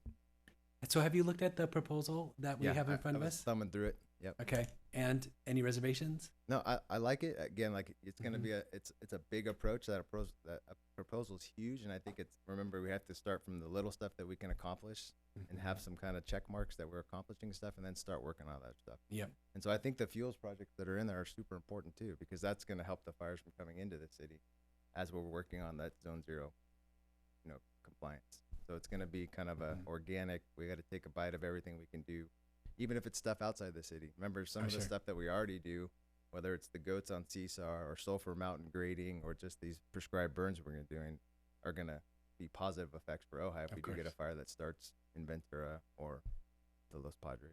What you're going to hear, I know from some public comments, is some people in neighborhoods that already have these pod systems and those kinds of things in place. And when I hear some kind of a timeline that is pretty aggressive, which I like, I want to say, I want every neighborhood to have some kind of system where the neighbors know each other, they're responsible for each other, people like you come out and do regular talks and all that kind of stuff. So that seems like the low-hanging fruit that we should really be going for. I'm just hearing you, I'm seeing you nod yes. Okay, good. Anything else? Okay, thank you, sir. Thank you. Appreciate it. Let me go to some public comments and then we can deliberate. Larry Steingold, Bill Miley, and Renee Roth. Good evening. Larry Steingold. I really would hope that you invest in the Ojai Fire Council proposal. Fires are new to me. Blizzards are not forever, but fires are. We evacuated 3 times in the Thomas Fire, and the city, as far as I'm concerned, for all intents and purposes, has done little or nothing to do anything about it.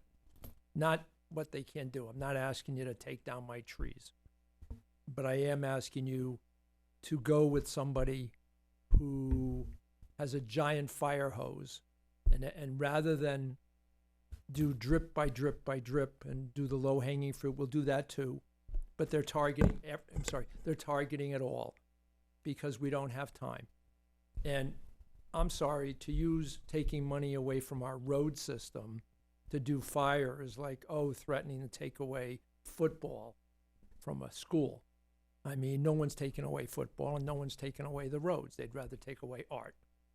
Well, we can take away our music. That's what they tend to do. They scare the public.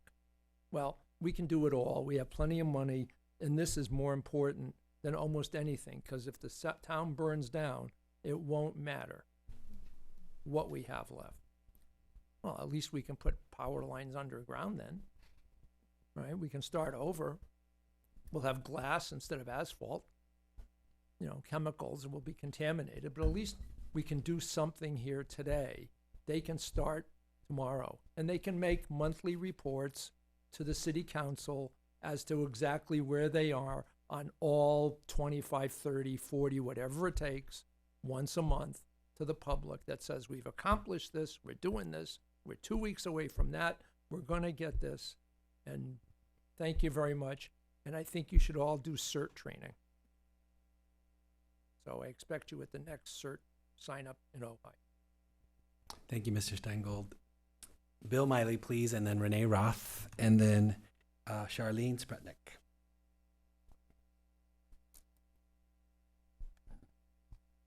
Hi.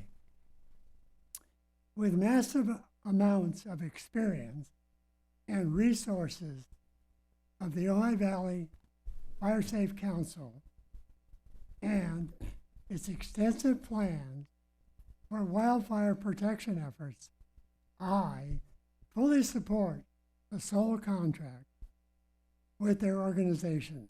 I disagree that an RFP would generate an equal or better plan. They have been actively involved with the community for several years and have shown trust and responsibility. I know them, I trust them, and I believe that they will make our city survive. Their organization is community oriented. They look at the big picture, is their philosophy. They see the whole valley as their responsibility. It's not just home hardening, but community hardening and valley hardening. Obviously, they have been very successful in building and funding their purpose. Do we like and trust them? I like them. They care for the valley. So far, I have spent $1,800 in buying ember screens for my screen porch and other part of my house, which is raised off the ground. I have to install it. So, as I see them, they're building community involvement. They're involved with community education. They're working on action. They support and are committed to the goal. They stay involved. They're still here. Keep coming. They're part of the 12. I believe they can be trusted. They'll not go away. Oh, you're not here today. And wildfire fuel reduction, which I spoke about, on the hills and the mountains is something they can make happen, like removing the undergrowth on Black Mountain and Silver Mountain, which in 2017 we saw burning from my house. Thank you, Mr. Miley. Renee Roth, Charlene Spretnick, and then Callie O'Connor, please. Good evening, members of the council and staff. Okay, so I do want to reaffirm that Ojai, the city of Ojai, is a local responsibility area. It is served by Ventura County Fire District, and in 2023, we formally adopted the 2022 California Fire Code. Thank you to Lucas Siebert, who upgraded the city's fire code.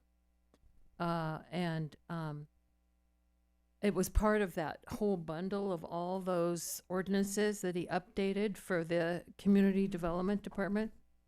So within the fire code, there's something called Chapter 49, and maybe it'd be good for you to be able to look up this and verify it. But my understanding is that the law right now is very clear.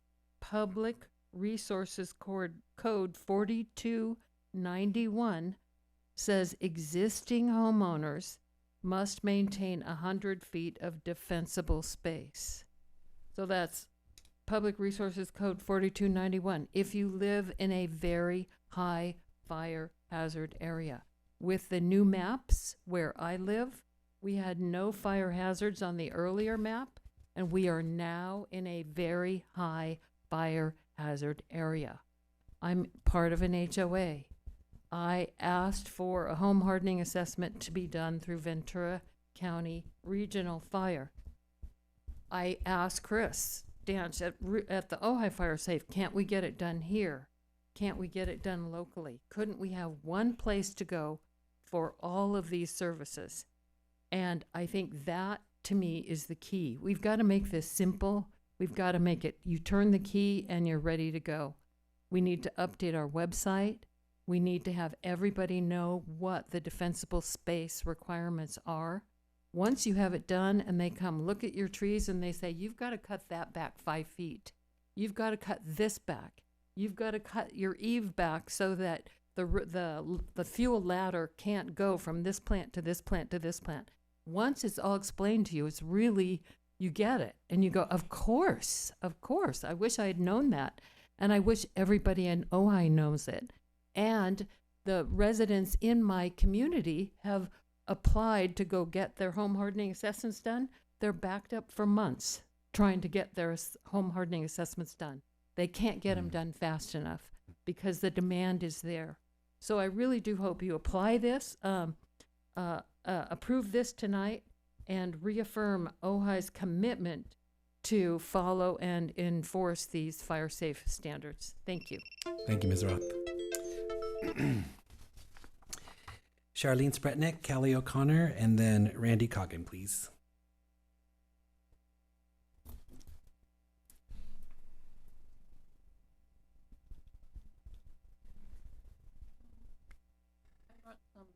Please.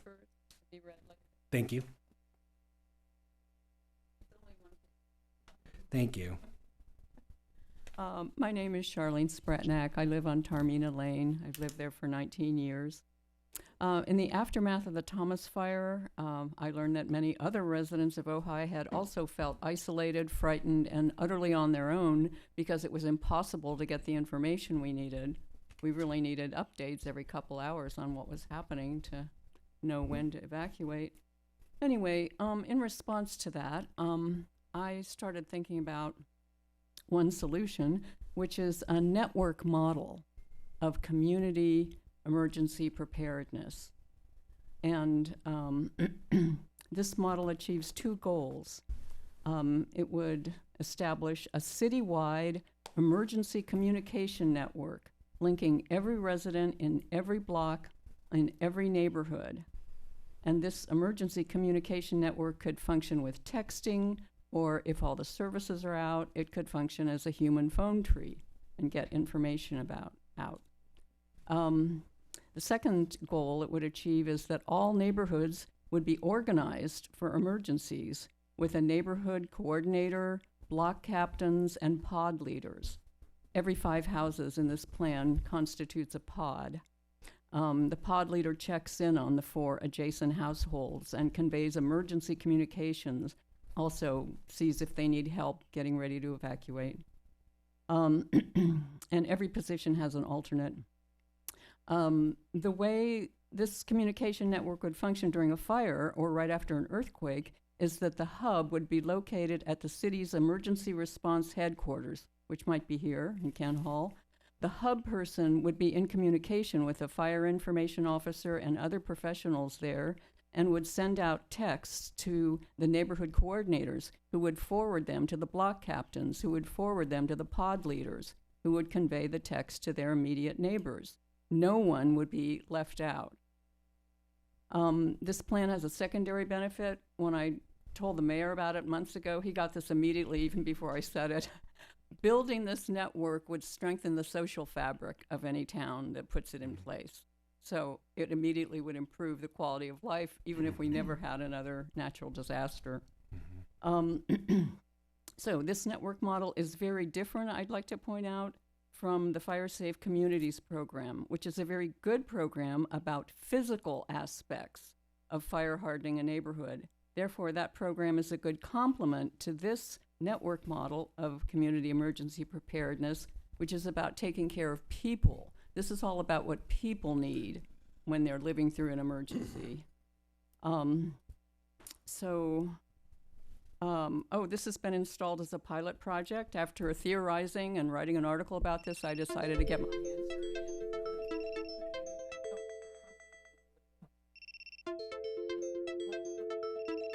Just very briefly, please.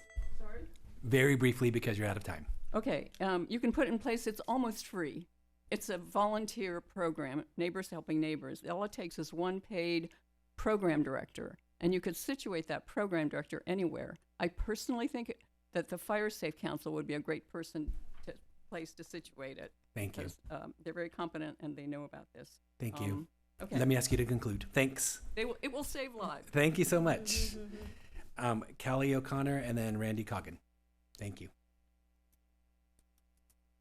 Hello, City Council. Hello. My name is Callie O'Connor, and I am the Assistant Director at the Ojai Valley Fire Safe Council. We look forward to working with the city, and we see this as the beginning of a very long-term partnership. I wanted to respond to a few comments and questions. We work very closely with the Ventura County Fire Protection District, as Division Chief Cleary mentioned, and we work very closely with Ventura Regional Fire Safe Council. In the proposal, you can see an outline of all of the robust partnerships we share. I also wanted to clarify that Ventura Regional Fire Safe Council is not our parent organization. We work in partnership with them, and we share the duty of providing home hardening assessments with them. So we do the home hardening assessments here. If they do a workshop here, we're involved with that. We work together all the time. And our proposal details work that is within the city limits. So in each section of the scope of services, you will see the area in which we are addressing, and it's within the city limits, as well as the Ojai Valley Area Plan in some parts, which, as we heard, fire does not recognize jurisdictional lines. We developed the Ojai Valley Community Wildfire Protection Plan with technical expertise, and the city adopted it. And we believe that we don't need to, reinvent the wheel, but we do feel like it's time to make those recommendations into actions. And we look forward to doing that. Thank you. Thank you, Ms. O'Connor. Randy Coggin, please. I'm going to bring up the rear on this. Thanks. Darn Chief Cleary and Callie kind of took away everything I was going to say. Note to self, bring a sweater at the next meeting. No. So I'm here this evening as a board member of the Ojai Valley Fire Safe Council.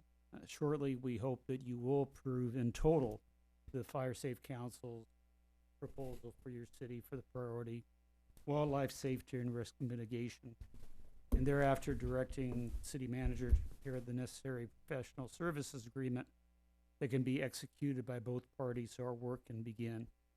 Just picking up on a couple things that Division Chief Cleary said.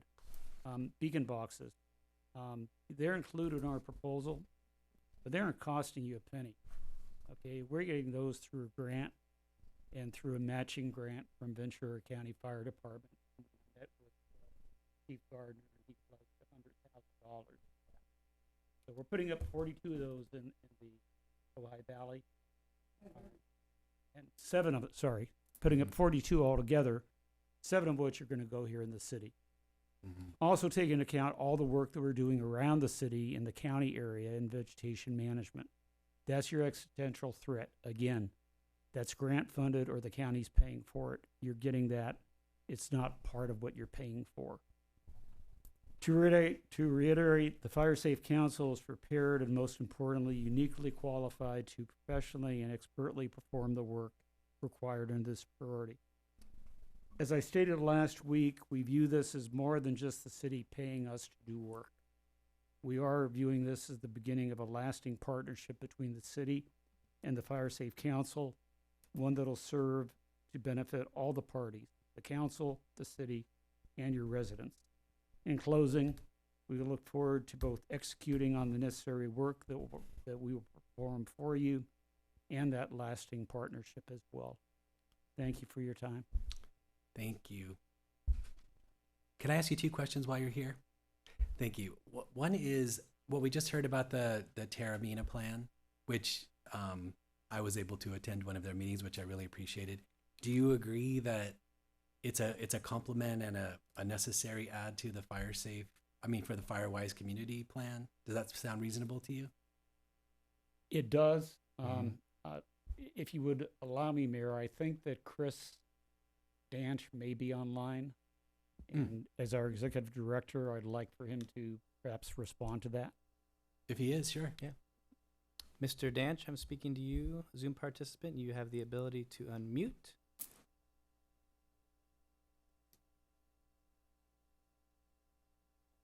Chris Stanch, you have the ability to unmute. I see you raise your hand. Because what I can say of what I know and what was described was there's a pod. You hear me and then- now? Oh, there we are. Great. Go. Sorry about that. That's okay. I believe that the Terramina style plan is a good complement to Firewise. It is, while the Firewise does have a lot of good qualities to it, and it does get neighbors talking, it doesn't have and not designed to provide the kind of emergency response and care between neighbors that the Terramina plan does. So we actively support both of those. As you know, Mayor Gilman, I was there at the 2 weekend meetings of the Terramina. And so, yes, I believe, and it's that kind of, in the face of a disaster, the number one factor of community resilience, social cohesion, and social capital, the Terramina style plan and alone in combination with Firewise goes long ways to building that kind of community resilience. And ultimately, research has shown that's the most important factor in a community in the face of a disaster.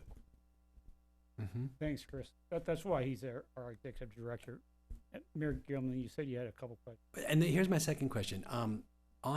Now, I don't know how close this is to being finalized, but I was very interested in it. So on your website, basically, I know what some people are going to be interested in is we don't know, because we won't know the circumstance until it happens, of course, like, do we stay, do we leave, if we leave, how, and so on. So one of the things I know that I've noticed on the Ojai Fire Safe Council website is on the dashboard, there is some capacity load for the roads. I know that that's somewhere in process, and maybe Chris can answer this, but basically it's sort of like the way I was thinking about it, but I could be wrong about this. When you're looking at the best way to go to LAX and you look at your Google Maps and you see, oh, the 405 is really bad, so I'm going to take an alternate. If there was in the proposal, what I was looking at as what I would love to see is some assistance around where we can have sort of real time looking at road capacity. So I don't know where that is, but maybe, I don't know who could answer that best. Maybe you can. I'm going to defer. Mr. Dance. I think I can, but I'm going to Okay. refer to Chris on part of it. Yes. Chris, are you there? You want to go first, Randy? Yeah. No, we're asking you to maybe respond on where that is on the suite of services. Well, we don't address that in the proposal. What we are doing is as you may be aware, and as part of the Ojai Valley Community Wildfire Protection Plan, we did an evacuation assessment. In that evacuation assessment, we ran a number of what's called design fire scenarios or match drop simulations based on historical fire behaviors. Ran 6 of them and watched in phases how that affects the transit system. It told us in some ways what we already know, and that is if we all try to get out of here at once, it ain't gonna happen. So, and there's 3 major strategies to adopt in a evacuation situation where there are limitations such as we have. One, of course, is the actual transit infrastructure itself, which is very difficult given the fact that we have actually topographical constraints. We're talking about those kinds of infrastructure improvements are not readily available in widening a corridor at its narrowest point.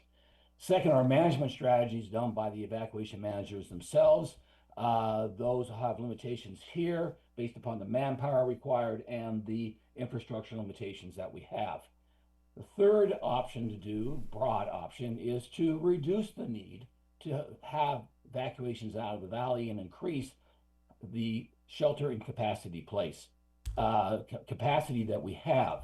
So, as you may be aware, we are developing 2 community resilience centers that will act as formal evacuation centers to complement NORDOF. We are looking at establishing what's called temporary refuge areas and improving communications. Terramina plan is part of that. And what we use the models for in the transit study is we looked at these fire scenarios, we looked where these placements would be most strategic, but also what we did was in those segments in those road segments, we would back off the number of cars until it reached 100% capacity and start to move again. That number of car removal is our proxy that we're going after for the ability to shelter in place, and aim for that target number, so that we don't have our evacuation routes turned into parking lots like the Thomas Fire did. Okay. Nice. Does that answer your question, Mayor? You've told me what some of the limitations are, but also what you're intending to do, which I appreciate. No, thanks for that. Thank you. That was everything. Any other questions? Not right this second. Yeah. For me. Yeah, go. So, anybody else have? We have other public comments. Oh, we have other public comments. Then let's go to that and then come back. You'll be part of the staff on that. So yes, thank you. Yes, we currently have 3 more raised hands. Thanks. First from Tom Francis, then from John Trent, and then from Teal. Okay. Tom, you have the floor.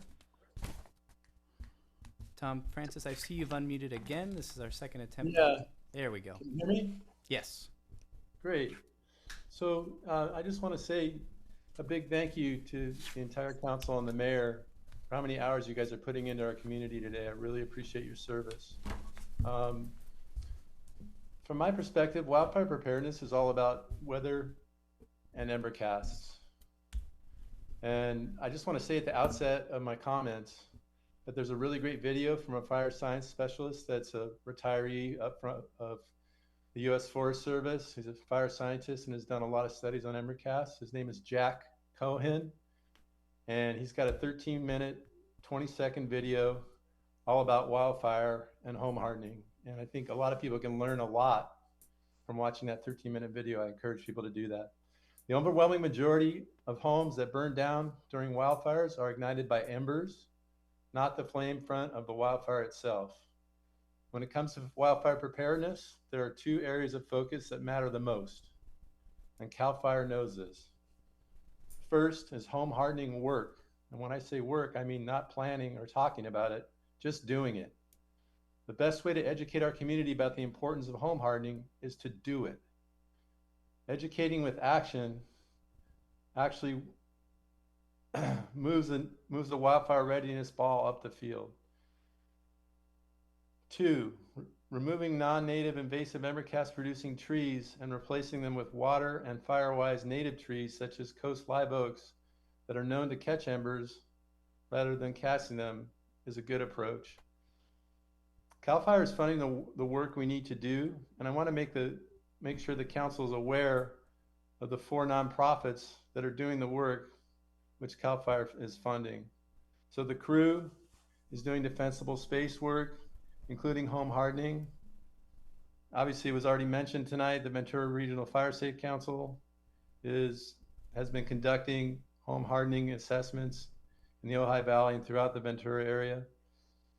The Land Conservancy has been eradicating arundo.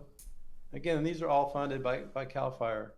And then also fuel reduction works. We had a grant from CAL FIRE to remove non-native eucalyptus and Mexican fan palms. We took out 765 trees. And we're going to be applying for another grant because there's a cycle opening up. It actually opened up on Monday. So, I guess my closing thought is the Thomas, Paradise, Woolsey, Lahaina, Eaton Canyon, and Palisades fires provided ample education of Ojai residents. We need to continue educating by performing CAL FIRE funded home hardening, defensible space, and embercast reduction work.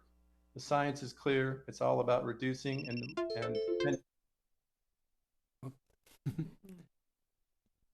Okay, next we have John Trent, followed by Teal. Okay. You guys hear me? Yep. All right, good deal. Well, first, I agree with all of the speakers. I 100% support this proposal provided by the Ojai Fire Safe Council. We all know that our greatest existential threat to our town is fire. Just as a reminder, 1917, 2 fires almost destroyed the town. 1932, the Matilaha fire almost destroyed Ojai. 1985, the Wheeler fire almost destroyed Ojai. 2006, the Sespe fire came close to the upper Ojai homes. 2017, only by an act of God was our town spared from the Thomas fire, one of the largest wildfires in California history. And then earlier this month, we just had 2 fires, Santa Paula, Fillmore. So there's no doubt fire is going to happen again. It's just a matter of time. fire chief mentioned we're in a high risk year. So everything that we're planning on doing, including affordable housing, arts, culture, recreation, funding, infrastructure, economic growth, all of that means nothing if we don't have a town. Similar to what Larry mentioned, we need to protect our town. So we've talked about plans. Now's the time for action. Fire Safe Council has the experience. They have the expertise to execute. The plan's comprehensive. It addresses our current housing stock. We have thousands of homes that need home assessments. There's over 3,000 homes just in our city of Ojai that need assessments. Our current housing stock was constructed before 2009, predicating most of the modern fire requirements. So this plan not only addresses Ojai, but it addresses the entire valley. If the valley burns, the city's going to burn. So this plan is great because it provides boots on the ground, addressing not only defensible space, but also individual home hardening assessments, which is critical to protecting life and property. So one huge thing I want to bring up, January 2025, the Department of Insurance issued a moratorium on non-renewals for home insurance in Ventura County. This expires in January 2026. With the new fire maps, this could result in waves of insurance cancellations throughout the valley. This proposal helps address the coming home insurance crisis in Ojai by educating owners on what they can do to help retain their coverage. We need to invest in our resources by protecting our city and its citizens. We have, and for just to give a reference, the city of Palisades or Paradise had a population of 26,000 before the fire in 2018. 7 years later, they have less than 5,000 people. So we need to protect our city, otherwise we won't have a city. So please consider this proposal for approval. Thank you, Mr. Trent. Lastly, we have Teal. Teal, you may unmute. Thank you, Weston. Hello, everybody again, and thank you for being there.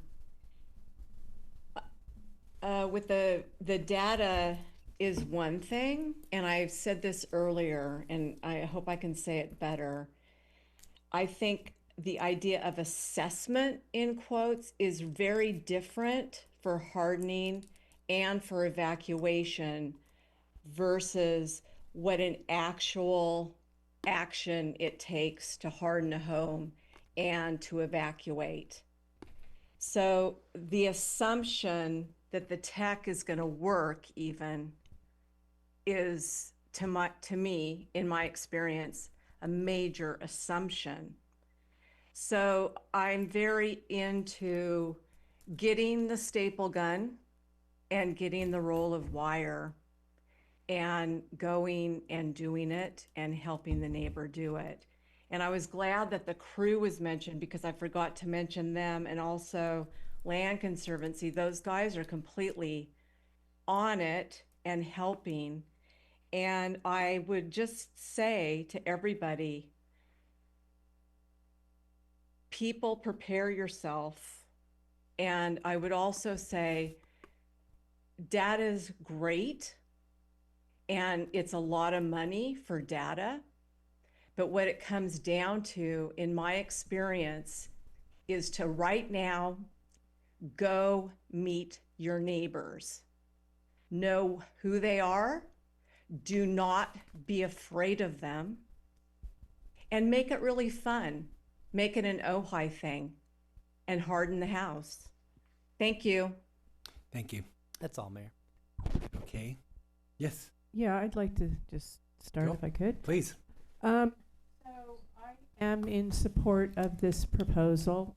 The reasons, for this particular proposal, this particular organization and nonprofit, is the demonstrated track record, 25 years of proven service, the fact that they, the leveraging capabilities of, their grants. We gave them 50,000 and they leveraged it to 1.2.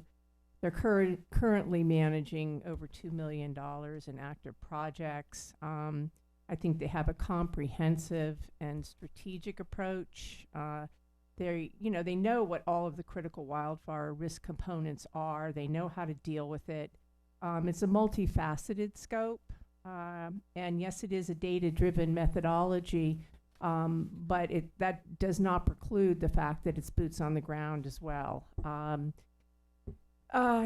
think that their there's the partnerships and collaborations that they have is with every organization that, exists around fire and fire hardening in the valley, and also, within Ventura County, I would venture to say, the fire department, the Forest Service, all of these people are going to be the ones that we're going to need to call if we need to call somebody, as well as academic institutions, UCB, etc. And the deliverables, I think, are concrete and they are measurable. It's 100+ home assessments, and we've talked about also, what we can do as a city, which is also contract out to the crew, to actually put these into place. I think there's also shovel-ready projects. There's a really cost-effective value proposition. I mean, it's a fee for certain, and we know what we get. And I think, as we've spoken before, with organizations being able to leverage for additional funding. So, it was the $50,000 that we gave them, and they leveraged it to, however much they did. I think they would also, this would help, this amount of a grant would help leverage for even more, and we can be part of that participation in saying what we would like to try to leverage this for. And, it's beyond urgent. So it's a critical timing. And, the regulatory changes will come, and we need to be ready for them. And I have no doubt that we can turn to the Fire Safe Council and, get help on what those are. So I don't see any other proposal coming in any time soon, or having the scope and the range of this, as well as having been embedded in our community for a very long time. So for that reason, I support this. I support moving on it tonight, so that we can get the ball rolling. It's getting hot out there. Mm-hmm. Thank you. I do like especially the grant leveraging that's here. That's part of the proposal. I'm seeing that as being critical, and having that track record goes a long way with me as well. And I'm also seeing the regular reporting out and working with all these communities. I'm hoping to have started in my community next month, a Terramina-like project, and with the Fire Safe Council, if it does go forward, that I'm hoping that they will be a part of that directly. Please, yeah. Yeah, so I want to second what some of the comments that my fellow council member and the mayor made. There are aspects of this proposal that I am in favor of, and in favor of moving on right away. In particular, the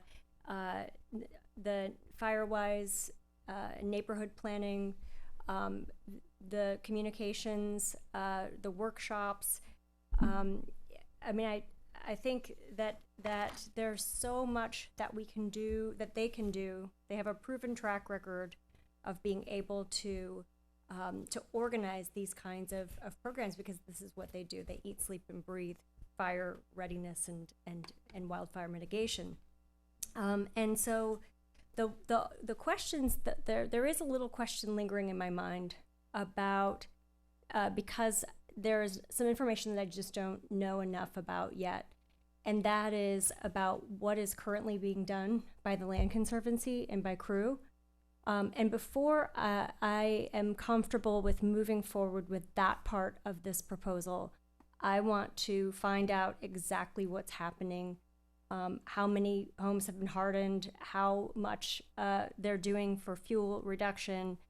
I'm inclined to say that we need all of it, that we need as much as possible, and at the same time, I don't feel prepared to move forward with part of this because of that information. And some of it was just what I learned tonight as well.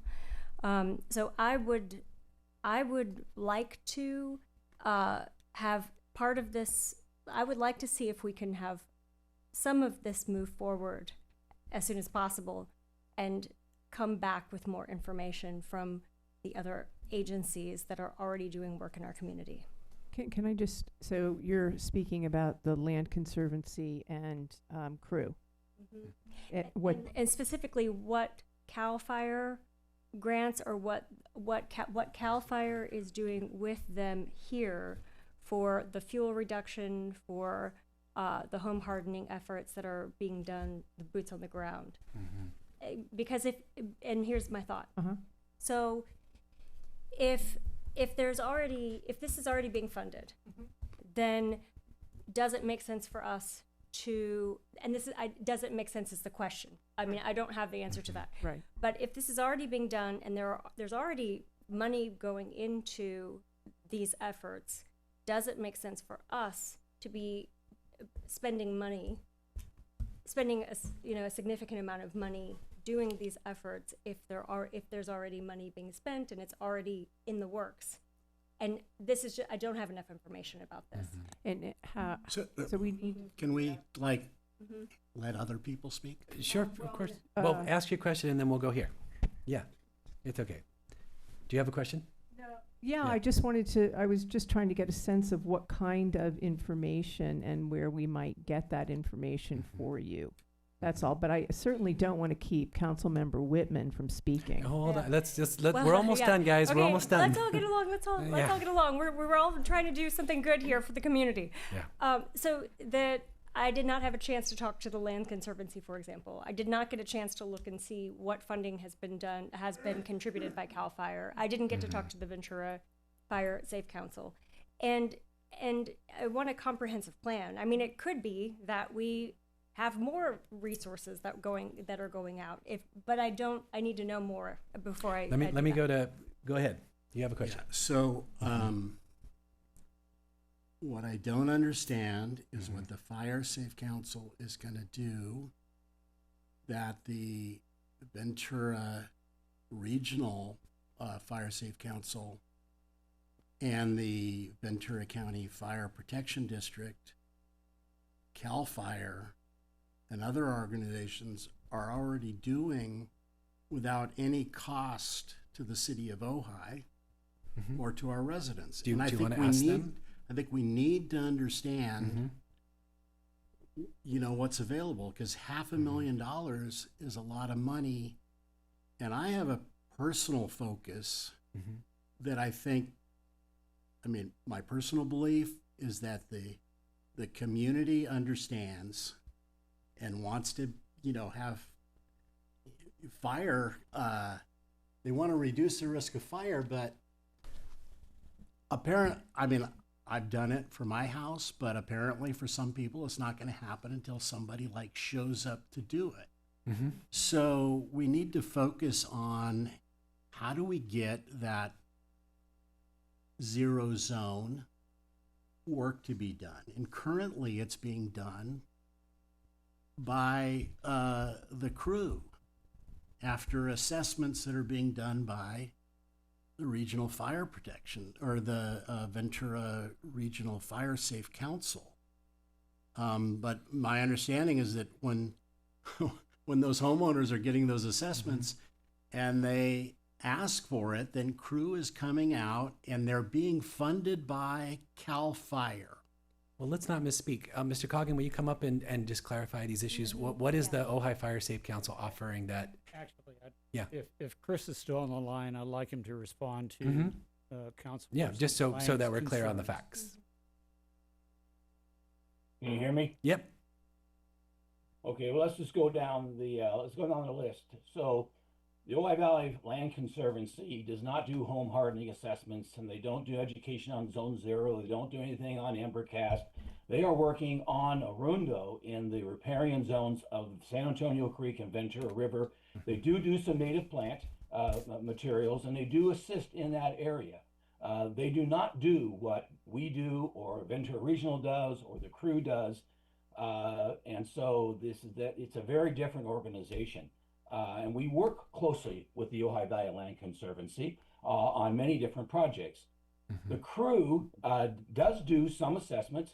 We have currently with them about 200,000 in contracts on fuel reduction projects in our area. That's funded by CAL FIRE. We're doing about $1 million this year, funded by CAL FIRE. And the home hardening thing was pointed out. Let's take an example. That if we were trying, let's say we have somebody doing 2 assessments a day in the city limits. Those take 2 or 3 hours to do. By the time you drive around, set them up, do all these things, report back, and do that home hardening assessment. At that rate, working 48 weeks a year, you're talking 7 or 8 years to get those done. So time is of the essence to do this quickly and strategically. Assessments in an area like downtown Ojai has to consider the fact that it has the elements that can give rise to an urban confirmation that we just saw down in LA.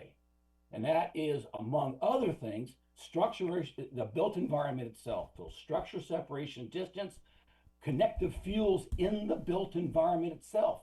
Vegetation in those instances are secondary to the built environment being the fuel for those fires. And once those start, doesn't matter how many hydrants work, it goes until it's done. Structures become the fuel to light the next structure on fire.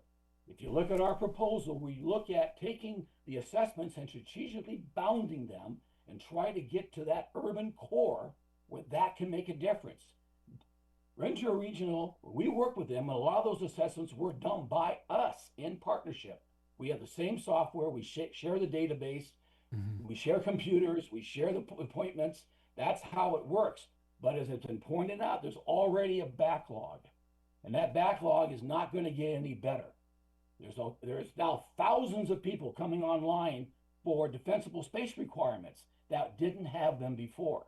Those people need to be reached. The fire department does that work in partnership with fire safe councils with us in this area. We have long partnered for decades with the fire department to build the rate of compliance we have in defensible space up to 98%. That has to be done again now for a whole new set of homeowners, and the fire department's going to need help. They just got about 60,000 more people that are going to be coming online for this. Well, Chris, I want you to stay focused. Just to say, I know Crew is a contractor of ours, and we work together. Okay. And that's how it works. It's not like these people are doing these other things. Okay. Fire Safety Council perform specific things. Thank you. Mayor, could I have Chris address one other point? Yes. Could you address the difficulty, Chris, in separating out portions of this plan? Excuse me? Could you address separating out portions of this plan? But I want you to speak succinctly, Chris.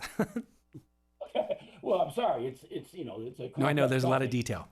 The proposal is an integrated thing.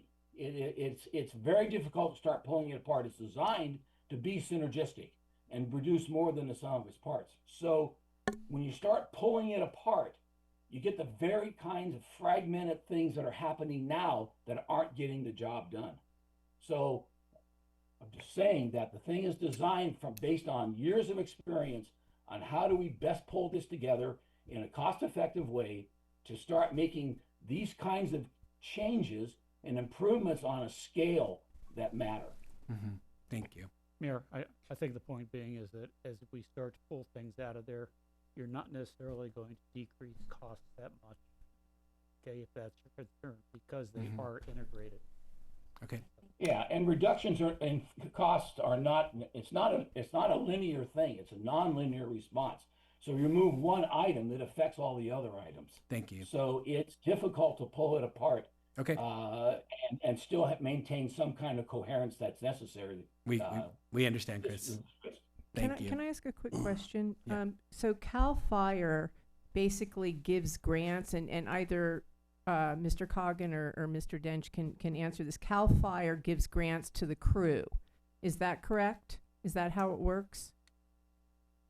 And then the crew goes and does fire hardening. I mean, I'm trying to get to what the process is that you were speaking to. Like, how does the crew get paid?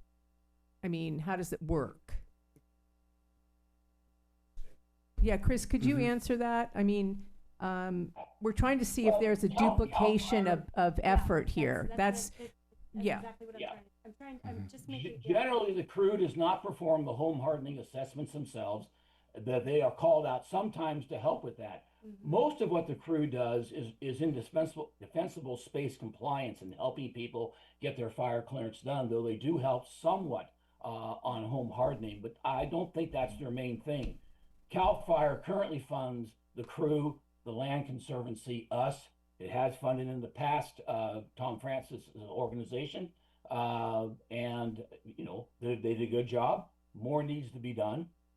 We have a pending grant with the USDA that is for $2 million for tree removal in our valley.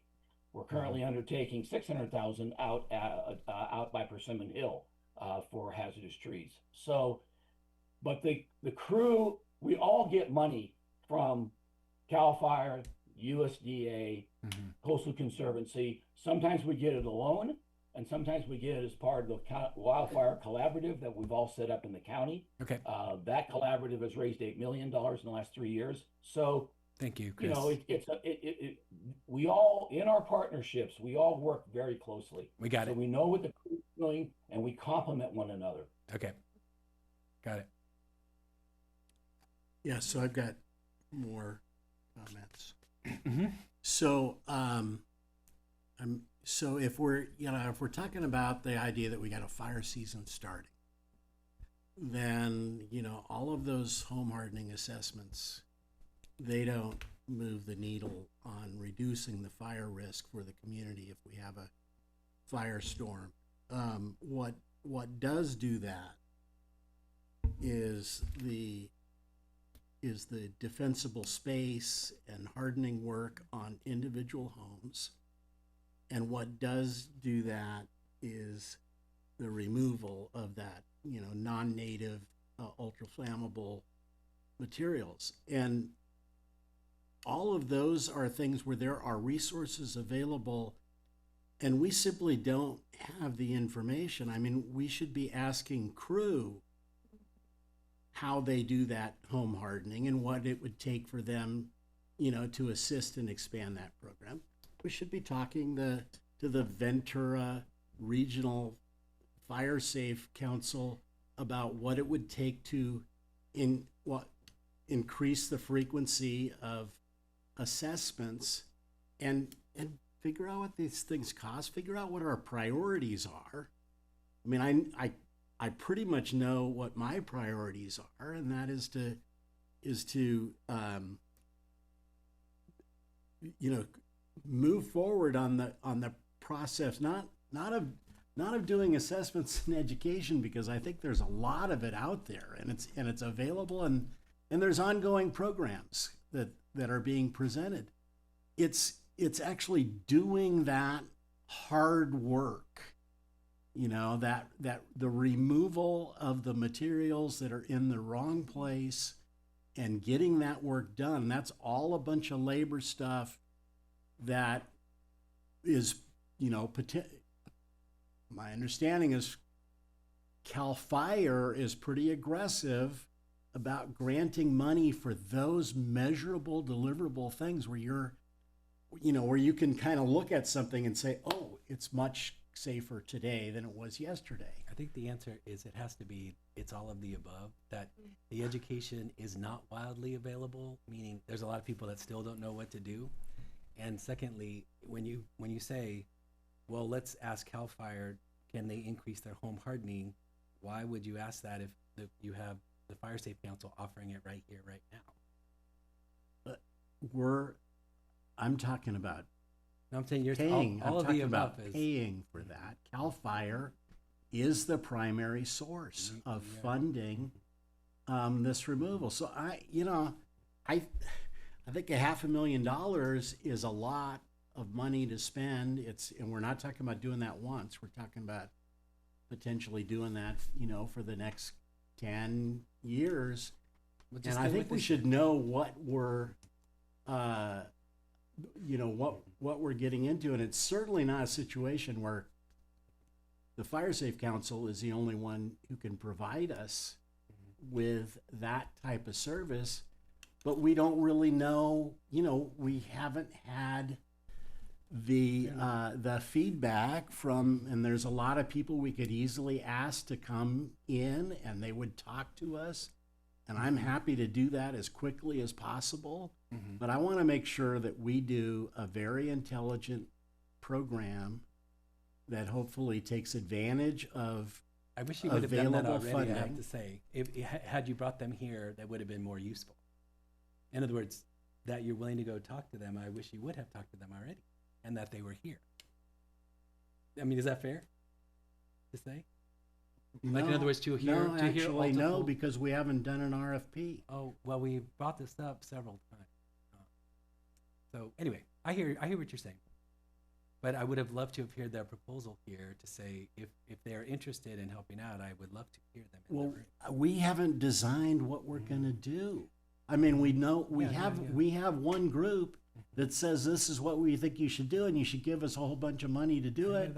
But we haven't, as a body, said, okay, these are our priorities for addressing fire safety. And I replied back to you to say, there's things that we know we want to start doing immediately, and that's part of a larger conversation that I don't want to wait until everything is comprehensively figured out before we start on things we know we should do now. So we might disagree, and that's okay. But can I just suggest that we sort of know where we stand? Well, I Because just we can want to stay say, here. like, Yeah, my stay two- your piece. Yeah. I appreciate everybody's input, and it's like, Oh, your if I microphone. could, Yeah. if I could pull pieces from everything and to create this plan, love what you had to say, what you've done with Terramine and all that. And, when I first moved into my neighborhood, went and created a neighborhood directory because I have elderly people. And so we do that. And then I think, I just want to hit the ground running because it's so important and we all agree.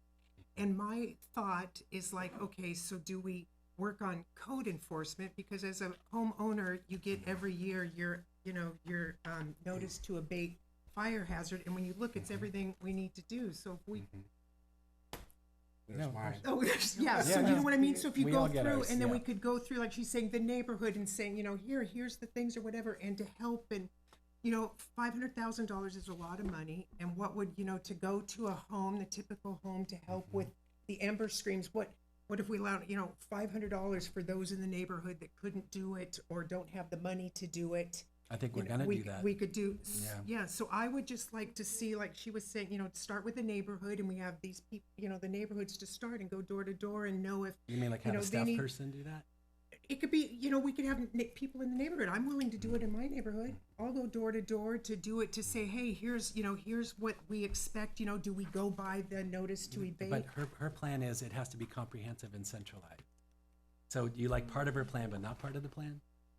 Well, I think, I'm just trying to, I'm just asking questions. I think she's saying that it could very well be a volunteer program where people say, absolutely. yeah, I'm willing to do this for my community. I hear that.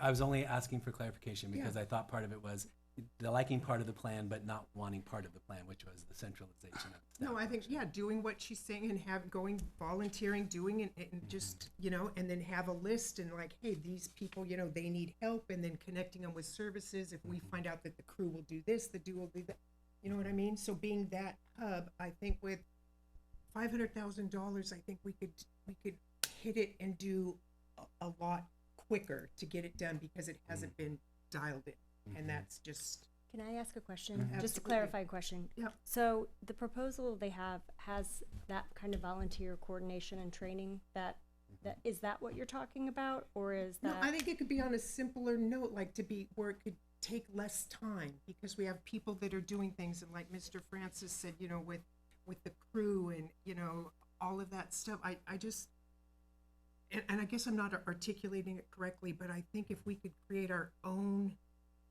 by the knowledge that's here, create our own program, I think we could get a lot done quicker without, So I just have to, I can't imagine us taking a project on like this, honestly. We have no ability to do so. We have no capacity. We have no experience. Nobody have we asked neighbors to get, Well, like I a think thing? I think that's a possibility. That could be a These great neighborhood, start. these neighborhood hubs for sure. That's definitely a possibility. But what I hear, yeah, and it's in there, and as well as training, assessors are in there so that they can go out and do this. And then, I think that what we're talking about, the crew is a small crew. The crew is a small crew, and this isn't everything that they do. So putting it on like we can go hire the crew to do this, they do a lot of different things. I think we're going to hire the crew to do other things. Yeah, we're going to hire the crew to do other things, and they're not a huge crew. I mean, quite honestly, this is a large scale, large scope, but it does include boots on the ground. It absolutely does. And to say that it doesn't is not to have read the proposal. And so when we're talking about we can do it, or we're talking about contracting it out to people who have done it. And all of these different organizations that we're talking about and saying, well, we could go to them, they're already part of their network. They're already talking to them. They're already, I mean, I don't see, I'm not seeing the logic of any of that for us taking it on, or for us going and talking to all of these organizations that are so tightly embedded with this organization who has been in our community and has been doing these kinds of things for a very long time. I just want to add, I'm seeing it as part of our commitment in all the things that we have said, that these are our priorities and that this is one factor among many factors. But I do know, I've worked with the Land Conservancy a lot, and I do know they do the Arundo removal, so they are a part of the larger picture. Yeah, they do. And the crew too. Yeah. So I'm in favor of the, I think we get where we stand. But I'm in favor the of the logic proposal. is that these other organizations aren't asking us for money. They're asking us for money for different things. Well, and we can Well, still not in go this- to them for money. There's nothing that precludes us from going to CAL FIRE and saying we need to augment this because we need to hire 20 more people to do this. That there's no way off the table. If they're, in my opinion, and there's ways, there are things that we'll be looking for as this emerges that we can go try to find money for, or ask the Fire Safe Council to leverage and get us money for this. I hope these relationships between these organizations evolve really well, and they're all partners for us. But please go ahead. Yeah, I think one thing that I'm hearing that I think is helpful for me in answering some of the questions is, what you just said, that we already have we're giving money to the Land Conservancy, we're giving money to the crew, we have contracts with them. And we're going to continue to. We have partnerships with them, and I think that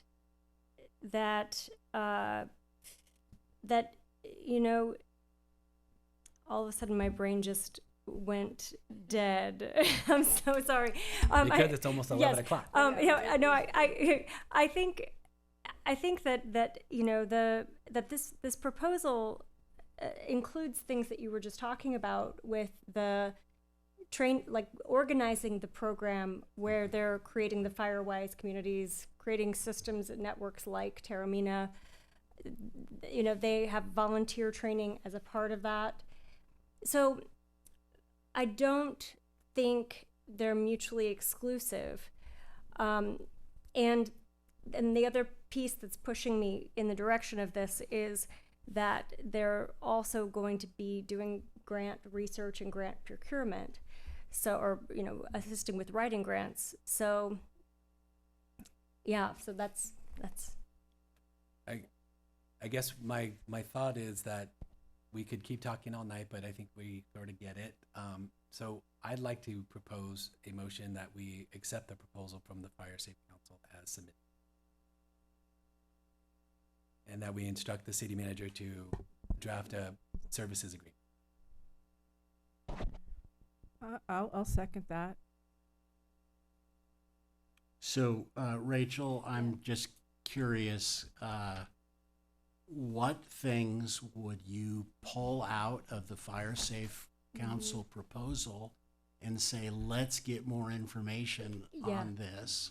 Yeah, so the biggest concern I have is wanting to make sure that we're good stewards of taxpayer resources. And so if there are already services that we are not paying for, that we don't have to pay for because they're coming through from CAL FIRE, then I wouldn't want us to be paying for those services unless we really needed to. And if we did need to, then wildfire is a huge, it's an existential threat. That's my biggest reservation. And that's what I've been talking about. Well, Is that if those things are available, and and we need to hear from somebody other than the person who's asking for the grant, what is available, how can this get paid for, and then what are the and then if those things get taken care of, then we potentially look at the Fire Safe Council to provide, the Ojai Fire Safe Council provide things that nobody else can provide to us. I feel like I am hearing from other experts too, like our fire chief and et cetera. And so I hear what you're saying, that it would be great if we had 4 or 5 proposals here. On the other hand, I do feel we are actually late. I wish this was all faster and going forward, because that's the number one thing that I get from my constituents is their extreme concern. And I don't think we can move quick enough. Okay. I mean, even if we doubled the number of fire hardening, because CAL FIRE would give us a grant, that would put us above the game. And I do agree it's worth seeing what other grants CAL FIRE could give for us. Can I speed this up a little bit? Yeah. Okay, I'm gonna ask the city manager's help. Would it be possible to make a motion that staff works with the Fire Safe Council to specify to negotiate the contract and help me out here. Well, so they've made a proposal. So Yeah. so they are proposing what they want to do. If you want me to counter propose, is that what you're talking about? Possibly. Are you asking for if there's other agencies that are doing it? How could this be reduced or something Yes, like exactly. Like a So then the way or to look at, if other agencies are doing part of this, if there's something else we want to do in addition. Like so the way I structured the agenda report was, you could my binary choices here, right? You could develop a list of things that you want and put those out for RFP, RFQ. You could do that. I don't have a list of things from this council. I mean, I can go through things you've talked about, but I don't have a definitive list. I could come up with my own if you wanted me to. Filling out the tactics, I guess. Yeah, I could do that. And we could put it out for RFP, RFQ. We could do that. I would probably feel more comfortable if I had a little more clear direction, because I'm hearing, a little bit of consternation amongst you as to, what we should be asking for and maybe what we should not be asking for. So that's where I could use some help. I don't think I have in my mind exactly how the RFP, RFQ should look. I could develop it and bring it back to you of what I think it might be. I can do that. If you want me to do that, I can do that with the best of my ability. Well, I mean, okay, yes, right. I mean, but so you guys, we don't do anything. I'll just say this. I mean, unless we declare an emergency, we don't do anything immediately. We don't. Right. I would prefer us look to CAL FIRE about how they could augment this proposal, I could do because that for too. sure they could augment the proposal. That's interesting. There's no reason to switch out what we have in the proposal. Let's do a deeper dive and say, okay, CAL FIRE, what else do you provide that we might need, and get money from them that way. I think this is not the be all and end all, and there's a lot to do. It's a beginning. It's a beginning, and we of can a go to CAL future. FIRE, and we can go to these other organizations, and we can ask even if our partners would be willing to look for money for us, but we can also go do it. Well, So that's part of the proposal, is they're going to. what I see is an augmentation. This is not the the end of it. This is the beginning of it, and let's figure out where we can get more money to do the kinds of things that we want to do. Perhaps it is community training for a Terramina kind of model. I'm wanting to say that it's 10:50. I would love there to be a vote by 11 o'clock. So another way to approach the city manager bringing information back to us is to have the city manager look into are these home hardening assessments available at no cost? Are these programs where the education on home hardening is provided, are those available at no cost through other agencies?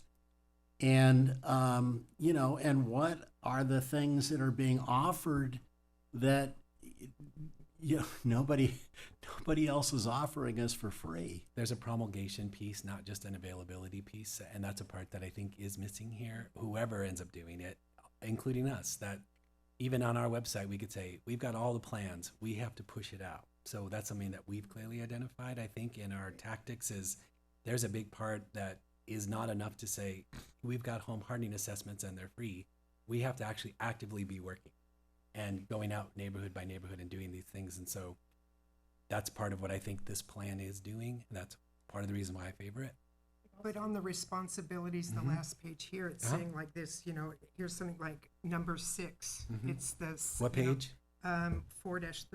Thank you. So number 6 is saying, that we support, the work that we do. So we're paying $500,000, and then to have, number 6, number 7, we're paying them to have a staff person, city manager do. I don't. If we're going to do this, so item number 7, one staff person, the city manager, designing to assign the responsibility of overseeing the project daily. So taking phone calls, all of that stuff. How does that take away from his work and all of that? I just think these are things that they should, be included in their services for what we're paying for. Maybe I'm misinterpreting it. I interpreted number 7 as there's going to be so much activity with questions being asked, let's say around properties and things like that, that if it's maybe daily is the wrong word, but there would have to be some regular communication because so many projects would be active. So, but maybe I'm misinterpreting point 7. And I'd like, anything that the city manager would come back with the ability to do is a timeline. So if we go ask the Ventura County Fire Safe Council, will you do free fire hardening for us? Are we in the top of your list? Or are we at the bottom of your list? I think that's really important. Just city attorney and I were conferring just now, and there's a lot of consternation on this topic. We're hearing a lot of questions and concerns and things that we think we could go do some additional research, bring back some more information so that maybe the council feels a little more comfortable in making a decision, whatever that decision is. Would you agree with? Yeah, I think part of that could, if the council or so directs, include reaching out directly from the city to CAL FIRE, Cal OES, County Fire Protection District, the crew, Land Conservancy, the Regional Fire Safe Council. What exactly do they do and who funds it, and how much of that is available for free to city residents, with the component of not just for free, but when is it for free at the end of the line or the front of the line, and the capacity. Is it, we'll do 10 per year or whatever number, what the and bring gaps that are. back. What are the gaps? And where are the gaps? Right. Where as much as I really want to move forward with this, I feel a lot better about that. How fast could we get that? Yeah, I don't feel good about it at all. I know, I heard you, Well, but that's really what I feel, I know, I have to vote in the way that No, of course. that is right for nobody's saying my. no. We all do, but can I just ask, we have. Sure, we I'm not already going to have be a able to lot bring on it our back by calendar. July 8th. You guys know I'm going to be out of town, but I can bring it back the first meeting in August. I think that, I could work, I could do that, I could get that done, I could bring that back to you. I'd want to, lean on our fire chief. I'd want to lean on some other folks. I'd lean on Matt's office to help me as well. We're here. I can do that. But I just, there's so much chum in the water on this one, guys. I just feel like we could have a better discussion. I don't have answers to some of the things you're asking. So, but we work for you, so we'll do whatever you want. Yeah. So I will I'd say you make can a always- motion or an alternative motion that we get the report that the city attorney and the city manager are proposing. Well, I have to say you can always churn enough water to get the mud going, and that's where we are. And it's really a shame that that's where we are, because nothing is going to move quickly from this point on, guaranteed. And who even knows what the answers that you get? That's just somebody answering over the phone. That's not a proposal. That's not a guarantee. That's just somebody, whether or not they even have the correct information, saying, I'm truly, truly upset that this is the case. This is where we're at, because we are once again kicking this way down the road. We could easily deal with the issues that have been brought up here without having to halt the process and reassess it in August. And I don't like the idea that the city manager and the city attorney have decided that there's too much dissent here on the council. Therefore, I'm not happy with that either. Well, okay, so With respect- let's jump in. We're not voting. We don't. We're just. It's an observation. Take it or leave it. I mean, we're not trying to influence you. We're just.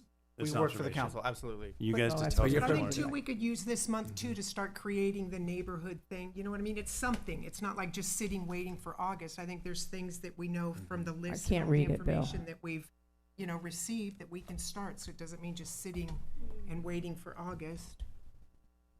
That doesn't seem likely that would happen, but you're proposing August 12th as the day that you would bring See, this that back? feels too late to, this is the August problem. 12th It's is as time, soon as it could time be. is this is the struggle I'm having too. It's like time is of the essence because we're in fire season.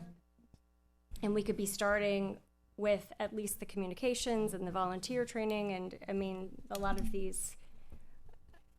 I just going to make a motion that we move forward, and if in a year, There's a motion already. or even, okay, well, I'm going to make a friendly amendment that Uh-huh. we can reassess in 3 months. And with the answers that we have, Yeah. we can ask the Fire Safe Council, we can sit down together. We've talked about trust with our partners before. We've talked about being able to sit down and see what's emerging and change course and see what we need to do. So I would suggest we move forward with this in Okay. 3 Accept months, that. we Actually, reassess. Yeah, Didn't he I just- accept that too. Just With for the 3 month- clarification, didn't he 3 say when he months? spoke with Mr. Danch that like this is the package you can't take? So if we're Separating the pieces is, we're- was what he was saying. So like the communication versus hardening, they were saying that you can't take the pieces apart. Yeah, But if but we can. Your we- friendly amendment is you would have a 3-month, we'd have a 3-month Trial. assessment of the Okay. contract. Okay, I like that. Okay, I can get behind that. Okay, Okay. great. You got that? Mhm. Okay. We have Mayor. We have a motion by Mayor Gilman with a second by Councilmember Rule. Yep. To accept the Ojai Fire Safe Council proposal as submitted, meaning all proposed services, with a 90-day assessment in return. Yes, thank you. And Roll call. yes. Okay. Councilmember Whitman. No? Mayor Gilman. Yes. Councilmember Mang. no. Councilmember Rule. Yes. Mayor Pro Tem Lang. Yes. Motion passes. And then I think also perhaps if you would like to do some of the due diligence that you had spoken about, I would feel much more comfortable if we That would didn't be have good. something on hold. And I didn't mean to Same. say that, you Yes. you guys were. Well, I would say so. Okay, but now you've But agreed you don't to go. have to. I'm just saying, if Yeah, you really I- felt strongly that you should, No, and we- it sounded like you did. Well, no. I'm kidding. Yeah. I'm kidding. Yeah, It's 11 If o'clock. you've given direction to do the proposal, then that's the direction. Yeah, and Okay. yes, So that's we yes. follow the direction. yes. So, Right. The contract was approved. We'll write it up with a 90-day review clause. It'll Yep. be Yep. signed and Yep. implemented as Perfect. directed. thank Perfect. you. Thank you very much. So let me go to council member reports, if there are any. Yeah, I got one. Okay. So, I think this was about 2 weeks ago. I attended the Humane Society Oh. 93rd birthday, Okay. and it was extremely well attended. And it was to raise money for their ongoing efforts, and they've got some initiatives going. And I'm just going to say one comment really quickly, and that is I was talking to a couple of community members, and they were commenting on how well attended the event was, and they said, well, that's Ojai. And I said, Ojai's pretty fickle about what they show up for to support. People are showing up for the Humane Society because just about anybody who lives in Ojai has a good story to say about how the Humane Society, I know we've gotten all of our cats neutered by the Humane Society, one of our dogs was an adoption from there, and I think just about everybody who was at that event would say the same thing. And the people who attended were very generous in donating, and I hope everybody will consider going next year.